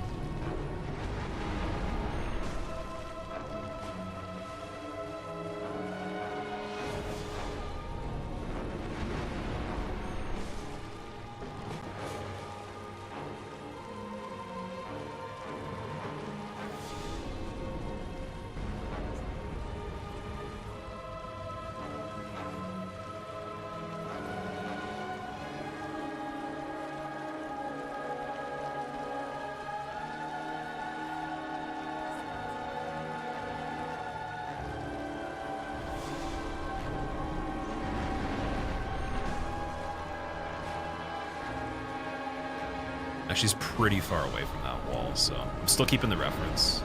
It's roughly behind us in this direction. Still want to back into the other wall now, so that's another thing. But this phase should be over fairly soon. Is Rom a lady? Yeah, so Rom is Master Willem's daughter. The guy that's in the wheelchair, or not the wheelchair, the rocking chair, and then also the teacher of Lawrence. In the scene where Lawrence leaves Bergenworth, when you touch Amelia's skull, He's her dad. And I think he turned her into this. Pretty sure that's the idea.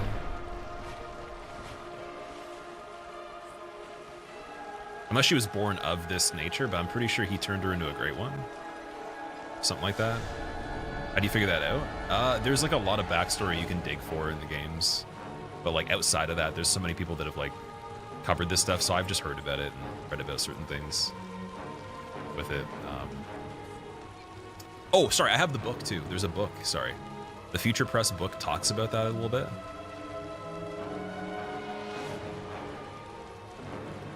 Like it mainly has just the outline of the map and just some like fun facts. It's not that great of a, it's not really like a guide or anything, but it does have some other information and it does mention that.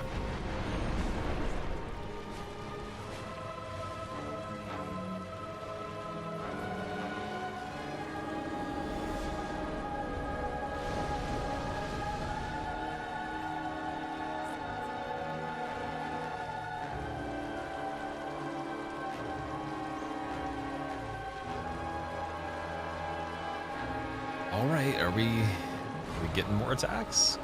There we go. Nice. She's actually giving me pretty good RNG right here. This is fairly lucky. Oh, and then I miss on that one. Damn it. Well, thank you. Thank you for the run back here. You're so sweet. Stop it, you're making me blush. You're too sweet. Sweet, sweet Rom. I always hated it. Chocolate! Ma, they're selling chocolate. Chocolate? I remember when chocolate was invented. Sweet, sweet chocolate. I always hated it. Oh, dude, as Croaks raids, I'm just talking about Chocolate Lady. Dude, Chocolate Lady would be a scary NPC, but it would fit this game, though, if you think about it. Like the spinal cord skeleton thing. That would literally be a good NPC in the Grand Cathedral to bring back to it. Also, Croaks, dude, thank you so much for the raid. I appreciate it. How was your stream? What were you playing today? I'm gonna do my best to peek and see exactly what's going on with you right before the phase transition for this, because it's coming up fairly soon. But yeah, thank you so much for bringing some people here. For anyone that is coming in, so we're just doing bare fists only on Bloodborne. We've made it to Rom. It has been a crazy adventure. It's definitely been the hardest fists only run I've done on any of the games. And yeah, I'm glad that I started this, but we have a long way to go. We got to do the DLC and all the bosses. That's the goal. So far, we got Gascoigne, Bloodstarved Beast, Amelia, Witches of Hemwick, Martyr, Logarius, and Shadows. Cleric Beast is still available. We can go do him. So I might try him before the end of the stream if this doesn't take too long. Otherwise, we're ending on Rom, and then we're going to come back and do all that stuff tomorrow. Okay, the wall we've reached again. It's on this side.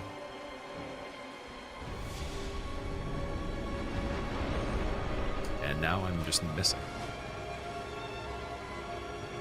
Oh, is it right here? Okay, keep it behind us. Sekiro, all the bosses and all the restrictions. Oh, nice. Just Sekiro, all the restrictions, as if that's like a light task. Man, these days, it's hard out here to claim a run to be pretty cool without it just being like, streamer, this person did it with freaking dangling from a helicopter, like, you know, on the edge of their life while playing with one finger. Like, that's pretty crazy, man. I've never done Demon Bell in it. I've never done even NG Plus in Sekiro before. Are you doing all the stuff in it too? Oh, you said you're doing all the bosses. Also, I just screwed that up so badly. Okay. Pay attention. Pay attention.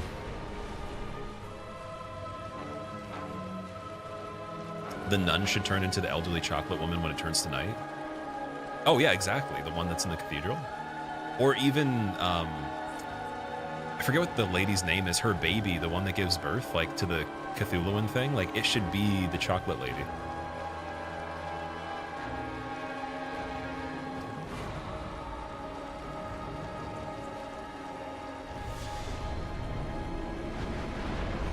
I think I'm actually pretty close if I don't go farther into where her torso is there, like in the middle of it. Ooh. Adriana, is that what it is? Or Adrian? Helicopter percent. That reminds me of Rafflecopter. It's like my Rafflecopter goes swash, swash, swash, swash, swash, swash, swash. 2 runs back to back, died 4 hours in. Oh, you're trying to go deathless on it too. But dude, dying 4 hours in, that's impressive. Deathless on Sekiro is pretty similar to a lot of the harder challenges because you can die pretty fast in it anyways. Depending on how you have it set up. There's not a lot of handicaps, right? Remember that being, I think it was the hardest deathless at the time that I tried the Immortal Severance version of it.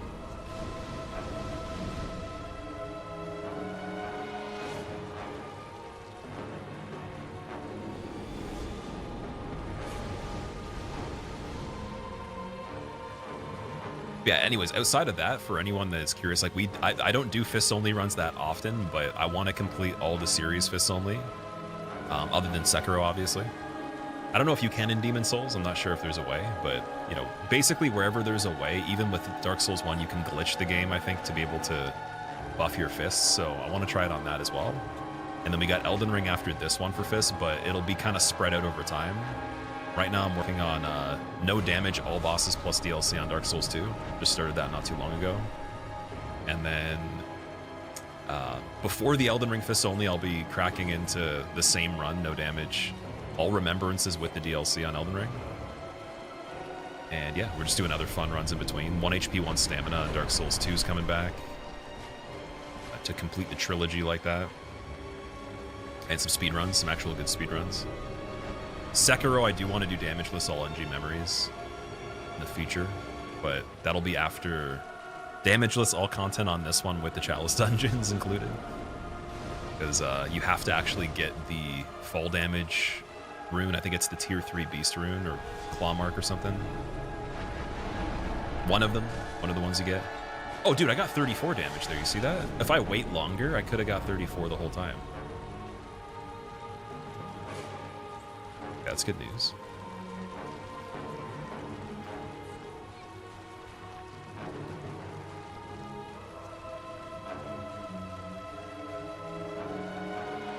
The thing with Rom is getting counter hit on some of her attacks is just, you know, the run's over. If I stand still and I get hit with like 3 of those things, I think I'm dead right there too. AoE counter hit with a little health missing is a death. The wall blocking me on certain things could be a death, so you have to be a bit more careful on this because your damage is good. Yeah, there we go, we got 34 again.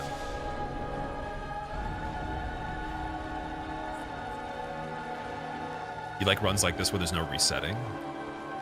I think it's a good idea to do some of those. If you're someone that plays a lot of runs that reset, definitely have to have stuff mixed in that doesn't require it. And also, it'll make you better at the reset runs. Like, I'm gonna be much better at all the bosses after this.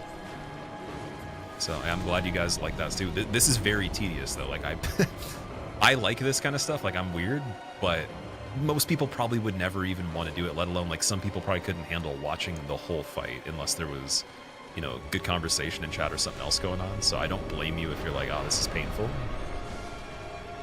But I'm weird where like I would watch somebody, like I'd have it on in the background, but I would definitely be really interested in watching this myself.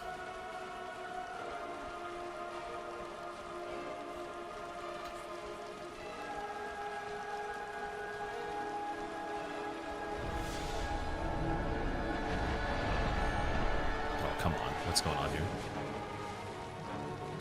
Almost there, one day. Most certainly.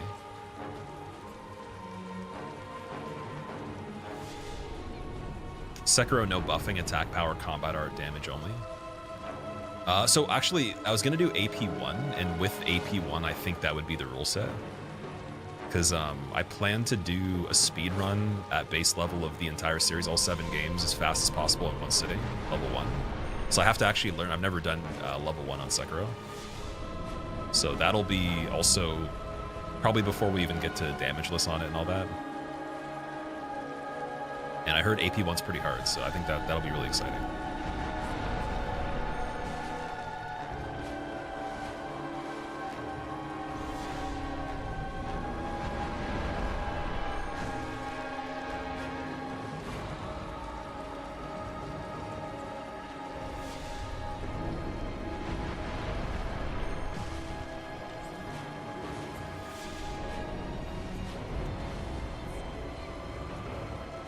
Do we actually get like another third of the health just from this phase? I feel like it's halfway, but maybe I was wrong. Maybe it actually is more lenient.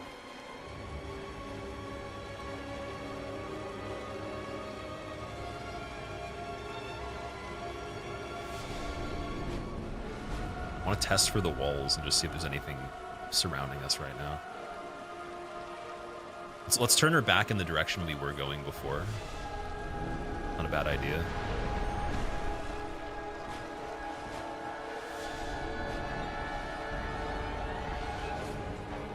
AP1 combat arts only wouldn't be the worst. Oh, dude, combat arts only could be crazy. I was thinking like no mortal draw, no Makiri counter AP1.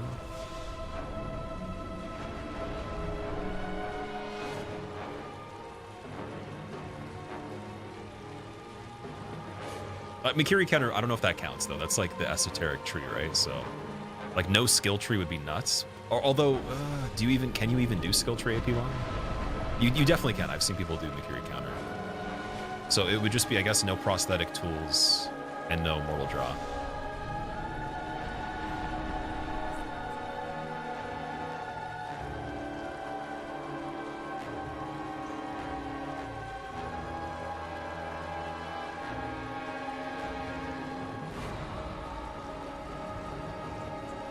And Rom, we've been in the arena so long. I feel like we're actually family now.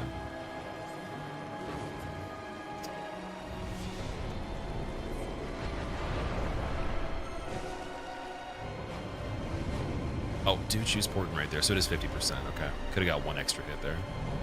And then we just do one more round of spiders, repeat that, and then yeah, it's smooth sailing, kind of. Just a little bit.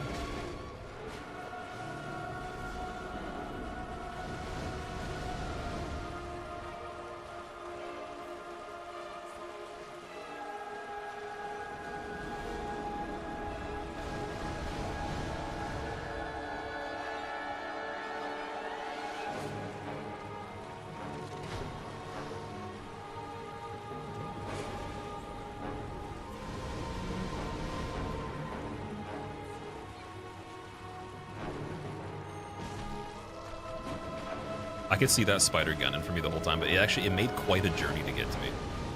I respect the effort on that one.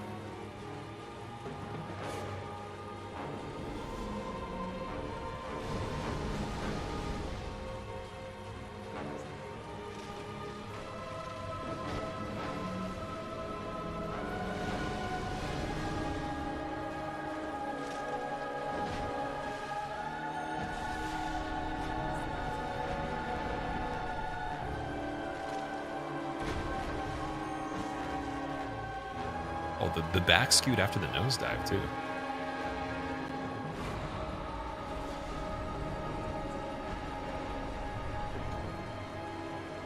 Let strength be granted so the world might be mended. So the world might be mended.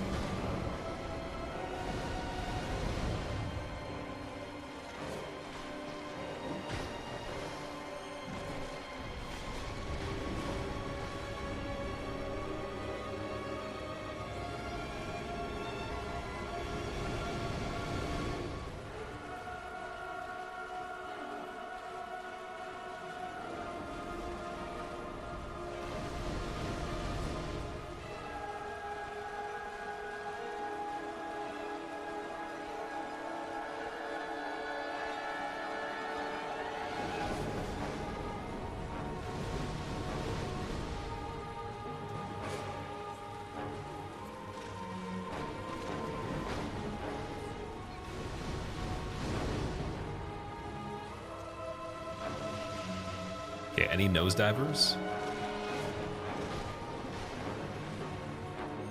That's pretty good. Take that. It's so tempting to go for all three of them in a row with that punch that was going through their bodies. Getting the double hits. Here we go, nosediver, nice.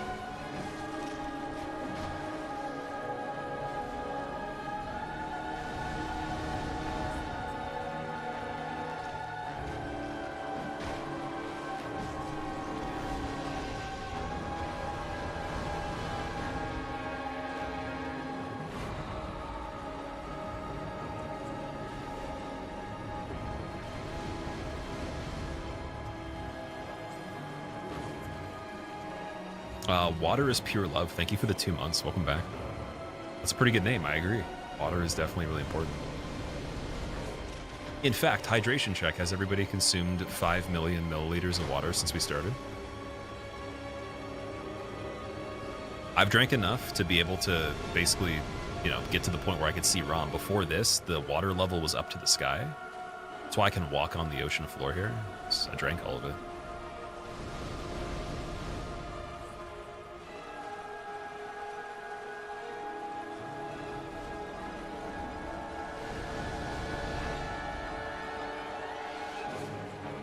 You've been waiting for the Bloodborne run, Yusha? Were you the one that commented asking if I was going to play Bloodborne? Because I remember actually responding to one in particular that was about it when I already had this in mind, and I can't remember if that was you that asked about that. Ooh, jog on the end there.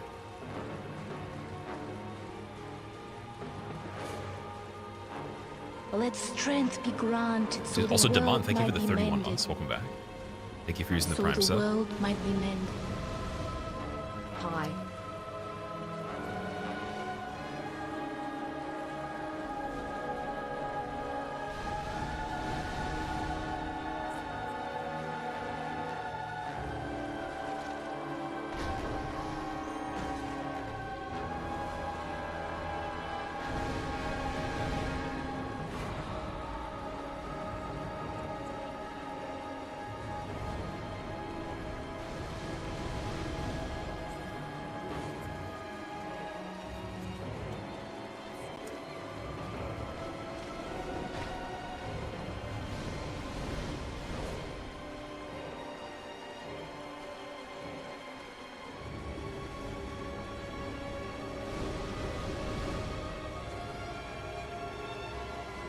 Soul of the lost withdrawn from its vessel.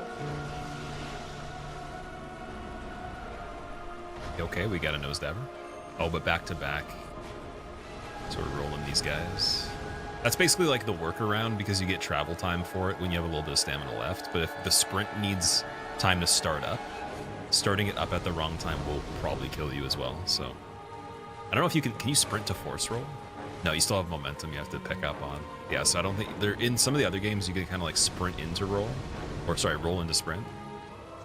In this one, I think with that attack in particular, it's kind of dangerous. You want to just spam roll. You have about a quarter stamina left.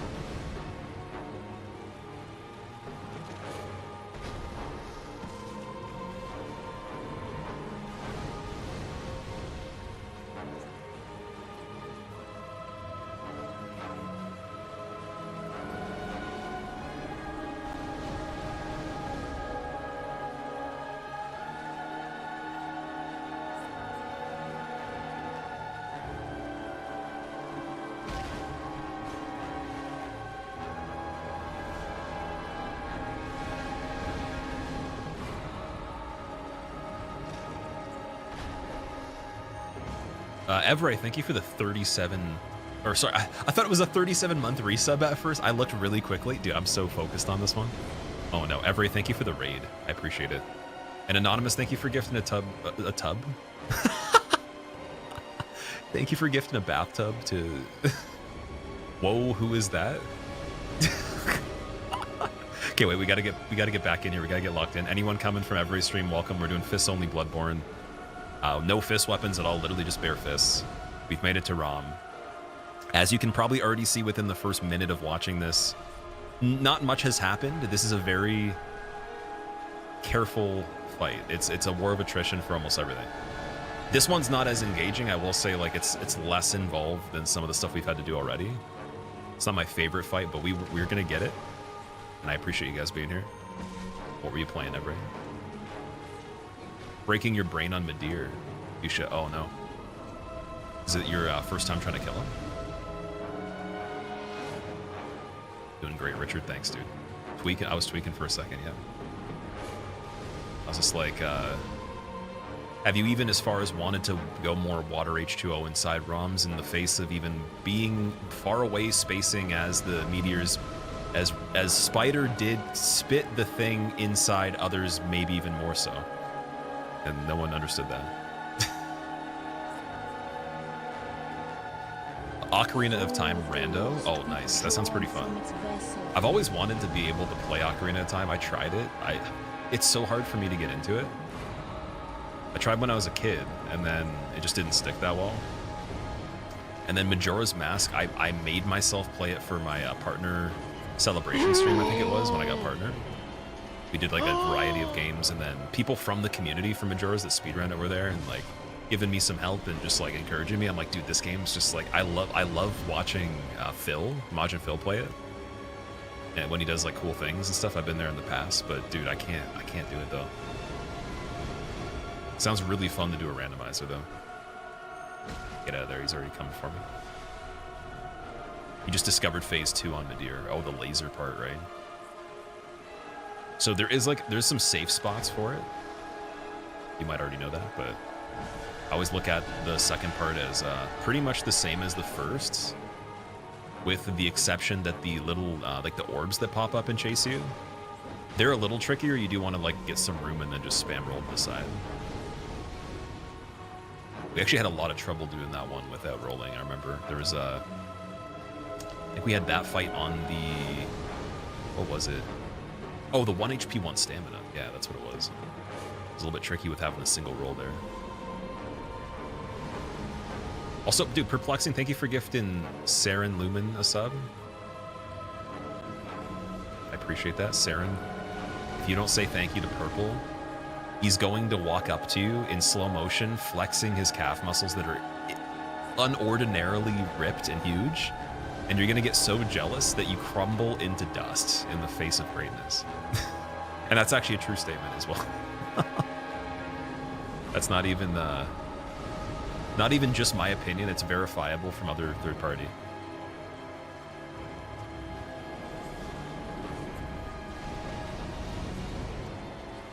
The rando for Oud is some of the most fun you've had on stream. It's not for you, then it's not for you. I like watching those kind of things for sure. Like Ocarina speedruns, the lower percent, I think it's the 100, and Majora's when Phil plays it, like just for the regular speedruns, it's very fun. Like when I used to watch a lot more streams, that's some of the best stuff that I've seen.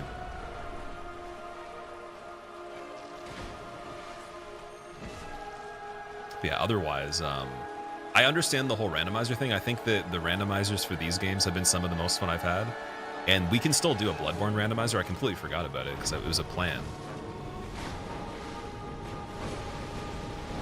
And then, yeah, I never, like, you'd have to do it on the PC version though, on the emulator.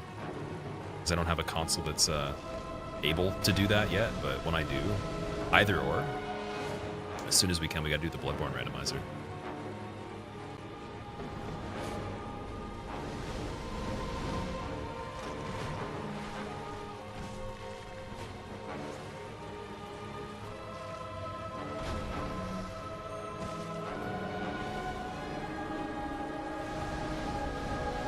Actually, thinking of that right now, we're on the fight that in the Bloodborne randomizer probably would be the worst, right? Just realized that. It's like the deacons of Bloodborne, so only imagine. Although technically deacons in DS3's logic, though, it does just get switched to be the same, I'm pretty sure. Or like maybe they don't even show up in it. Best to no hit Dark Souls 2 or 3. Do you mean like which game should you play? It's up to you, whatever one you enjoy more. For anything that you're doing on a game, if you want to challenge yourself, I wouldn't say there's a big difference with those two in terms of the capability of doing it. Like they're both within the same time frame of how modern they are, so I would say whichever. But if you do Dark Souls 2, level 1 is definitely a lot worse, so just be aware of that. That's it's never gonna change unless you want to go to that place, a special place.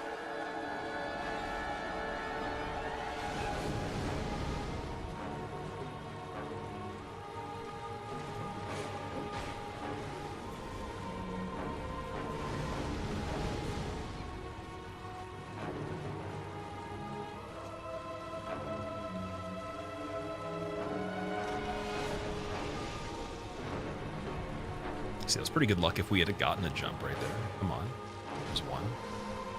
Oop. Oh, see, I knew.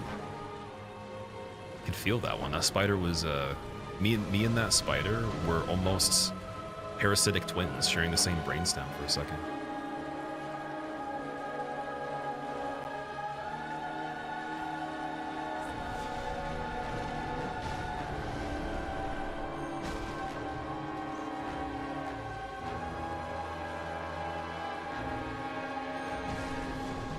Really good RNG here. Just don't want to get too fixated on this little Spidey.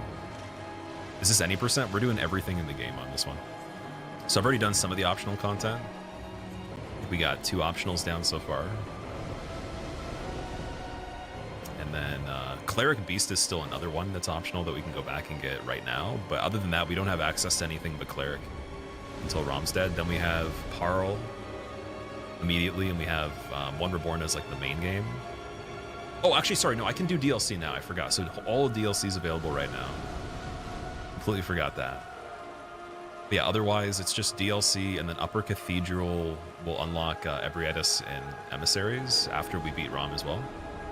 So we'll have Parl, Cleric, and all of Upper Cathedral for the extra bosses. Cleric Beast would be really fun right now, though. I think the damage on it would be nice. Obviously not incredible, but just way more feasible than a lot of this other stuff. And it's one of the best fights without cheese or any kind of, you know, super high level damage. You Parl before Rom. You need. Oh yeah, you need to get Body Snatch. Body Bag Bobby, dude, can jump attack you. I forgot. Back alley Body Bag Bobby. Or do you have to? Sorry, wait. Is it? No, it's the one. Is it also the one outside Cathedral? Either or.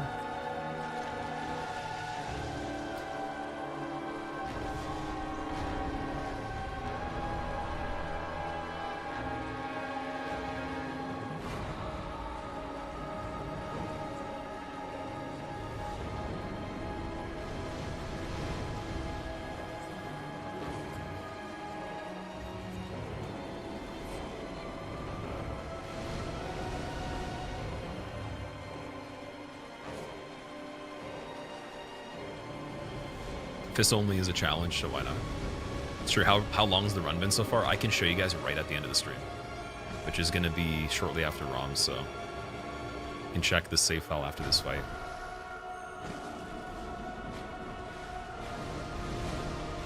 That was good. Good correction there. I probably could have sprinted that one. I just wanted to be safe.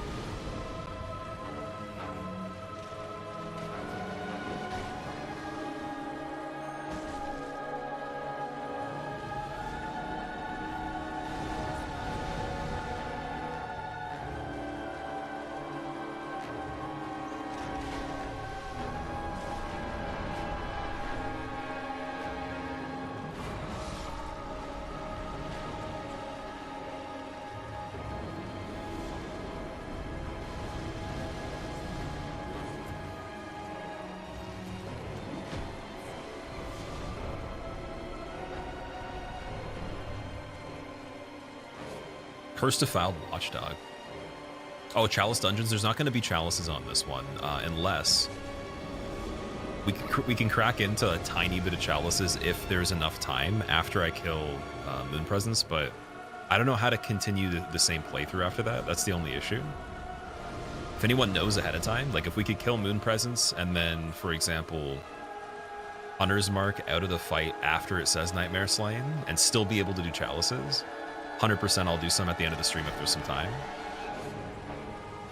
And we'll get as many done as possible, but I didn't plan to actually do all chalices on this one. There is going to be some stuff to practice chalices because I've never actually beaten them before. I've only gotten up to just past the Watchdog. And so that was mainly just to get the Beast Claws for the Beast Claw run that I did. And yeah, I'll beat the rest of them, do all of it. I would say leveled first, then level 4, and then we'll be ready for damageless with all the stuff. Because I can route parts of that into those runs as well.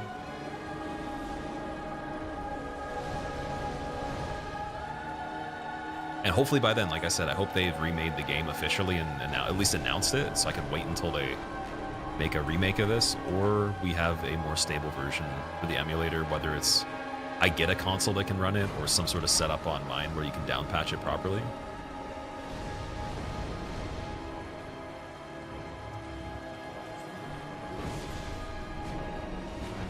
Still on the same boss, French? Yeah, like things on this run in particular take a while. Time in Yharnam's convoluted when you don't have a weapon. It immediately changes the flow. Could back up a save and go back to the chalices. Oh yeah, true. Okay, I could do that. Yeah, we could do a save state. Good point. I feel like there's a way that you can basically port out of Gurman and then reset up the character from Moon Presence without doing it back to back. I know that. I can't remember if someone said there's a way to like stay in regular New Game just for a moment. Like at least within the 100 stream.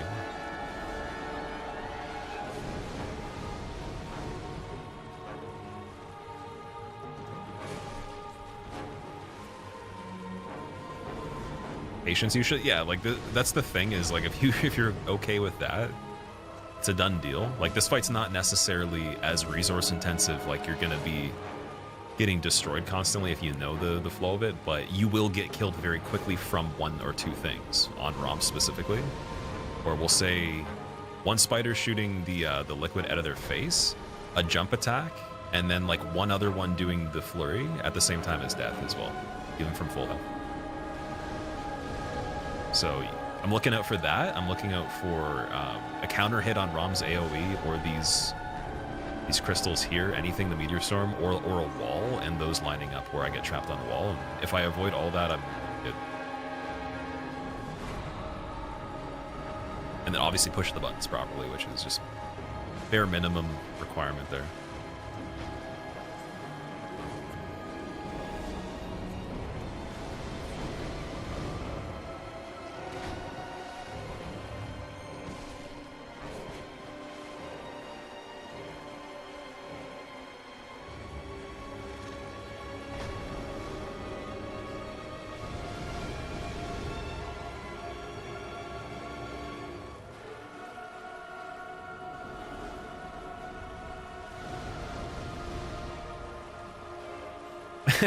What you're hearing is, if you avoid getting killed, you won't die. Yes, don't be bad and you'll win.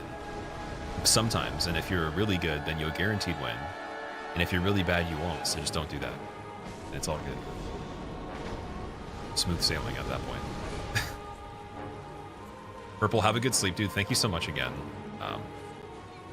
Yeah, dude, take care. Rest the cabs up. I'm not gonna let go of that. I'm gonna be saying that for the rest of the year, probably.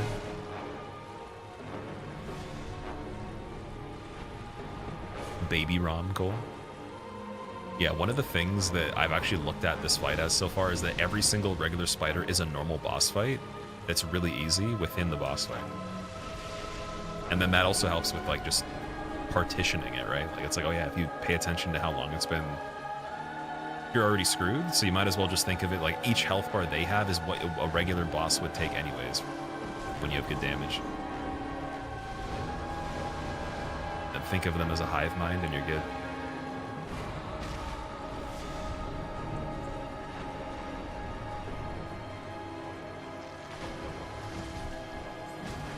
Ooh, that was a little bit of a weird backstep. Okay.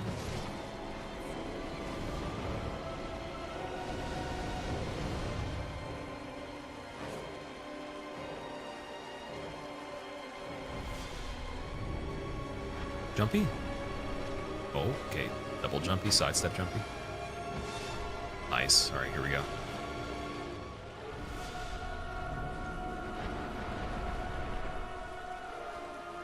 So now we're just checking for walls, making sure we don't run up against one if you're going in for anything. Remembering where we were walking before and how long we could walk for, just so if we need to reverse where she's going, we could turn around.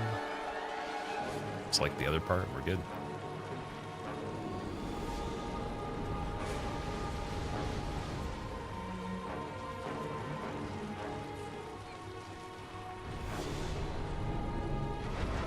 That 34? Nice. That's good. Getting good helps. Yeah, being good is definitely nice. It's a bonus. Not being good originally, but then getting better as you do it also counts too, but it's just a little more tedious.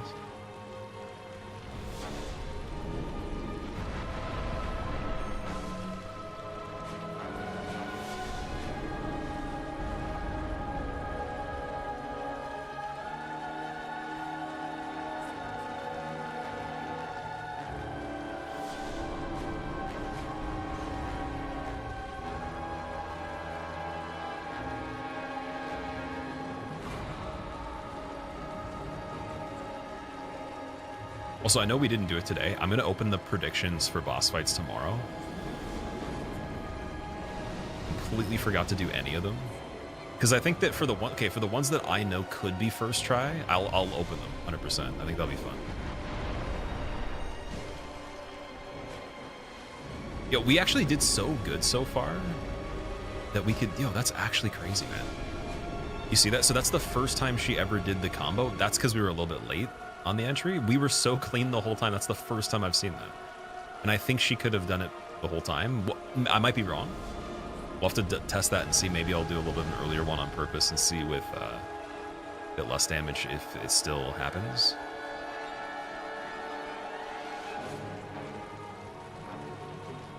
I think that was because I was a little late though, so let's see. A little bit earlier. 34 damage still. Yeah, no, like literally we were so clean on it that we didn't see that before. That's amazing. I haven't done that before ever.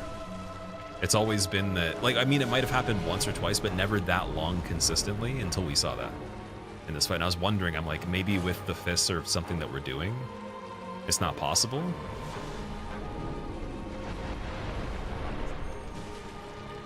But to be fair, I am just camping that attack. See, like right there, it could just be the phase as well. It could be at this point in the fight.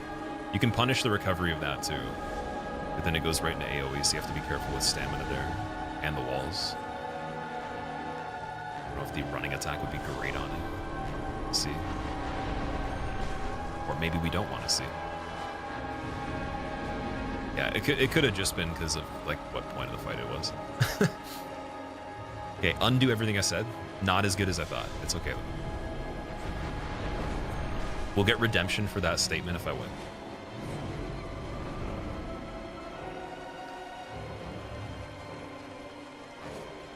So it might be smarter to go with the 27 damage and not get the counter hit, if I can manage to.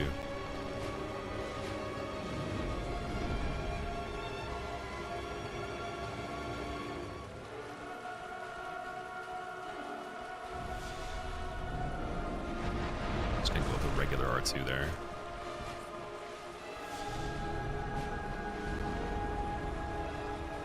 Random heal to see if we were full health. We are full health. I seen that little gap at the end, but it's actually just what it looks like. I was wondering.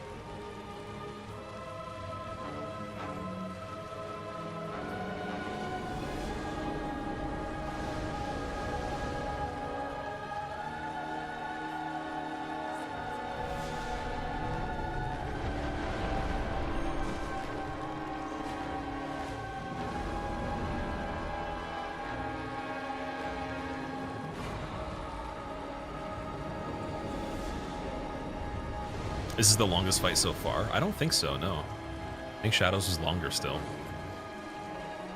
Because when we started this one, it was after 8 o'clock, right? I think this one's only been like an hour 20 maybe? Or just like coming up on maybe an hour 20 total. You guys can tell me for sure if I'm wrong about that. I did look at the clock before we started. I don't think it said 7. I think it said 8. It says 9 something now, so... Yeah, this one could have been a little quicker. It's like heavily based on the RNG of the spiders. If they gave me like amazing situations, it could have saved maybe like, 10 minutes or more.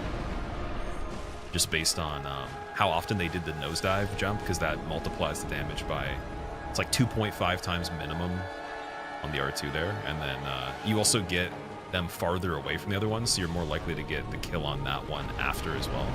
And then getting a kill on one sooner in general is already different than just distributing the damage when you can. So all those factors speed it up a lot. And when you stack that for every interaction, it could be like 10 minutes or more at least.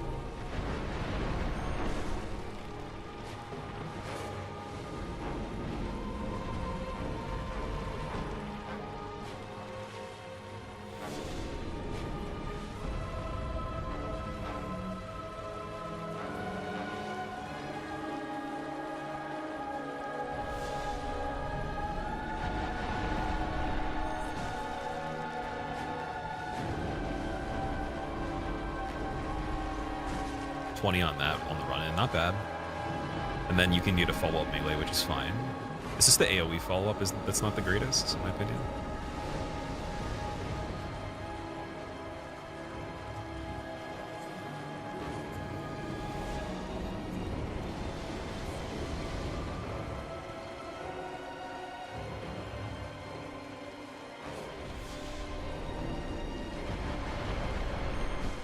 That's a 36. How'd we get 36? Was it? It wasn't 36 before. It was 34, wasn't it?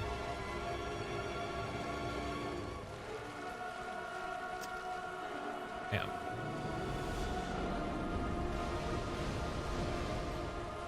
Also, Yoselicious, take care. Thank you so much for hanging out.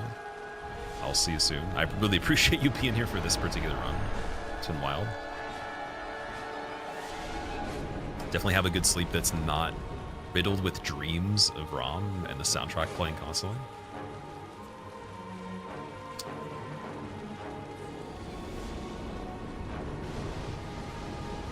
Okay, the wall's there. So we're in a good spot. Just gotta have back steps. Gotta recircle back to where I was.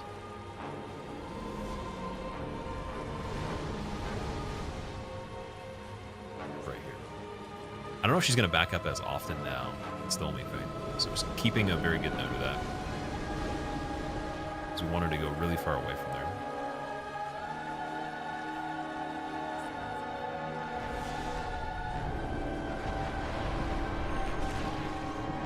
Ooh, that was an instant head.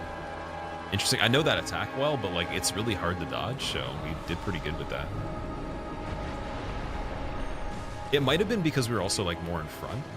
I would guess that was the case there. That's the first time I've seen that too.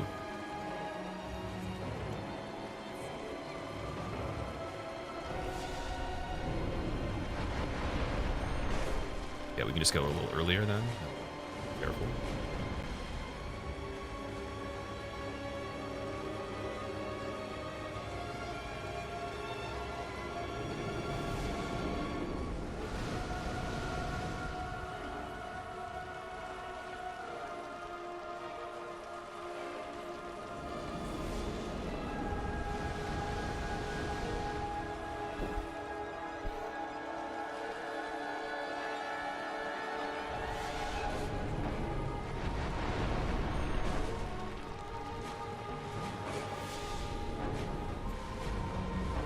It's so funny. You can actually see like a line on the ground on that AoE that looks like a box.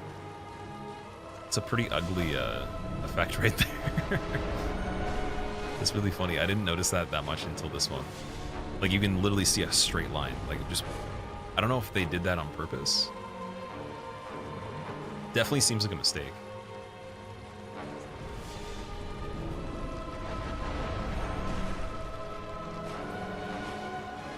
Urban, what's going on, man? Welcome back. You've been watching the 12-hour DS2 Bare Fist run for the past couple of days. Well, welcome to the Bloodborne version with actual Bare Fists and not a ring that boosts the damage. How's it going, man? I appreciate you watching that, by the way. Again, for anyone that likes longer videos, again, I'm gonna try to keep the range of how long they are on the main channel like as low as possible with the edits where it still gives you the information, but for the last couple they had to be longer because I didn't want to cut out footage from a hitless run or a damageless run as well. I wanted to keep it all in there for the validity of it, since I don't upload those to the second channel anyways. Unless, you know, now a guide might go there or something like that. So yeah, if you want to see the whole thing of this run when it's done, maybe you couldn't catch the whole part, it will be on the second channel under the new channel command, and anything else there too. And then I'll make sure I try to keep all the best moments of this one.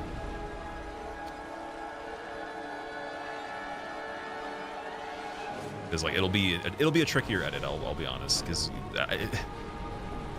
like even though I know what happened in it, it's hard to decide what to actually show. I can't keep all the fights, obviously. I literally couldn't show the whole thing. But I'll make it the best possible. It might be like 2.5 hours, maybe. Be a good time frame. How long is this estimated to be? Like in terms of the hours, the total thing, it's hard to say. It depends on how many first tries I get and then like the strategy I use for things. So for some of the stuff so far, Shadows is a good example where my strategy wasn't great in terms of like moving the fight fast, right? And then with this one, it's also a bit different. Like you can basically keep the spiders the whole time and kill her. But my running attack damage was so bad, so I decided to not go with that. And then this one, at least I'm guaranteed now if I focus. It's less RNG on it.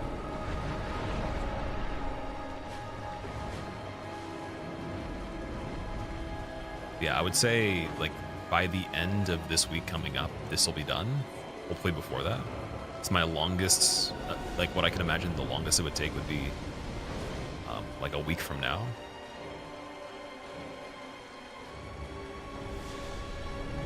And shortest, I don't know, maybe the next like 3 or 4 streams. Also depends on how many hours I have to stream. Like earlier I was editing a video, so it took me the whole day from the morning. And then up until when we started, roughly.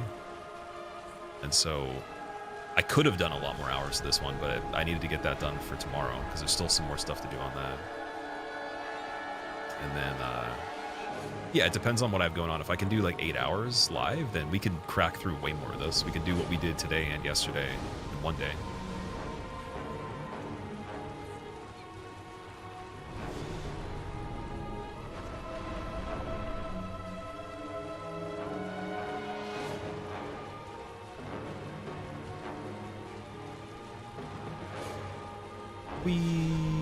Here we go.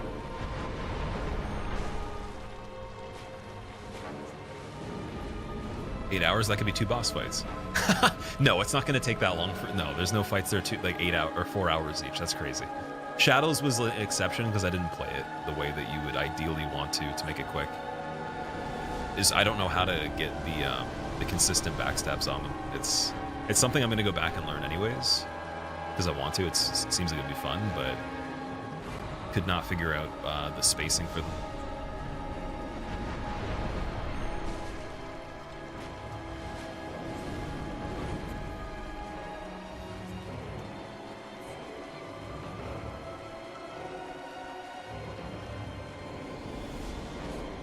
Yeah, like if you think about it this way, any other fight that even has viscerals doesn't have three enemies in it. Like Mikolash has additional skeletons. That's pretty simple. He has Augur. Augur's super easy to punish. I've already done that. Done the backstab on Augur. And then his punches you can punish, I think, as well. So he's tricky because he does a lot of damage. His counter hits will probably one-shot, depending on our health at that point. But yeah, like he'd be the only other thing coming up that's like a little tricky in any percent. Wet Nurse is free. It's just straight damage. And then what else? Like we have DLC. DLC is obviously a little tricky, but Orphan we already do a lot of backstabs on anyways, so that's pretty much the normal case scenario. Maria, I literally just do backstabs on Maria, so that's fine. It would be Emissaries, and then like Ludwig doesn't have as much HP, so I'm not as worried about him. But I also love Ludwig too, so it doesn't even matter. It'll be fun to do for like half an hour more. Just want to make sure I dial it in quickly. Like I don't want to take too many attempts before we actually get the successful one.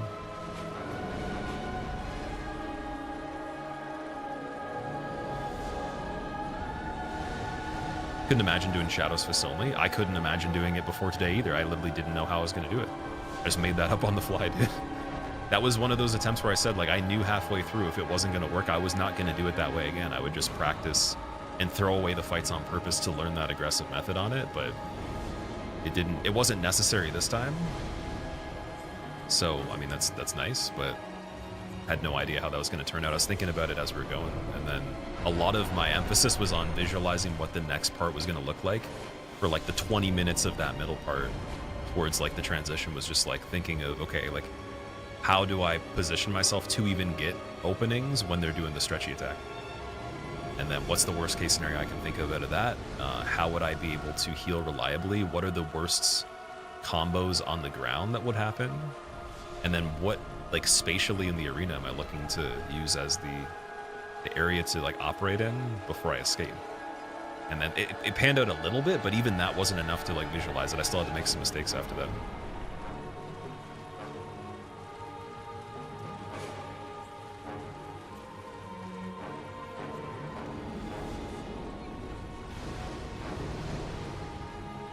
Cyborg Snake? I wouldn't say cyborg, dude. There's people that are definitely like literally robotic that like will do whatever they do. It depends on, like, it's just patience, like what we were talking about before. And also, like, I'm not outcome dependent. I don't care about outcomes of anything because the process makes the outcome. And it's more important. It always supersedes everything. So if you don't care about processes like the paramount thing in general, and you're not willing to put in the work, then you're just failing no matter what. There's no way to do anything. So, like, I actually don't care about the outcome at all. It will be good if I do the right things. So there's no entitlement, there's no expectation. It's just mainly like you form projections or predictions off of the data that you gain, right? It's kind of like if you looked at analytics for something, like if you're trying to do marketing, like you'd have to, you can't like have outcome dependence in marketing. You'd have to actually generate data, generate flow over the course of like a longer period of time, and then use those pinpoint things as some sort of roadmap. Same thing with like if you were to paint a picture, you don't know what the picture is going to look like at the end right away. Like maybe if you painted for a long time, you could have a better mind's eye. But for someone that's just painting a picture, maybe they don't know how good they are. They could be so doubtful in the beginning. I've seen a lot of people do their first painting. They're incredible artists, but they don't even know. And then they just end up painting an amazing picture, but they were like so worried about it in the beginning.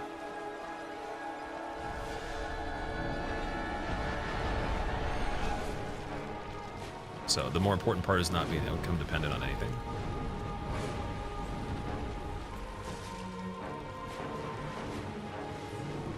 But yeah, like, just know the things you are doing will be relevant when you do them again if you screw up. So screw up intelligently if you can. That's like the ideal part. And then really, really just like figure out why that was. You're good.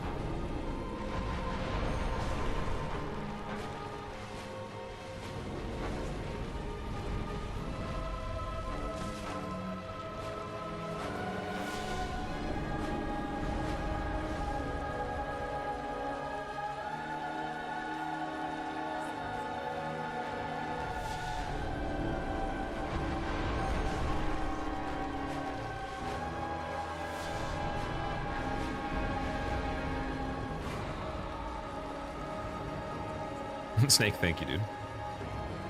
I would say it's an acquired taste. Like, you don't have to do a run like this to be a good player, in my opinion. Like, there's probably people that wouldn't even do a lot of runs that are what like the mass majority of the community like looks at as the peak of like the game, and then they would do this and they do just fine with this one. It's just a different type of challenge, right? It's like the comment about like how someone was saying they like the no reset runs. It's a different type of mindset. Like, people that do heavy reset runs that are really challenging, high risk, might not be able to handle no reset runs that have stipulations that are really, like, with a lot of exposure in the meantime, because they're used to like scripting everything for like the higher risk to reward ratio. And then this one, it'll expose like the weak spots of the game. Like when I was on Amelia, like I learned how bad I was at certain attacks, or like my lack of knowledge on it was very apparent right away. Even though I played her, and I beat her a lot of times way quicker, right? Never did like a slow fight. Even my first playthrough was like second try, I killed her. because I had pretty good damage. Same thing with Martyr on Elden Ring. I suck at Martyr. I've gotten better, but like it's gonna take some work. I gotta like go high exposure on it to find the plot holes.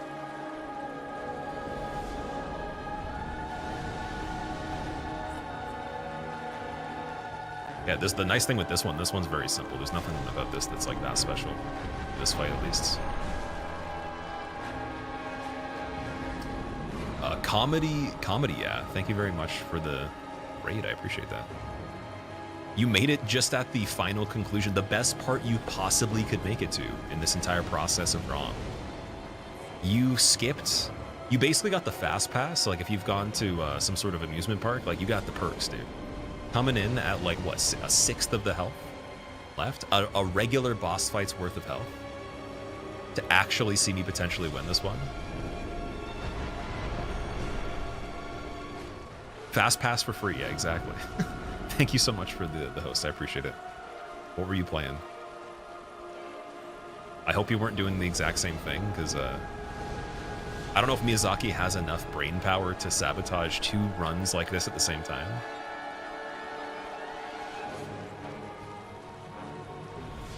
You can get rid of the spiders? Yeah, you can just kill them. So there's 3 rounds of them. They spawn each phase, and then you just... I like to kill them each phase so it manages it a little bit better. And by the end, you can just have the one-on-one fight. Now, if you wanted to do that from the beginning, if you had enough damage and you got a stagger when she's fading, you can bring her back. Like, she'll kind of phase out and then phase back in again. And that's the speedrun method. So you do Beast Blood Pellet, you punch her face because it does really low physical damage, build up the meter, and then you just hit her for like crazy combo damage. Get the right timing, charge R2, and you literally could just one-cycle her from the very beginning of the fight. No extra groups of spiders.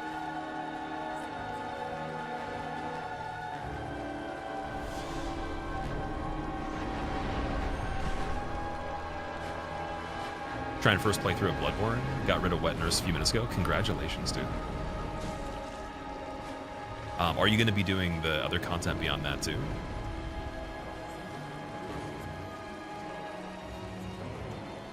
This game's any percent is so short that I feel like it's a crime. Like, I'm not going to tell anybody. You could be on the low key here.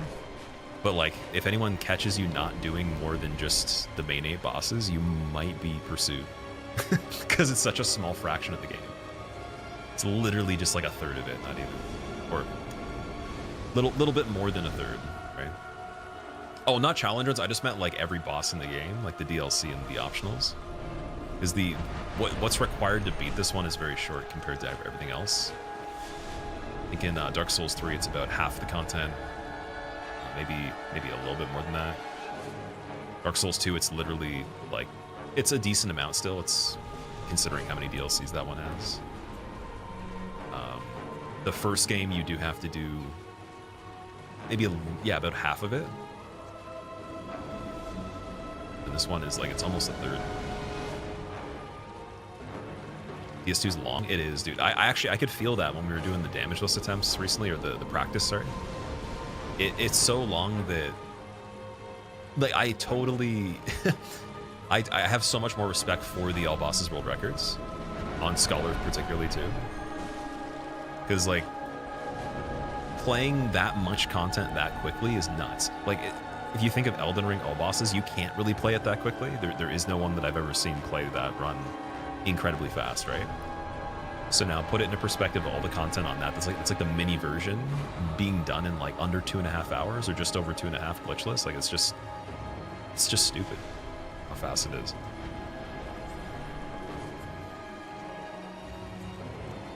Using any beast pellets for this run? Yes. So I already used some pellets on Rom at the beginning. The thing is, like, it would boost the damage a tiny bit at this point, but I wouldn't be able to keep the meter built. So I'm getting like fractional increases each time I attack. Whereas in the beginning, because I could keep hitting her and she'd stay still and wouldn't do anything, I got the first third of the fight done pretty quickly. And then after this, we'll be using pellets on everything where I could do repeated attacks.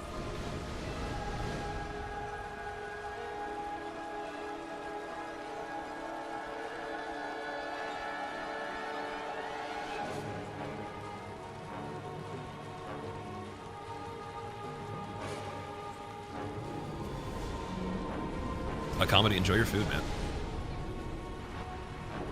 Thank you so much again for the host, and also anyone that came from Comedy stream. Like, I don't just do fists only on Bloodborne. I definitely do a lot of other runs that are with quite a bit of damage, actually, way more than this. So, yeah, if you like challenge runs and like speedrunning occasionally as well, there's gonna be a ton of ones that I've been really excited to do coming up, and there's some stuff we're already working on at the moment. So that's mainly across all of the Souls series, even Sekiro as well, Demon Souls occasionally, and some marathons in the future too.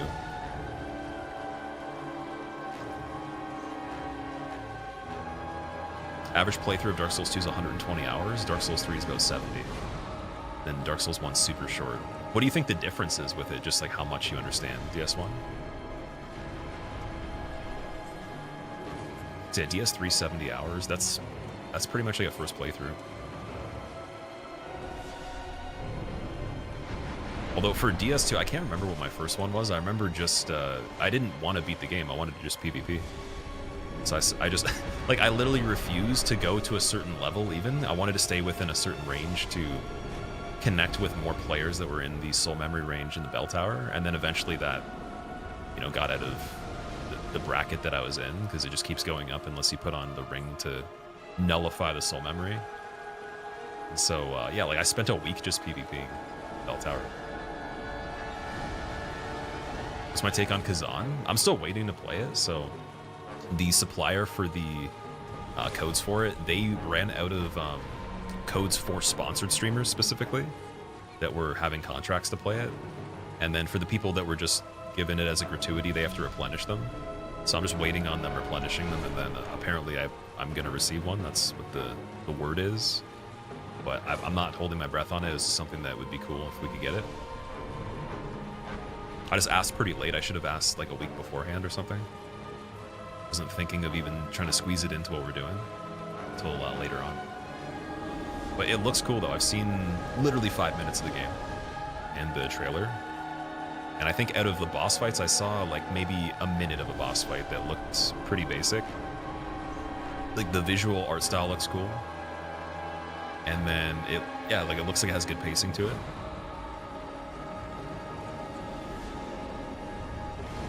How long has this fight taken already? I would say an hour and 30, hour 20 maybe.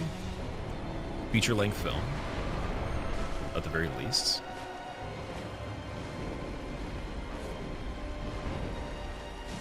Yeah, the nice thing though is like we can't literally take as long on any of the other fights coming up unless I do something really weird, because the damage is increasing. We have way more flexibility. There's so many more fights that have the visceral opportunities that I know how to go for, so. Like, a lot of them can't be that long. Lawrence, I'm wondering how much more time you lose going with the overhead attack for the whole phase 1. If anybody knows what that is, you can just make him do the initial attack he does from a distance over and over until he loses his legs. But yeah, phase 2 on Lawrence, I know it's fine. So I kind of look at it as the fight's over once phase 1 is done.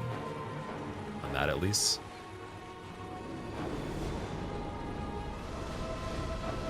And then, yeah, failures, I have no idea how to do that at all. That'll be interesting. I think failures and emissaries will be cheesy.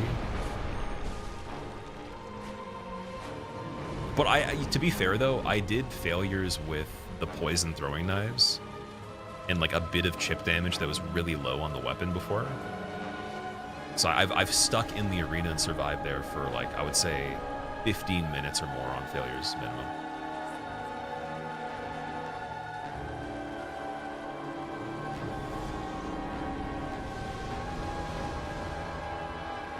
What's the reason for running in circles so far away from Rom? So she'll do an immediate attack that will kill you as you attack her, like the 5-piece body slam. AoE, you can't escape the range. It's a one-shot on a counter hit. If you already took some damage, even it might actually just one-shot me anyways. It's pretty big damage. And then, so we're waiting for the opportunities that are safe. Like this gives me guaranteed punishes here. Walking up and punishing, I can do a running attack if I want to, but it's still not as much damage as that. And then I can still do the running attack right off of this as it ends. And then the DPS is like, it's a little bit less, but it's 100%.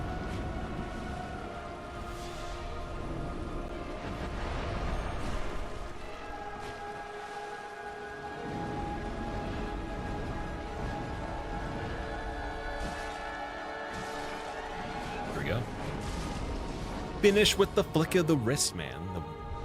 The light attack. All right, that's Rom. Not that bad. Probably one of the easiest fights we did so far. Just very long though. And hey, we actually could see the cutscene checkpoint here. Usually, I remember like in so many of the fights with Rom, you're just like spinning in circles looking for the Yharnam Queen. It's not bad considering fists only. I actually had no expectation for how long anything was going to take on this, other than I was thinking a 45-minute fight would be like something to prepare for, like just being in the arena for 45 minutes with harder bosses. And again, just only ones that don't have criticals that happen, or like very rarely. And then I expected Ebrietis to be something that it was going to be really challenging, and it's going to need the most skill improvement. Like there's going to be a big skill gap for that. What else? Amygdala as well. I was talking about Amygdala. I understand Amygdala a little bit, but it's like really janky in my opinion. She's got like crazy reach.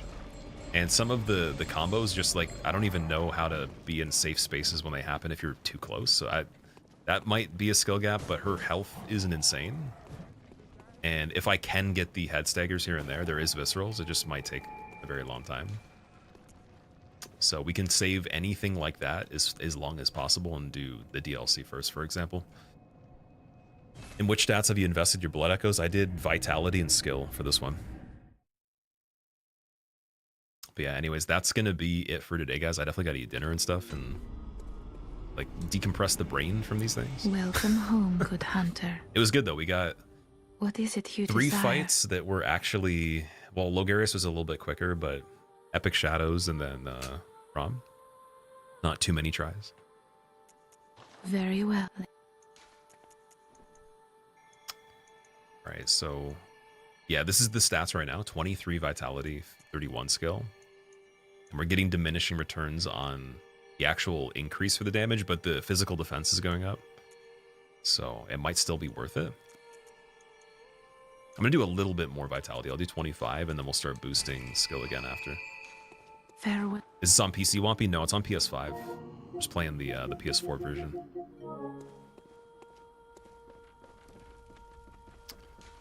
Okay, and then yeah, that's that. We're just gonna chill with Gurman. We'll leave the playthrough here for the next time. You must be the new hunter. Oh, you can't talk to him while sitting. Welcome to the hunter's dream. Welcome.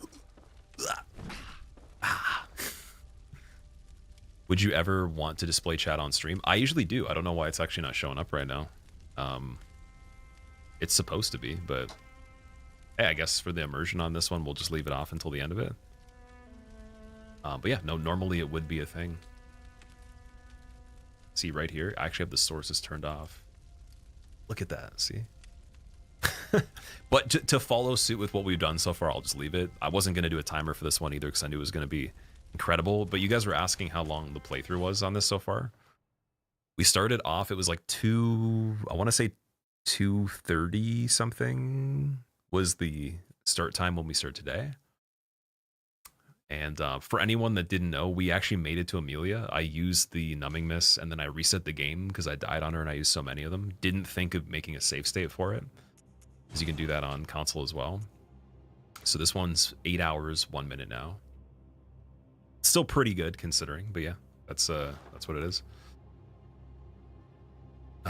Yeah, thank you so much for being here, guys. Anyone that hosted, if you are still here, I appreciate it. Evray, Space Cat, and Comedy as well, and whoever else I might be forgetting from earlier. I'm gonna find someone I can host, and then we'll be returning to this one later tomorrow. So it'll be a little bit later than the start time we had today, at the very latest. But yeah, we'll be back again, finishing up more of it. Let me see who's live.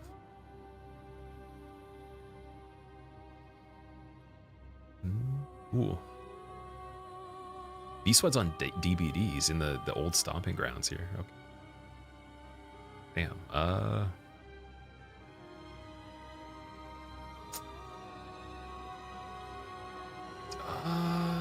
Man, I don't know.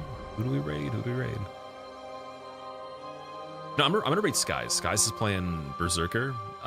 First Berserker Kazan. You guys were just talking about that. He was one of my inspirations to start streaming when I did PvP. He was one of my favorite people to play against. And yeah, he does a lot of like the esports type games or like the competitive games like Rivals, and he did Naraka Blade Point. That's probably the biggest crossover with the Souls community for like a multiplayer. He's done For Honor. I got to play him against him in For Honor pre-release. He was one of the best players on that. And yeah, he's just really good at multiplayer stuff. He's pretty damn good at Souls as well. So I'll see you guys in his chat. Let's go.